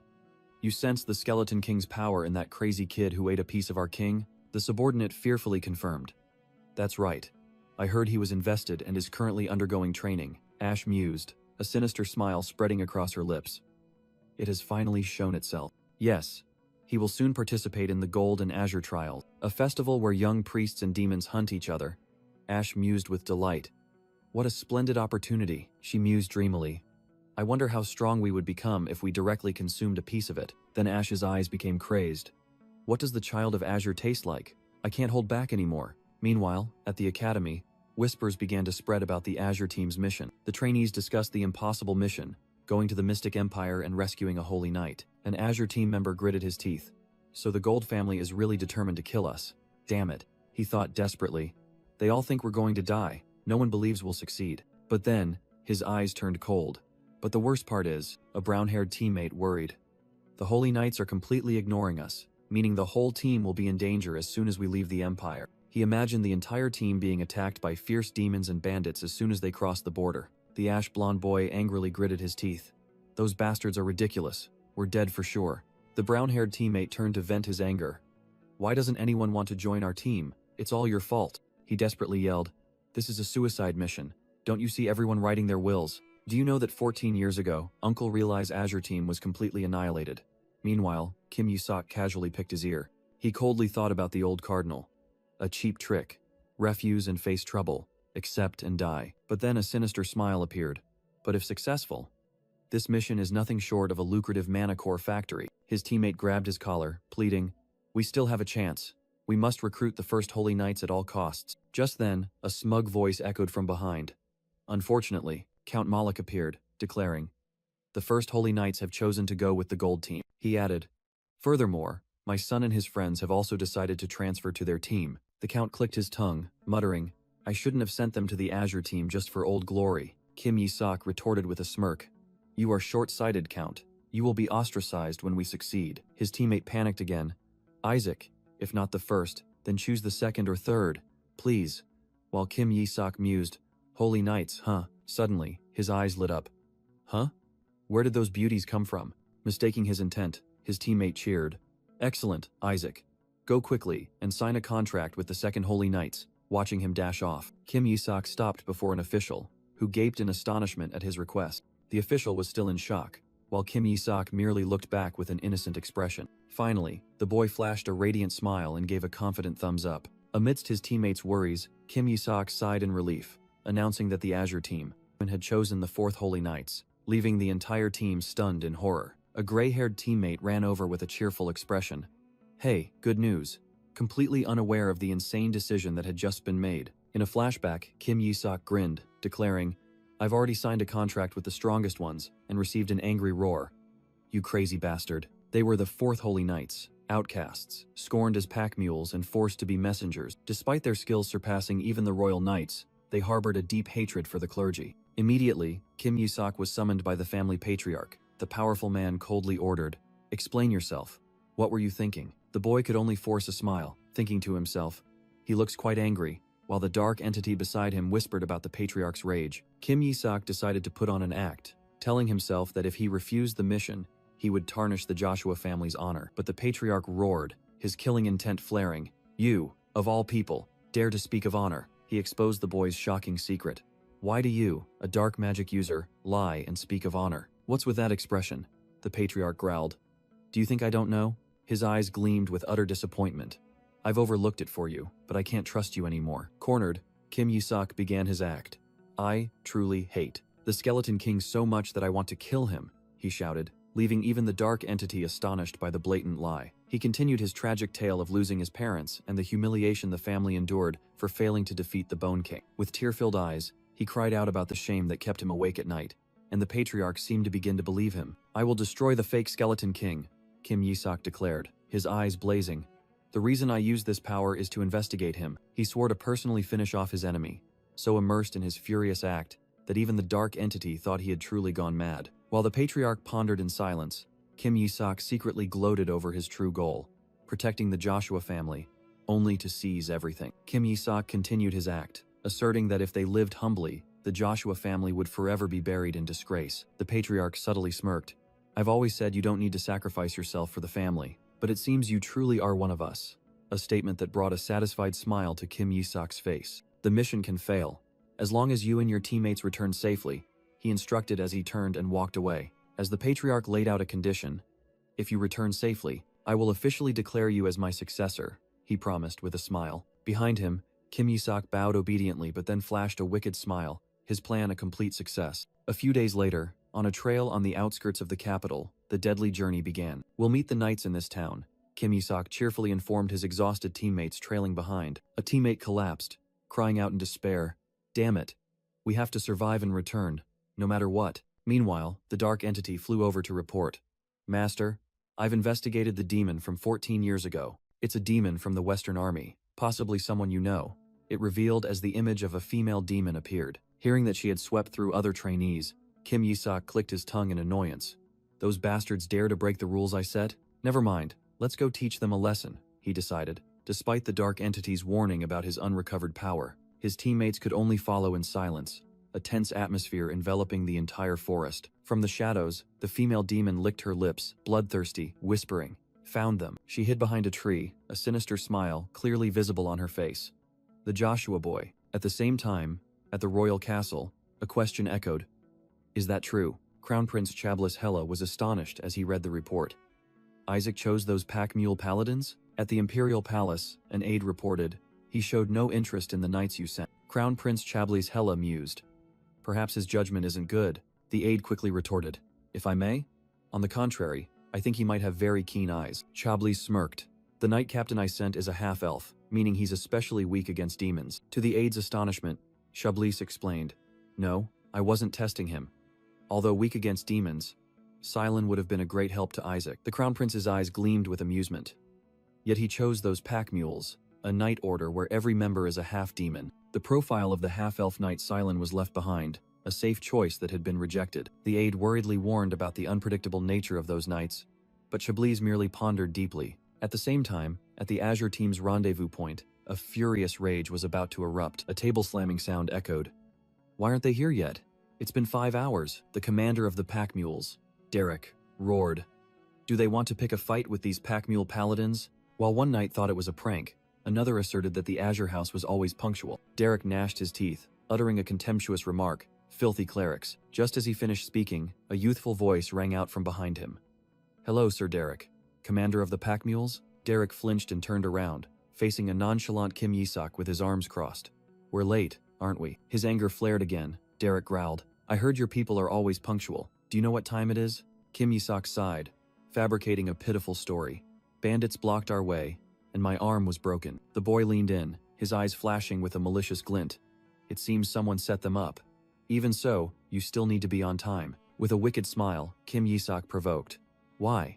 Do you think you're too good for us? Leaving his teammates stunned behind him. A teammate of Kim Yi-sok's asked in shock. Are you crazy? Don't you need us? Kim Yi-sok casually turned his back on the knights. There's nothing for us here. We might as well go back. Commander Derek growled, unable to believe the insolence. If you were going to turn back, why wait for 5 hours? Kim Yi-sok continued to expose them. Moreover, you're too well equipped for a simple escort mission. The boy flashed a wicked smile, reading his opponent. You intend to use us as bait to find your missing comrades, don't you? When Kim Yi-sok nonchalantly suggested parting ways, Derek gnashed his teeth, his anger erupting. Shut up, he roared, lunging forward. Did that bastard Knight Halak tell you? Kim Yi-sok's teammates were stunned to hear the unfamiliar name. Halak? He realized in shock. That's our fourth uncle's fake name. Could he be involved in this? Cornered, Derek revealed his true nature, dark energy erupting around his sword. We can't enter Crosyandia without you, you bastards. He lunged forward at terrifying speed, yelling, So I'll take you with me, even if I have to chop off your legs. Amidst the frenzy, Kim Yi-sok merely spoke coldly. Hey, his eyes flashed crimson, an absolute command was issued. Sheathe your sword. Derek froze midair, his body stiffened from an invisible force. A colossal, majestic phantom of the Skeleton King appeared behind Kim Yi-sok, filling the half-demon with extreme terror. He trembled, his inner self screaming. Can I not refuse its command? But it's just a child, the dark entity whispered, while Kim Yi-sok thought smugly. A demon's instinct is to obey the stronger one. That's why I chose these guys. Helpless and humiliated, Derek let out a growl then slowly sheathed his sword. Come on, let's go, Kim Yi-sok said cheerfully, despite his teammates yelling from behind. How can we go with them when you just provoked them? Kim Yi-sok casually said to his angry teammate. Now we all need each other. They'll come. Meanwhile, Derek solemnly declared the mission's objective. Rescue all kidnapped individuals and eliminate all related demons. Kim Yi-sok turned back, smiling meaningfully. I don't care if we save your former comrades or not. Derek was stunned. You mean you chose us because you knew we had comrades to rescue? But Kim Yi-sok merely replied innocently. What are you talking about? The teenager thought smugly to himself. Of course I knew. A female teammate asked anxiously. What are you doing? Do you have a plan? Kim Yi-sok simply replied curtly. A plan? Suddenly, a bandaged knight yelled. Don't trust demons, they'll betray us. Just as dark energy began to emanate from him, Kim Yi-sok asked coldly. Do you know why they keep taking on such trivial missions? Causing the knight to collapse in pain. The knight's hand mutated. Horrifying sharp claws grew long. He completely transformed into a monster, let out a savage roar and lunged forward, terrifying the trainees. The monster grabbed the gray-haired girl's collar, its bloodshot eyes showing clear ferocity. The brown-haired teammate yelled in panic. I knew it! We can't trust them. Wake up, Kim Yi-sok said, then delivered a devastating punch to the monster's face. Stunned by the blow, the knight staggered, his demonic form gradually fading before everyone's bewildered eyes. He explained in confusion. Sorry. I've never transformed so quickly. It felt like something was pressing on my head. The silver-haired female knight spoke up. You might be affected because we're near Crosyandia. Another agreed. I feel strange too. The bandaged knight looked at Kim Yi-sok with admiration. But I returned to human form just because you punched me once. You're amazing.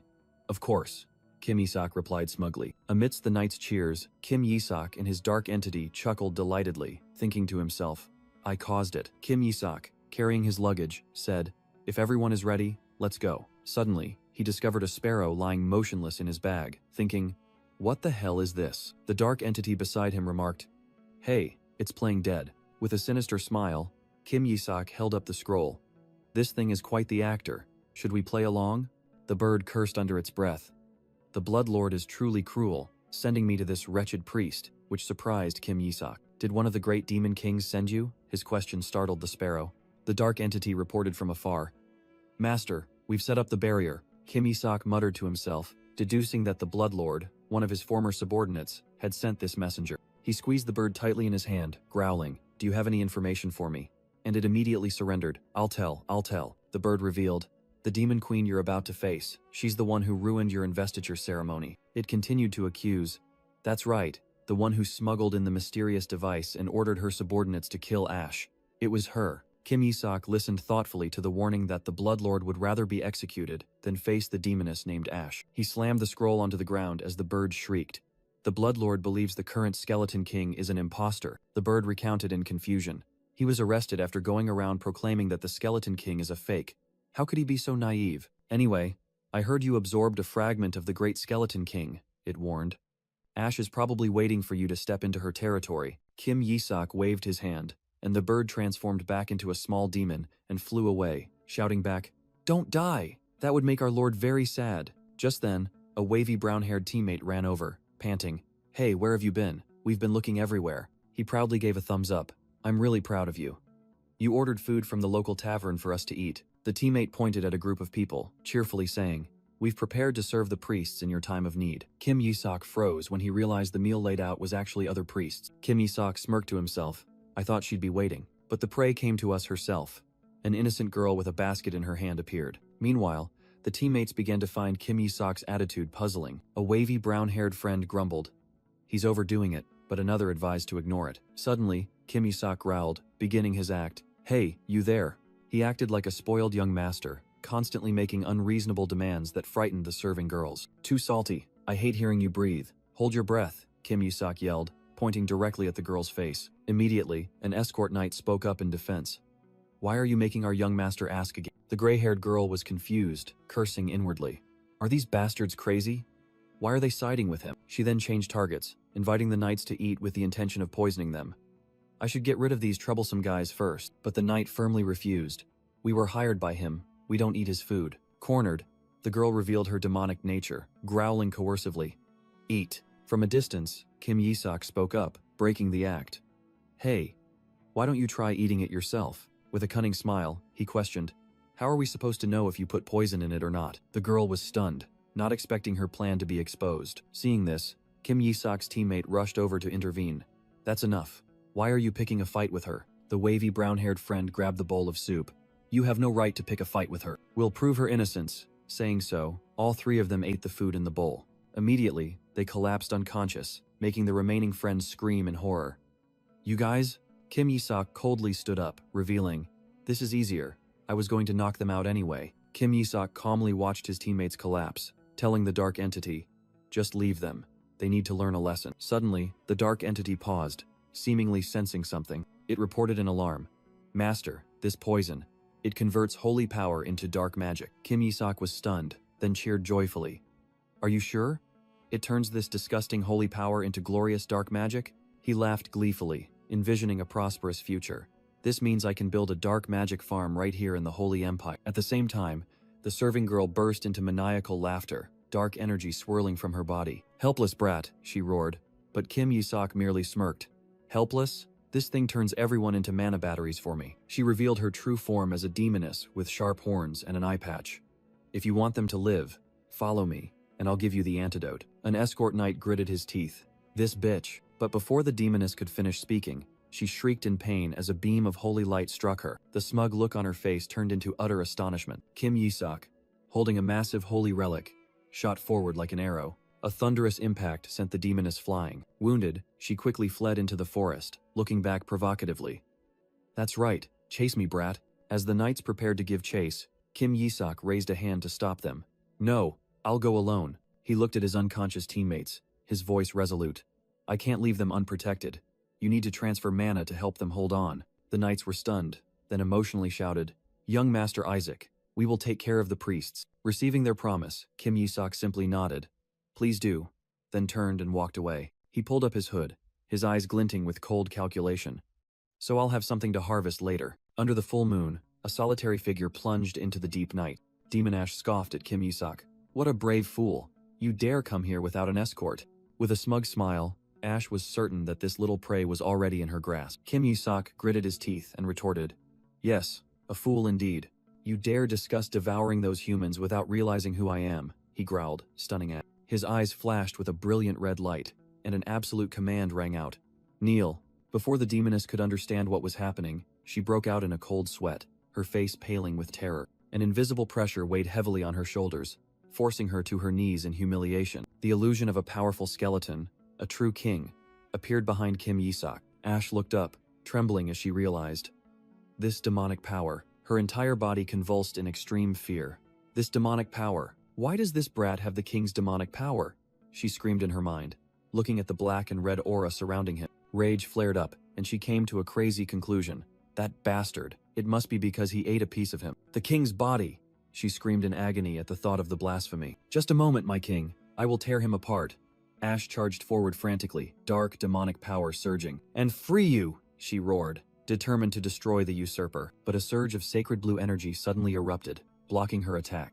Ash froze, unable to believe her eyes, as her demonic power was completely neutralized. From within the blue light, a gigantic skeletal monster materialized, its oppressive aura suffocating her. It unleashed a devastating blow, crushing everything in its path. Amidst the dust and smoke, Kim Yi-sok coldly judged, "Fool." Kim Yi-sok, erupting with dark demonic power, growled, "Let me show you who your king is." Under the silvery moonlight, the forest fell into a deadly silence. The dark entity cheered with delight. "Excellent, master. That's only a 5th-tier spell, yet it carries the power of the 7th circle." Kim Yi-sok smirked, thinking to himself, combining sacred power and dark demonic power is truly genius. Perhaps this is why the gods didn't want to create a human like me. Suddenly, a sound caught his and his companion's attention. On the ground, Ash trembled, muttering in horror, my king, my king." Kim Yi-sok cruelly gripped the demoness's chin, forcing her to face him. Completely subdued, Ash prostrated herself on the ground.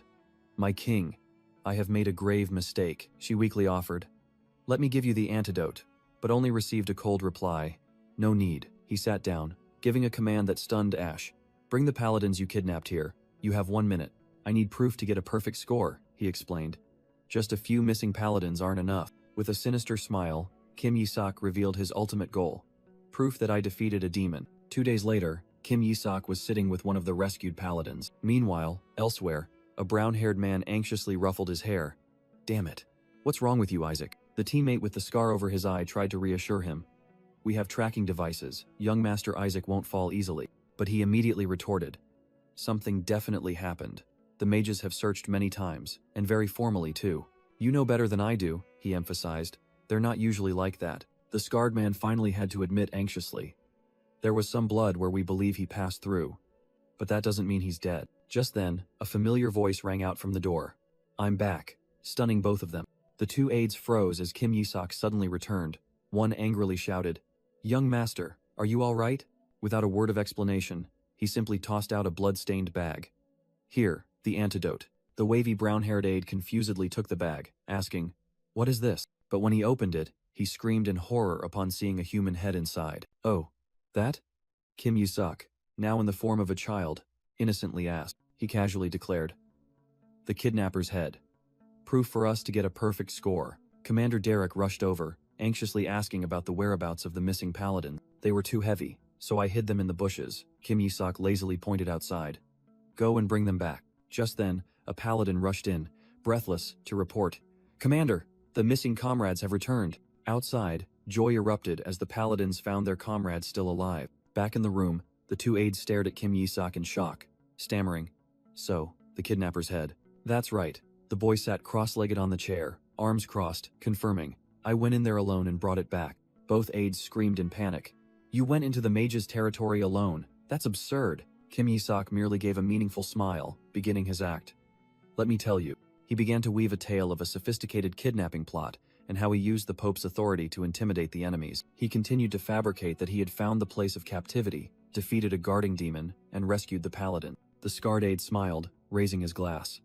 "I believe you," while the other also decided to let things go. Nevertheless, the brown-haired aide still couldn't help but worry. "But that's too reckless. What if something happened going in there alone?" Kim Yi-sok placed a hand on his chest, replying with a feigned, sincere expression.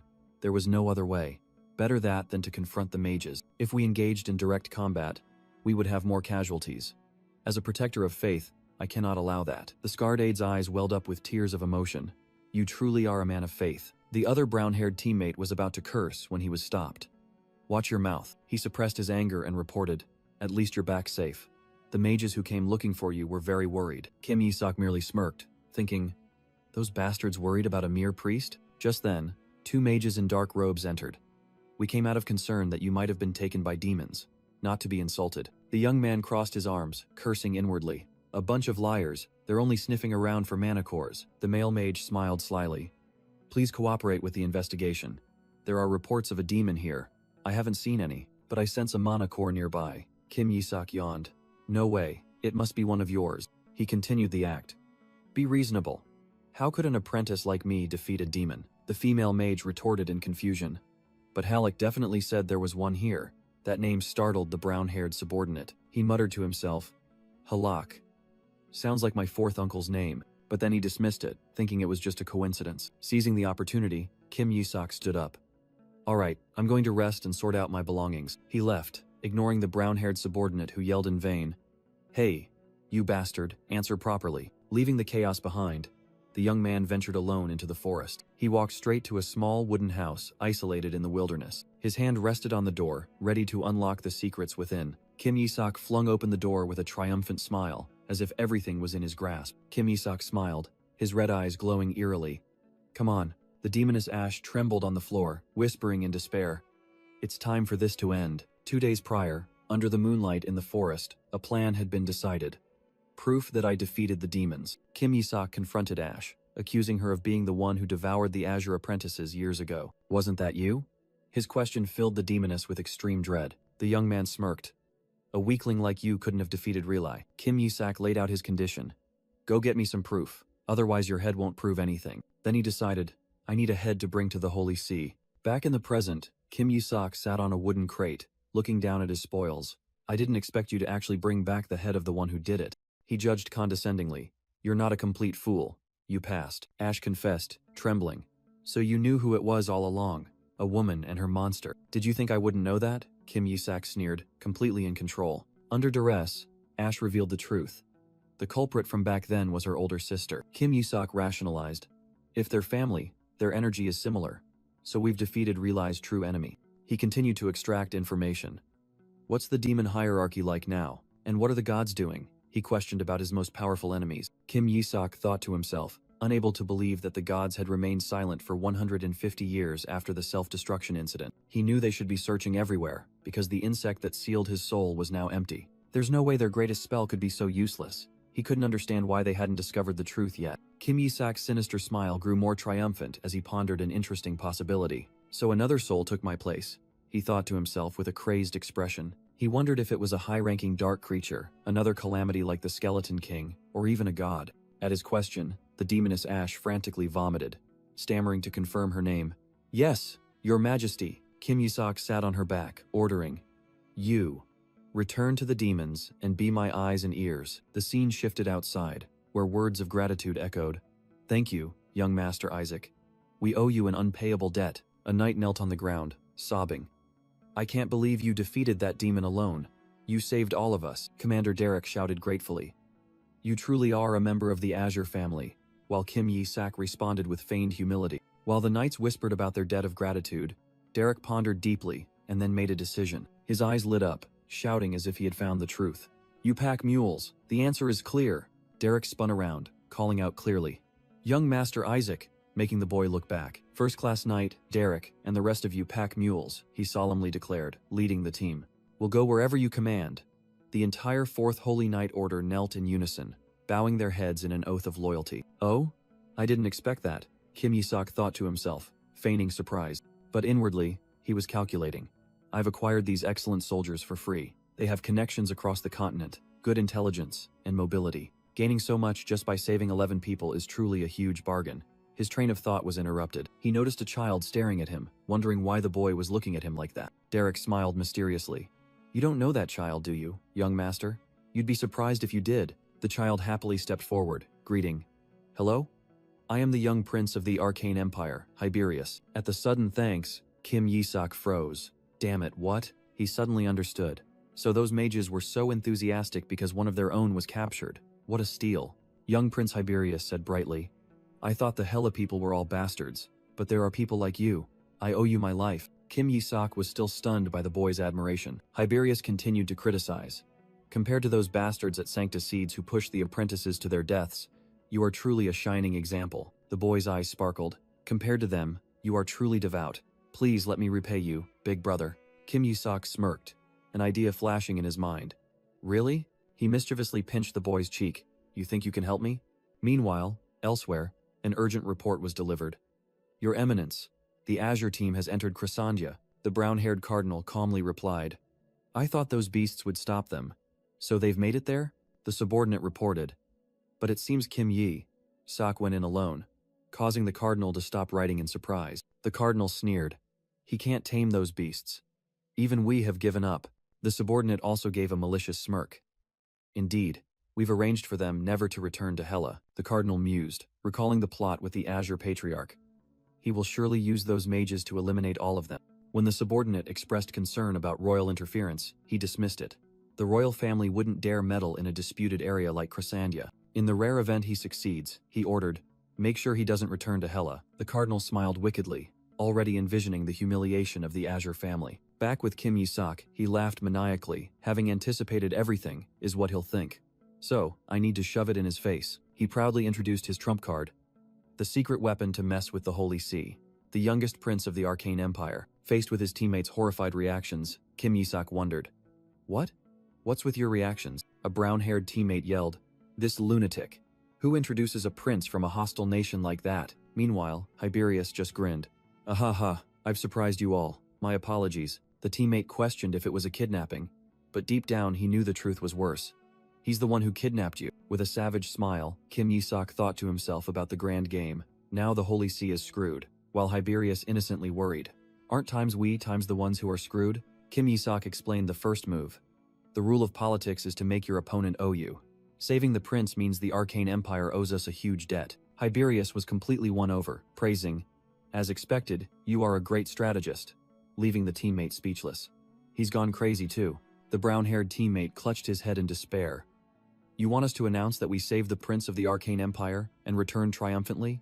Don't tell anyone yet, Kim Yi-sok signaled for silence. This is why I called all of you here. He smirked sinisterly, beginning to expose the plot.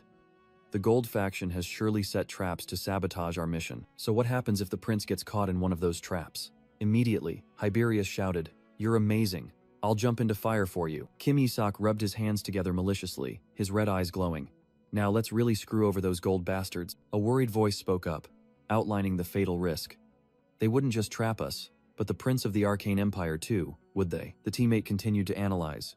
Both the Holy Nation and the Arcane Empire will surely investigate who is behind this whole affair. Kim Yi-sok concluded with a triumphant smile. So how shocked will those who set the traps, the Gold faction, be? The brown-haired teammate was still skeptical. I understand what you mean, but Cardinal Barrett isn't someone who would leave evidence. It's fine, Kim Yi-sok winked. He has accomplices. Realizing the implication, the teammate shouted in horror. You're going to use the mages? Kim Yi-sok calmly replied to his teammate's anxious question. Fighting head on would cause diplomatic trouble. So what should I do? Kim Yi-sok roared, officially initiating his insane gamble. Little Prince Hiberius enthusiastically responded. Boom, you're absolutely right, big brother. Ignoring the brown-haired teammate who was frozen in shock, the others whispered in confusion. What the hell? Has he lost his mind? A sudden loud noise startled the teammates. A blond boy rushed to the railing, shouting, What? What's happening? The answer appeared in the distance, a column of black smoke rising from the forest, precisely where the mages were stationed. Kim Yi-sok laughed gleefully at his teammates' horror. Ah ha ha ha, first strike wins. Those damn mages. He pulled down his face covering, his eyes flashing with determination. They dare covet my manacores? Witnessing Kim Yi-sok leaping off the balcony, the brown-haired teammate could only scream in despair. That lunatic. Meanwhile, at the mage camp, chaos reigned as they realized they were ambushed, all their manacores and magical tools destroyed. An elderly mage coughed violently, unable to believe it. These are Azure apprentices? They struck first? A female mage immediately ordered. Attack those damn priests. But as they prepared to counterattack, a voice cut in. Wait! Kim Yi-sok emerged from the shadows with a sinister smile. Now. Then he pushed Hiberius forward, and the little prince yelled at the enemies. You bastards! A mage was stunned. Who do you think you're attacking? The entire mage team froze as they recognized the hostage. The Crown Prince? It's him! They confusedly asked. Why are you with those priests, Crown Prince? Come here. But Kim Yi-sok's threat rang out, making the mages stiffen. You bastards! If you care about this child's life. Kim Yi-sok held his sword to the little prince's neck, yelling maniacally. Hand it all over. Hand it over. He growled, his patience exhausted. Didn't you hear what I said? Witnessing the scene, a teammate could only helplessly whisper. Oh God, please punish this bastard. Ironically, the Joshua family was known for their knightly code, preferring death over ever raising a weapon. But now, their descendant was laughing savagely, using the prince's life as a threat. You wouldn't mind his head flying off, would you? The old mage wondered in shock. Why is the Crown Prince with them? And why is he being held like this? They all knew. Little Prince Hiberius was strong enough to take down many adults by himself. Believing the prince was being threatened, the mages resolved. They must have something to control him. We have to help him. A teammate of Kim Yi-sok cried out in panic, trying to intervene. Hey, descendants of Joshua, calm down. The old mage leading the group stepped forward, offering, let's talk. Kim Yi-sok flatly refused, roaring, talk my ass. I told you to hand everything over. A younger mage reached out, trying to approach the hostage. Come here, your highness. Take my hand. I'll help. His offer was cut short by Hiberius himself, who suddenly turned and yelled at his rescuers. You idiots! What are you doing, not saving me? The mage was stunned by the boy's furious question. And you call yourselves mages of the great arcane empire? Hiberius began acting, hitting those trying to rescue him. You useless idiots, hurry up. The boy jutted out his chin, declaring loudly, that's enough. I, as the crown prince of the arcane empire, command you. Kim Yi-sok hoisted the boy onto his shoulder, and both shouted in unison. Drop everything and get out. The old mage knelt, forced to obey. You are the future of the empire. We must follow your command. The old mage was forced to surrender. I will do as you say. I will give you everything we have. Just release the prince. Inside Kim Yi-sok, greed surged, repeating only one word. Manacores, manacores, manacores. While the dark entity tried to dissuade him. Calm down, master. With a condescending look, Kim Yi-sok declared, good, seeing your sincerity, I'll let it slide this time, making the old mage grit his teeth in anger. But then he delivered a fatal blow. However, I will report your conspiracy to attack to the empire. The mage quickly denied the accusation, but Kim Yi-sok coldly retorted, hunting demons with weapons designed to kill priests? Before the threat, or do you want to bring back the prince's corpse? The mage could only hiss in fury. That damn bastard. Prince Hiberius gleefully chimed in, waving his hand. What are you doing? Get out. Get out of my sight. That night, at an inn, the real fun began. A maniacal laugh echoed as a treasure trove of crystals was poured out. Kim Yi-sok was ecstatic, rolling around in a sea of precious manacores. Hiberius looked at the scene with eyes full of admiration. Brother truly has an eye for things. The manacores of the arcane empire are on a completely different level. The boy continued to praise. I never thought someone from the holy nation would recognize their value. Truly a talent of the Azure family, Hiberius excitedly promised. Just tell me anything you want, and when I return, I will richly reward the Joshua family. The boy even enticed. Brother, have you ever thought about defecting to the arcane empire, making the recently awakened teammate yell, stop it, you two lunatics. The brown-haired teammate tried to speak seriously. Isaac, I have something to tell you, but only received a sleepy reply. Huh? Wipe your drool first. He anxiously got straight to the point. Are you really going to tell the patriarch that our fourth uncle was involved in this mage incident? Kim Yi-sok calmly confirmed. Of course.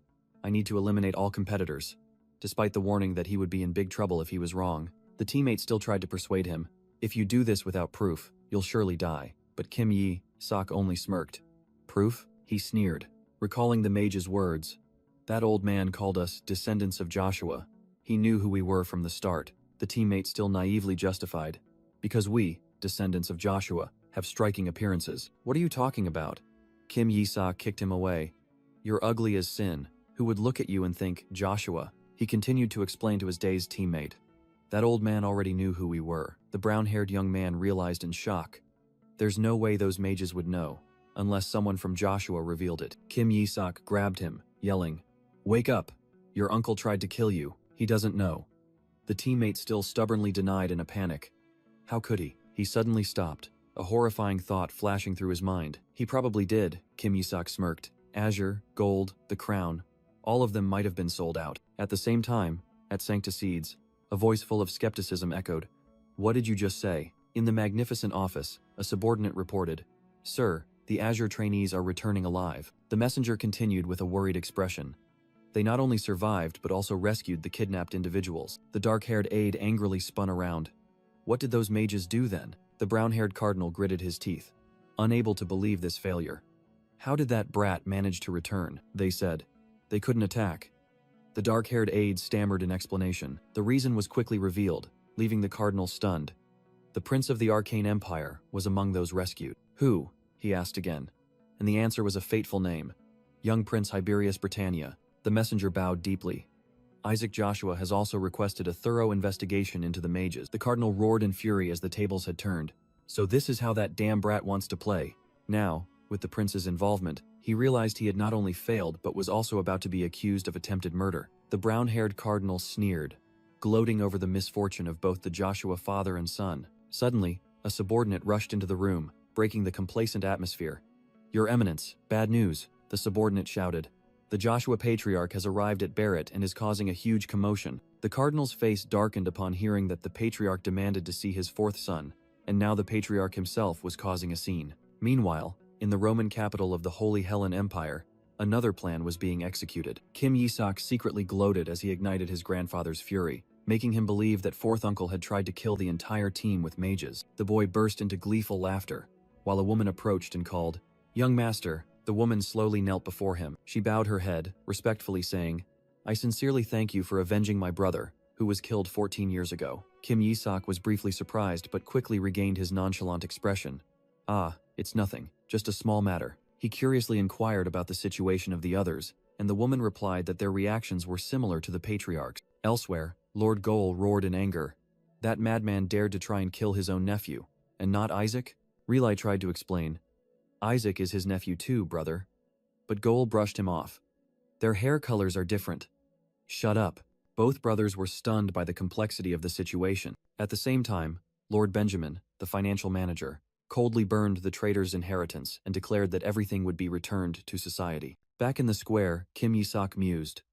"All the Joshua descendants meet for the new year, and honestly, that worries me." The concerned woman warned, "It seems the fourth lord is trying to kill you, young master." Kim Yi-sok smiled faintly, dismissing her worries. "Don't worry, I have no intention of dying." But then, he suddenly realized something strange.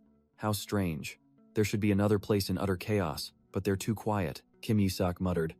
"They're coming soon." Then was startled when a piece of paper flew away. The boy exclaimed excitedly, "Here it is!" As the ground beneath cracked open, a summoning circle glowed brightly, and the woman with the green ribbon suddenly appeared in a panic. She exclaimed in shock, "A holy summoning spell?" Elsewhere, Kim Yi-sok smiled meaningfully. "It seems you're in a hurry." He continued to provoke Leon Sepet. "You even used a summoning spell." The red-haired cardinal grabbed him. "You said you'd show me something amusing." Kim Yi-sok smirked. "It seems my arcane little prince is doing fine." Hearing this, Leon Sepet could only grit his teeth in a fit of rage. He exhaled sharply, using his hand to lift the boy's chin. "What the hell were you thinking, dragging the little prince into this?" Leon growled, but Kim Yi-sok casually replied, "What's wrong? I did it to help you." Leon scoffed contemptuously. "Huh? Help?" In a flashback, Leon admitted, "Of course, I initially liked it very much. A rare opportunity to extort money from them." He had believed the trap that was set, that the Pope and the Joshua trader were behind everything. Leon's smile turned vicious as he thought about using Kim Yi-sok to bring down both the Gold and Azure families. "This is enough to have the right to face 14 demons. Or even more," he said smugly. Back in the present, Leon said sarcastically, "Is this how the Holy Hellen Empire interrogates?" "Huh?" In front of him, little Prince Hyberius was screaming, "How dare you call yourselves an empire when you behave so barbarically?" The boy threw a tantrum on the ground, shouting loudly to defend brother Isaac and slander his captor. In Leon Sepet's flashback, a paladin roared, "Get out of the way, I'll kill this bastard." But he only thought to himself, "That kid." He requested this interrogation to instill fear in the Gold faction. Leon continued to scheme. He doesn't want the Joshua family to suffer, so he handed us the stubborn prince to make the Gold faction panic. Back in the present, Leon Sepet growled at a smirking Kim Yi-sok. "You damn brat, how dare you use us?" Suddenly, the woman with the green ribbon appeared, pointing her weapon at Leon, while he was still questioning. "You don't think you'll get away with this, do you, Isaac?" Kim Yi-sok grinned widely, pretending to care. "I'm quite annoyed to see my people in trouble." But the dark entity inside him exposed. "What? You're not annoyed at all." The entity continued. "You even enjoy the pain of your own people," which made Leon Sepet freeze. The cardinal narrowed his eyes, a terrifying thought flashing in his mind. How strange. Leon's face twisted into a mad grin. "No one has ever discovered that about me." An invisible surge of power sent the woman with the green ribbon flying backward. She fell to the ground, coughing violently, as Leon Sepet slowly advanced. "Did the Azure Patriarch tell you?" He laughed savagely, uttering a threat. "It's not hard to make an apprentice disappear. I wonder who told you." Leon's gaze turned icy. "If you've had enough fun, then pay the price." Amidst the tense atmosphere, Kim Yi-sok calmly spoke. "Cardinal Sepet." Leon roared "Ha!" and swung his hand to attack. He released a surging wave of killing intent, shouting, "Does your family teach nothing but faster ways to die?" From the ground, the woman screamed in terror, "Run, young master!" But Kim Yi-sok gently raised his hand, blocking the Cardinal's attack to the woman's astonishment. The boy looked up at Leon Sepet and smiled. "Thank you, Cardinal." Kim Yisak held out a golden card engraved with a rose. "This is more than enough payment." The woman with the blue ribbon gasped in panic. In contrast to her, Kim Yisak merely smiled, holding up a glittering golden card. Cardinal Leon Sepet approached, questioning. "The thing is, Isaac, I'm curious. Did you really defeat that monster?" he asked with a probing smile. Kim Yisak retorted defiantly. "That's a trade secret, Your Eminence." He continued to taunt. "It's only natural, since your family is so bad at taking down monsters, unlike the Azure Faith. The fatal blow was delivered. That's why your son lost." Leon Sepet's expression stiffened, his forced smile failing to hide his rage. "Insolent bastard," the Cardinal muttered, then turned and walked away, even as Kim Yisak waved goodbye. The woman anxiously rushed over. "Are you all right, young master?" Kim Yisak casually commented once the enemy was far away. "Because so many psychopaths have become the Red Clan's patriarchs." The girl curiously looked at the object in his hand. "What is that?" "A card that allows me into the Sanctus Seeds prison," he explained with a serious expression. Kim Yisak looked at the golden card, asserting, "I can meet my retainers with this." Meanwhile, at the Golden Pentagon Oversight Committee, the atmosphere was heating up. An excited spectator. "Which team do you think will win king this time?" "The gold team, obviously." Another scoffed into his wine glass. "Pfft. But the Red Faith lost to Azure." "Oh, the apprentices are here." Decisive footsteps echoed, signaling the arrival of a team. Amidst the spotlight, Kim Yisak led his team in, and the entire arena buzzed. "The Azure Faith! It's Isaac Joshua," an Azure team member screamed internally. "This damn Isaac Joshua. How many times have I almost died because of him?" Kim Yisak coldly ordered his panicking teammates. "Smile, or else." As the team awkwardly smiled, a murmur from the crowd made Kim Yisak look back. The gold team, their perennial rivals, strode proudly into the arena. Two key members of the gold team cast a disdainful look at them, uttering contemptuous words. "Insolent Azure lot." They were confident of victory, recalling their feat of bringing back the Empire's lost relic with the help of a girl named Kina. Meanwhile, another team didn't hesitate to criticize the Azure team. "You need to use your heads, you idiots." Amidst the tense atmosphere, the ceremony's moderator spoke up, asking everyone to stand. He solemnly announced, "The results will be presented by the Emperor himself," and the grand doors opened, welcoming the Emperor and the Crown Prince. The stands immediately erupted, people whispering about this rare event, realizing the significance of this year's Pentagon. The gold team swaggered, convinced that the Emperor's presence was to honor their achievement of bringing back the treasure. The moderator declared the official assessment ceremony begun, and the entire arena held its breath in anticipation. "The white team has brought back the lost books." Kim Yisak's brown-haired teammate listened tensely. "The red team has brought back a holy sword forged by the genius Arte." The announcement continued as the treasures were presented to the royalty. The ancient sword glittered, making the crowd marvel at its historical value. This year's apprentices were indeed extraordinary, but the gold team maintained their smug smiles, awaiting the final announcement. Finally, the moderator directed attention towards them.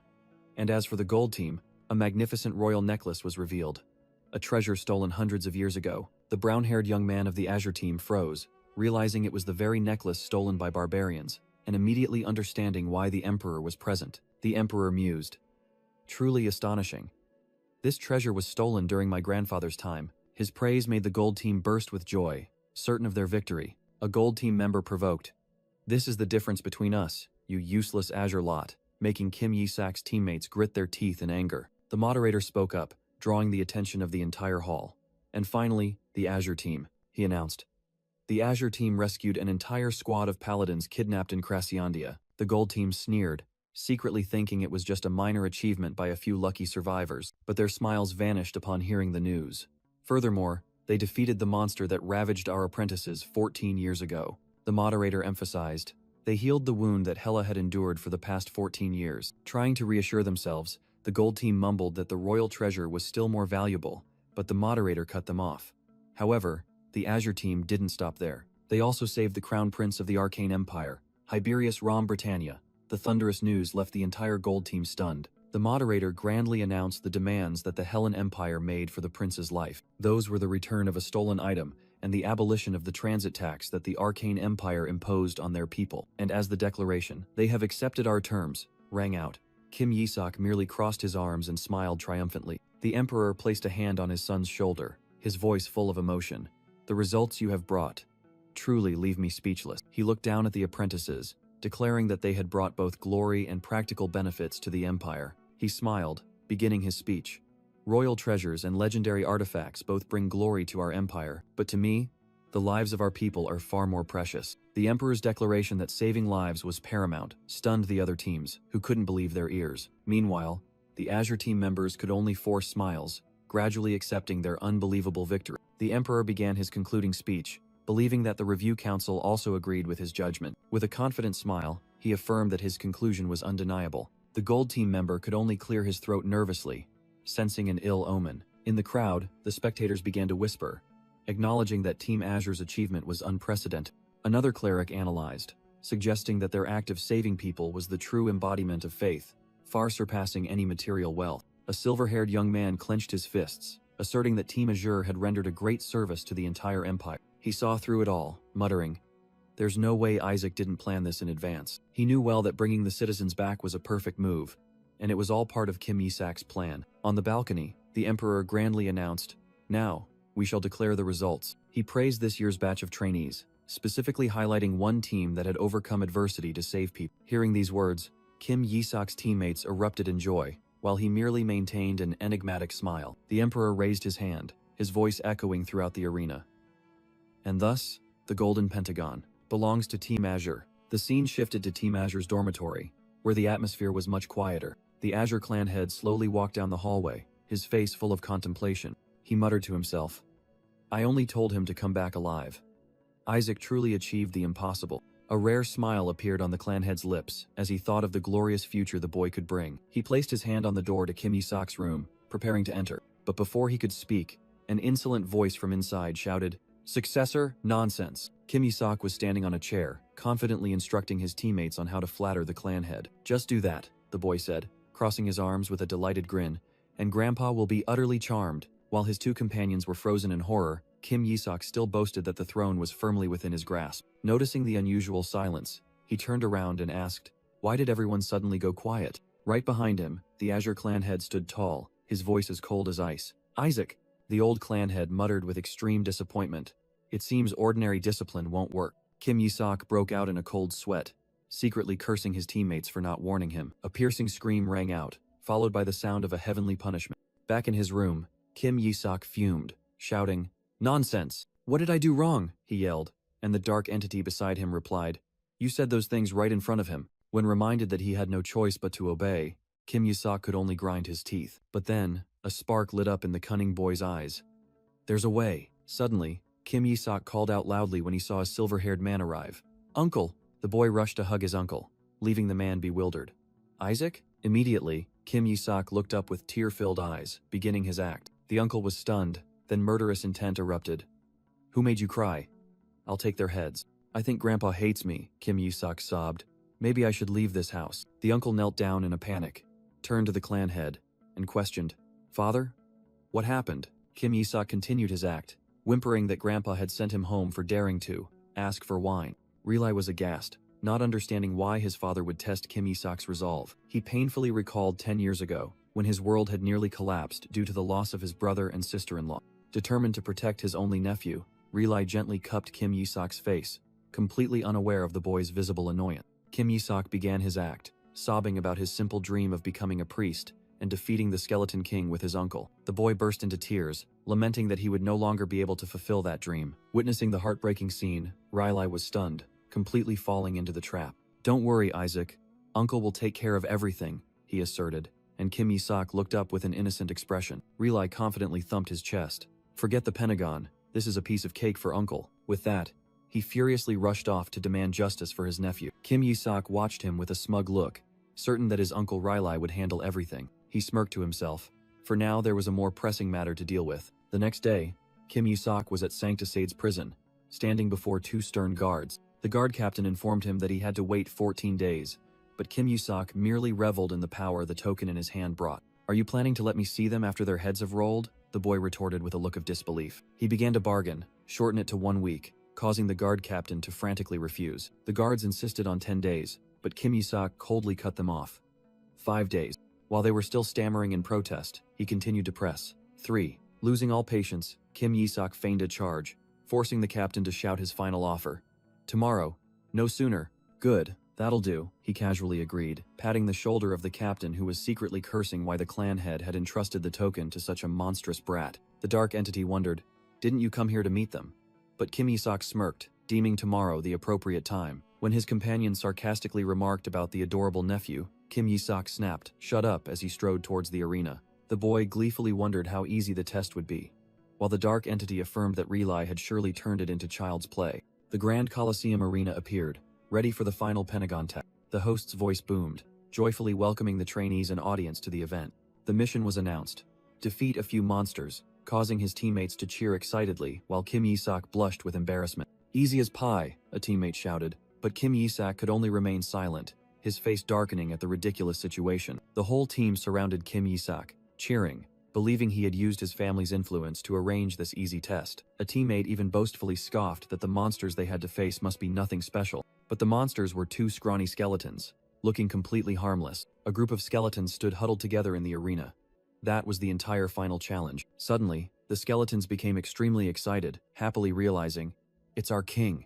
Amidst the cheers of "The king has come to save us," Kim Yi-sok froze, realizing, "So it's fratricide." The young man broke out in a cold sweat, his face paling in horror at the ironic situation. From the stands, Relai gave a thumbs up, completely unaware that he had just pushed his nephew into a nightmare. Memories flooded back. Kim Yi-sok recalled the nature of the skeleton race.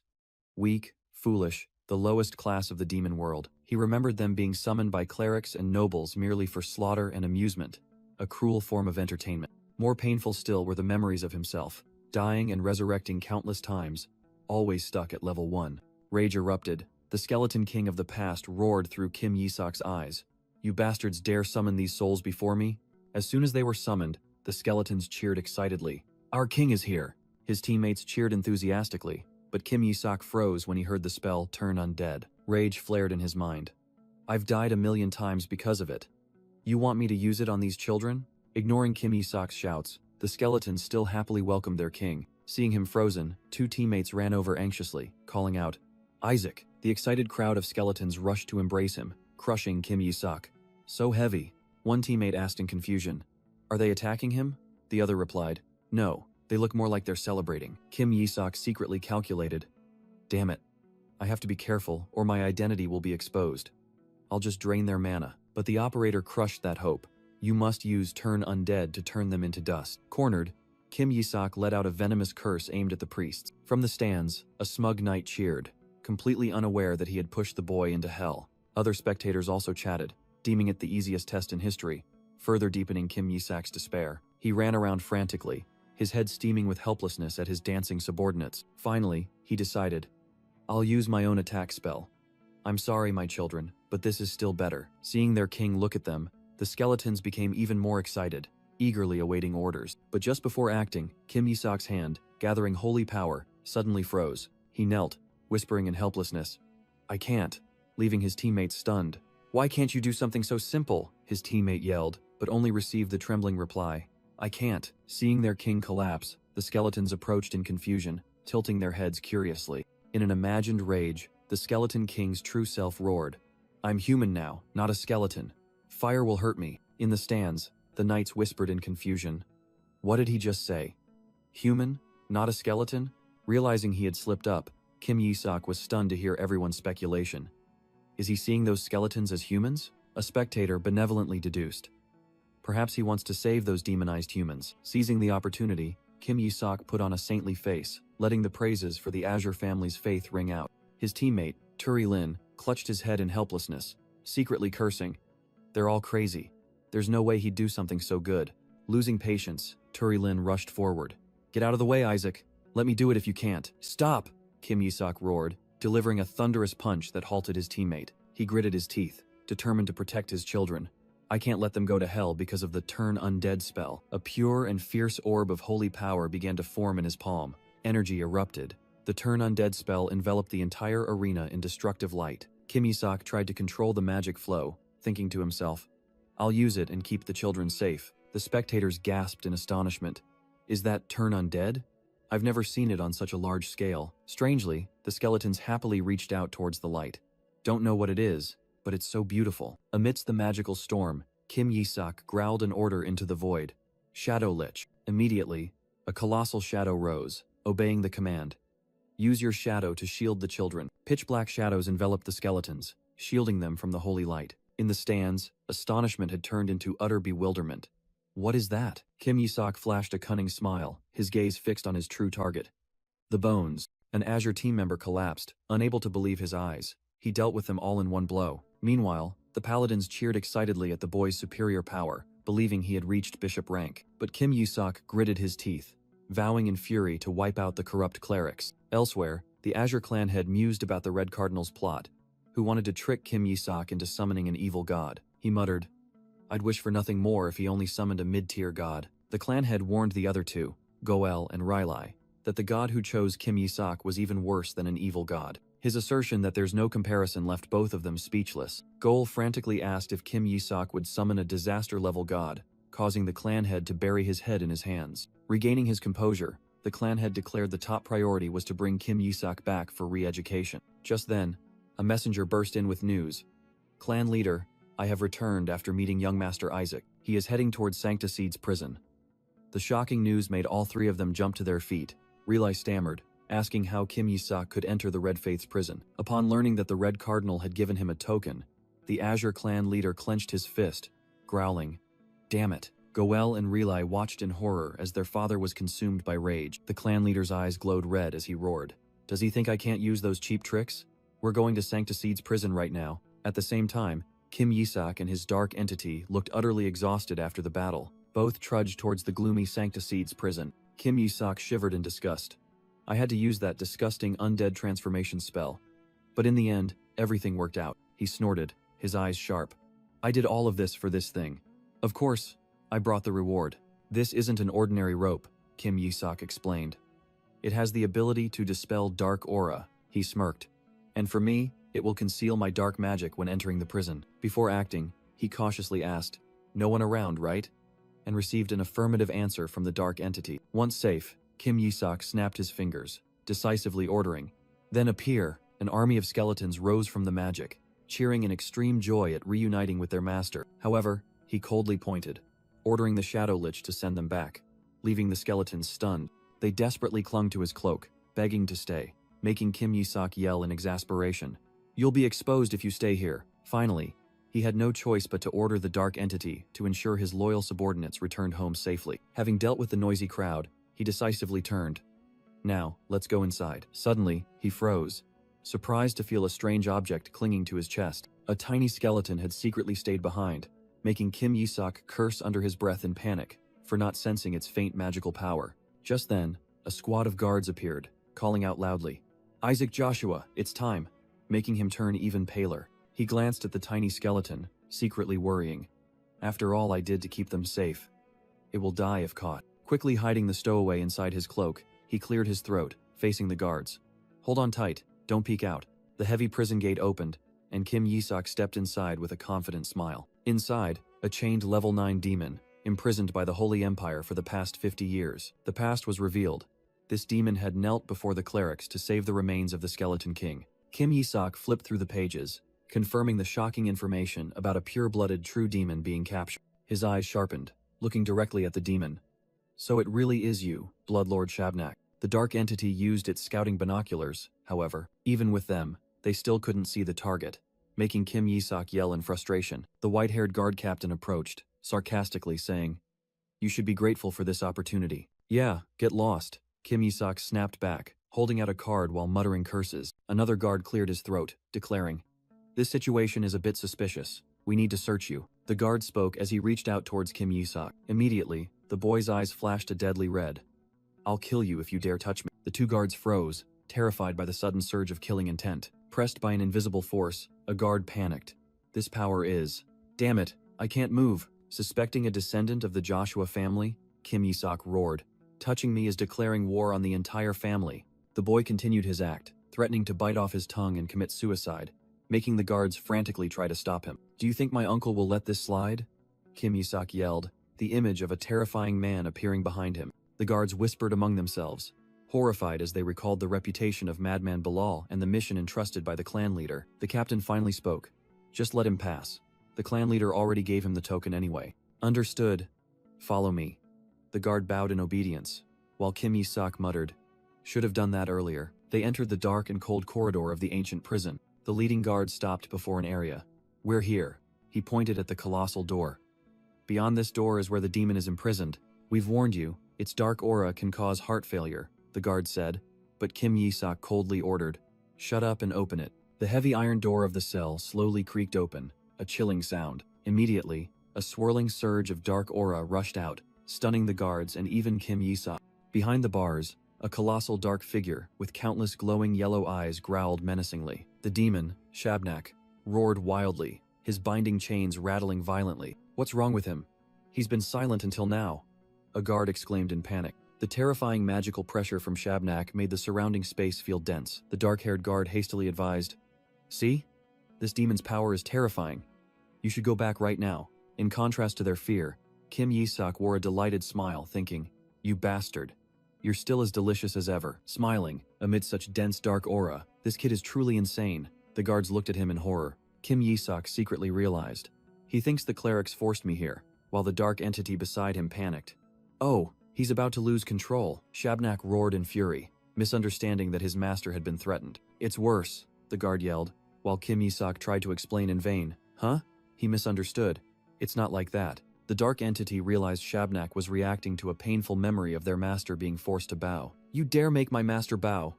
Shabnak let out an earth-shattering roar. "Call for more men! We can't let him die before the execution day," the guard captain ordered in a panic. Kim Yi-sok realized this was an opportunity, but he was still being watched.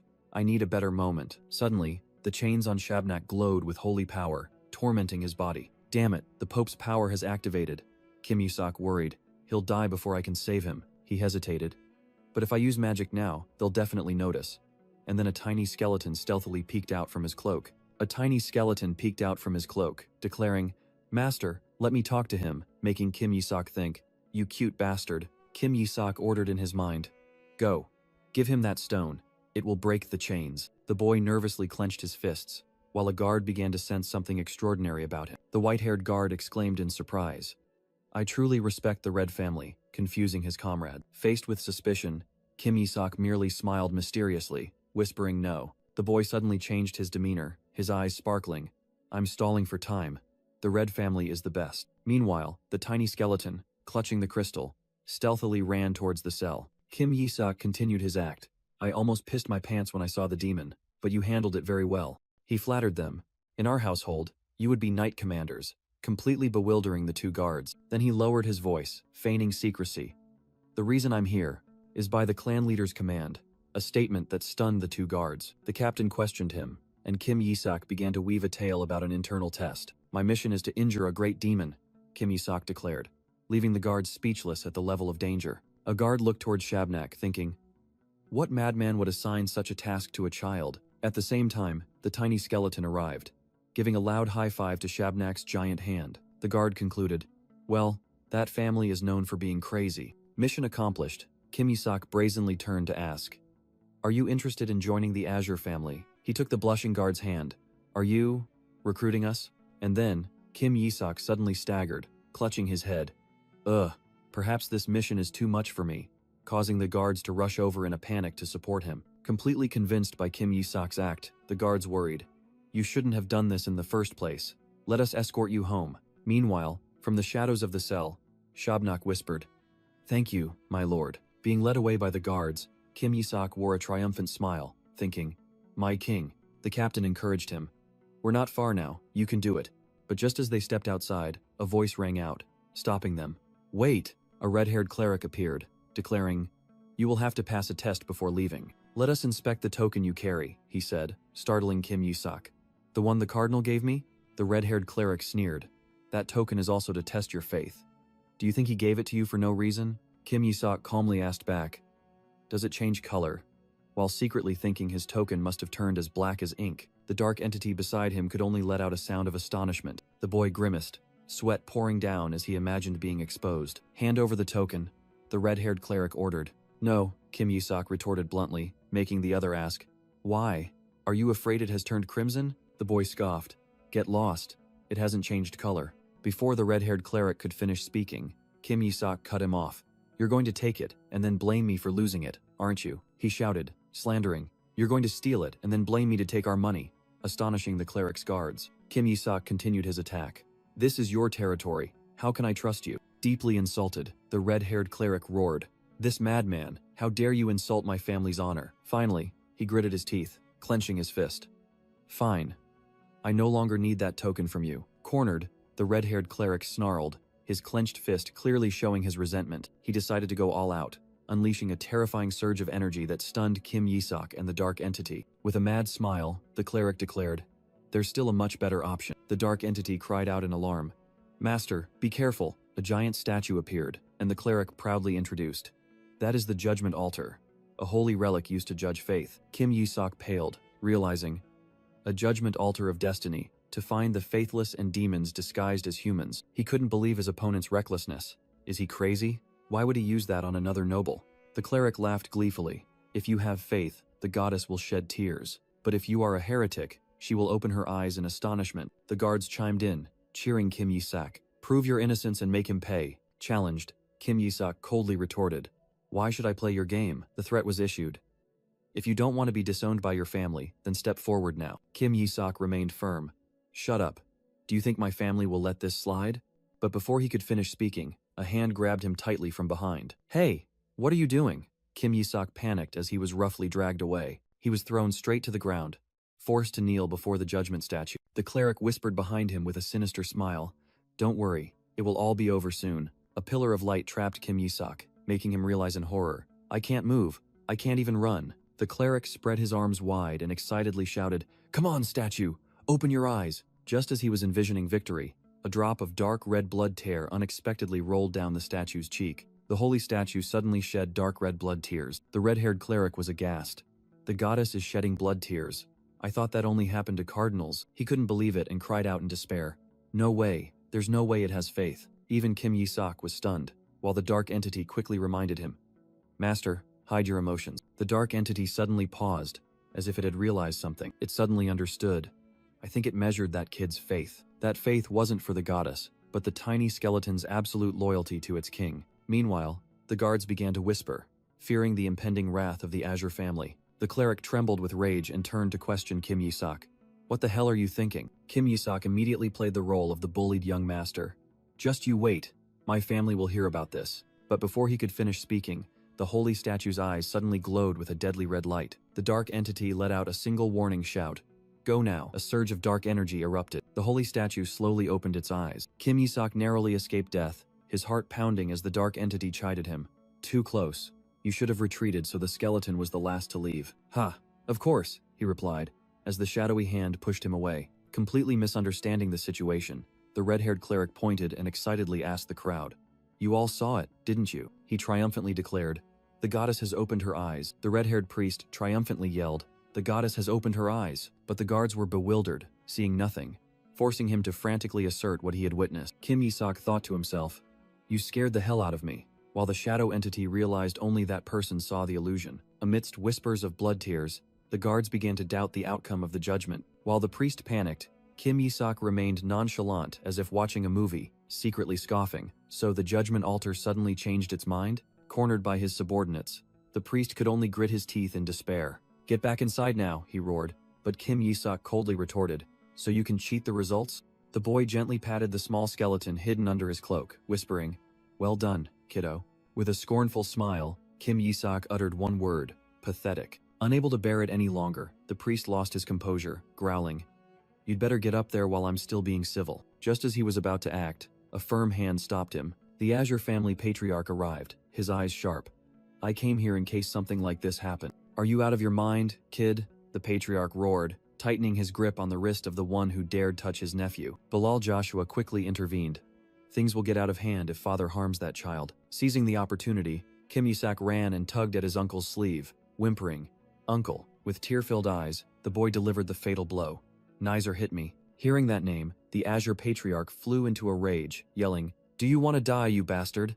After venting his anger, he crossed his arms and declared, I will speak with the Red Cardinal. Bilal Joshua calmly responded, I will draft the complaint. He's just faking it, Bilal said coldly while kicking the person on the ground, despite a young man's panicked attempts to intervene. A brown-haired young man angrily yelled, That idiot! They're clearly going to do this to him. while Kim Yi-sok nonchalantly sat eating popcorn. "Let's go home," the young man urged anxiously. "Staying here will only make it worse," Kim Yi-sok calmly replied. "What?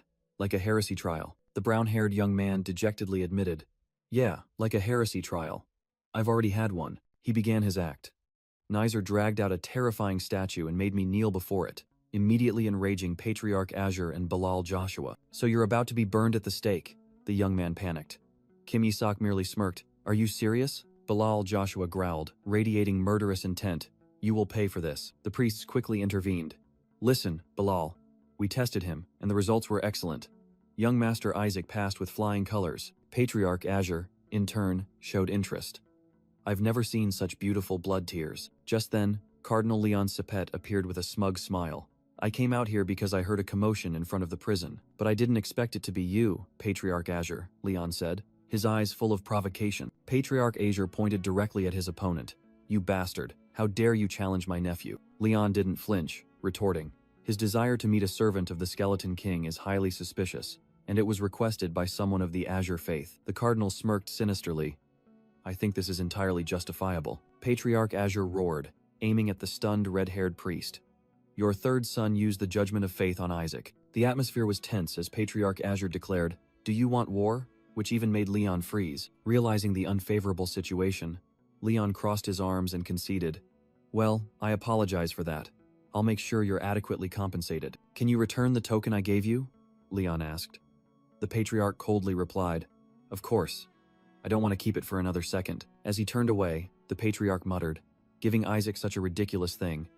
Leon called after him, "Your nephew requested it himself." Out of his opponent's sight, Patriarch Azure thought to himself, "Those bastards, daring to use the judgment altar on him?" Then he couldn't hide a triumphant smile, and he actually made the statue shed blood tears. Patriarch Azure smiled, handing Kim Yi-sok a token. "I apologize for doubting your faith," he mused. If the statue truly shed blood tears, this token would surely. But the token in his hand suddenly transformed into a dark, ghostly card. An illusion appeared. Kim Yi-sok was crucified, screaming in despair as the token shattered. Leon Sepet suddenly appeared from behind with a sneer. "You see?" Before he could finish speaking, Patriarch Azure was sent flying by an invisible force. The cardinal merely smirked, watching the fragments of the ancient token scatter. "What did you just do? You destroyed the first pope's token." The Patriarch roared in indignation. Standing up with fiery eyes, he faced his enemy. "I have nothing to give back to you, you bastard." Meanwhile, at the Sepet estate, news of Kim Yi-sok's faith and the blood tears had spread. Leon Sepet rubbed his forehead in annoyance, realizing he had inadvertently turned Kim Yi-sok into the most promising saint candidate. "Do you dare test him again after everyone has seen the results?" he snapped at a young man. Another man, Neon Sepet, jumped up and yelled, "Are you trying to ruin your own reputation?" The Vice Patriarch pointed at the young man. "You're supposed to become the Patriarch, yet you can't even get that done." The young man's face paled, sweat pouring down under the immense pressure. "Don't you understand that only by becoming Pope can one survive?" While Neon was still rambling about his ambition to unite the world, Leon coldly cut him off. "Enough," the Cardinal mused. "How troublesome. We've lost the token used to measure faith. But this isn't serious," he reassured, despite the young man bowing his head in despair. Leon Sepet smiled calculatingly, a new plan forming. "This sacrificial ceremony will also be an opportunity." Haunted by a terrifying illusion, the red-haired young man screamed in despair. "No, I really saw it." At the Sepet mansion, he questioned his father, Leon. "Father, has the list of participants for the sacrificial ceremony been finalized?" Leon Sepet coldly announced that Kim Yi-sok, along with most of the Azure team, were on the list. "No," the young man pleaded. "Let me participate as Isaac's servant." Leon Sepet, with an angry expression, vehemently opposed this idea. He roared, "Are you insane? Why would an heir of the Red family do something so humiliating?" Despite the insults, the young man remained firm. "If there's no clear evidence, we must find it ourselves." But Leon crushed his son's hopes. "It's impossible. Someone else has already volunteered." The young man was stunned when he heard the news.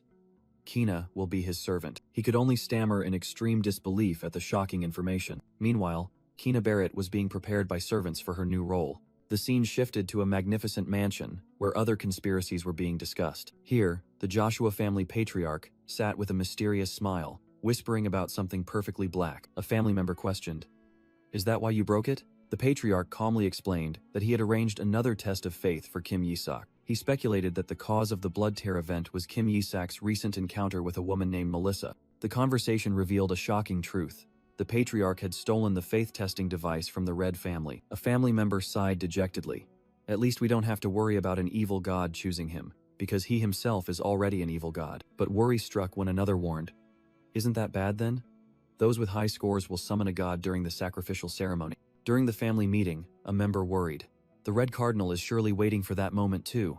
Patriarch Joshua gritted his teeth as he read the message from the Black Cardinal, who was adding fuel to the fire. He turned to Goel, giving a stern command.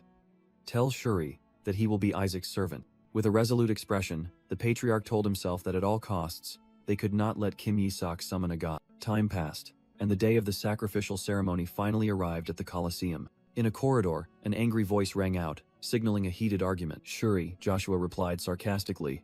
Ah, that nonsense you keep babbling about?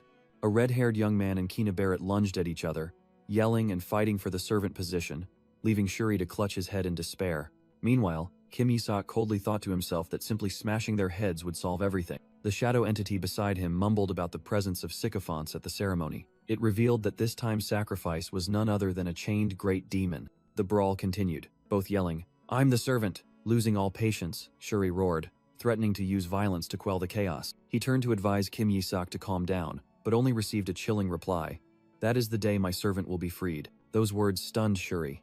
He suddenly realized that the warnings about Kim Yi-sok's evil god nature might be true. He grabbed Kim Yi-sok's shoulder, questioning why everyone was so eager to serve him, but only received a nonsense answer. The red-haired young man and Kina Barrett each had a reason, one for duty, the other for a promise of training. "Stop fighting," Kim Yi-sok yelled. "I don't need any of you." Leaving both stunned, he pointed directly at Shuri and growled, "You!" the coat rack, making him furious. "Damn it, why me?" Inside the magnificent Colosseum, the atmosphere was heating up by the second. In the stands, the priests discussed animatedly, believing that the new saint would be chosen at today's ceremony. A group of candidates in solemn white robes advanced through the gate, drawing all eyes. A young noble exclaimed excitedly, "It's Lady Kina! It's my first time seeing her in person." Sitting in another area, Cardinal Leon Sepet's faction looked disdainful. "A saint candidate?" A red faction priest angrily shouted. "Haven't you heard the prophecy that the saint will come from the Red family?" A fierce argument erupted over the value of the holy mark, while the powerful cardinals silently observed. Suddenly someone shouted, "Oh, the priests are here!" and all attention turned to the main gate. From the shadows, Kim Yi-sok appeared, ready for his debut. Following him were Kina Barrett and the red-haired young man, both with extremely tense expressions. And then, an unbelievable sight unfolded. Kim Yi-sok rode on the red-haired young man's back, while Kina held a leaf to shield him from the sun, and Shuri Joshua trudged behind. Shuri Joshua gave a wry smile, secretly cursing. This bastard will definitely choose the most brutal evil god, because he himself is an evil god. The entire stands fell silent, cardinals and nobles gaping in astonishment. Leon Sepet roared in anger, realizing that his family member was being made a fool of right before everyone's eyes. While the Azure Patriarch looked displeased, White Cardinal Seraphine couldn't help but laugh at the ridiculous spectacle. Seraphine turned to the Gold Cardinal, sarcastically remarking, "I didn't expect Nizer and Kina to act like that." The Gold Cardinal retorted, "You don't seem to mind at all, Cardinal of Gold." Seraphine continued to taunt, "I heard you were very strict with your boy." The Gold Cardinal looked at Kina, his eyes sharp, revealing his ambition. "Becoming a servant is a stepping stone to becoming Pope, and I will not let that position fall into Isaac's hands." The Gold Cardinal thought to himself, as long as his plan stayed on track, he believed that Isaac was strong enough to choose the most powerful gods, and Kina clinging to him was a perfect move. Seraphine sneered, "Why so quiet, Gold faction? Plotting something again?" The Gold Cardinal coldly replied, "Nothing, except to make Kina Pope." Suddenly, a Red Cardinal interjected, "Anyway, Isaac won't choose any deity today." "Oh, that's right," the Red Cardinal smirked. "I think you've forgotten, Gold faction. Isaac's name isn't on the summoning list for the second part of the ceremony, so I added it myself," he declared, stunning the Gold Cardinal and the Azure Patriarch. With a malicious glint in his eyes, the Red Cardinal continued, "I'm looking forward to seeing which evil god he will summon." The Gold Cardinal roared in fury, "You crazy bastard." At the same time, in the arena below, a man declared, "Now, the execution begins." A terrifying explosion of crimson energy erupted in the center of the stage. Amidst the dissipating smoke, a colossal figure appeared, chained to a pillar. The horrified audience exclaimed, "It's a great demon." The demon roared, unleashing a terrifying wave of dark energy that enveloped the entire arena. A girl in the crowd panicked. "Is that a great demon? It's so strong even while chained?" Shuri, Kina, and the red-haired boy were also stunned. wondering how powerful that skeleton must have been to have such a subordinate. The great demon thrashed wildly, its power seemingly capable of tearing space itself apart. Isaac clutched the ribbon in his hand, whispering a familiar name. Shabnak. With eyes burning with determination, he declared, "I will save you.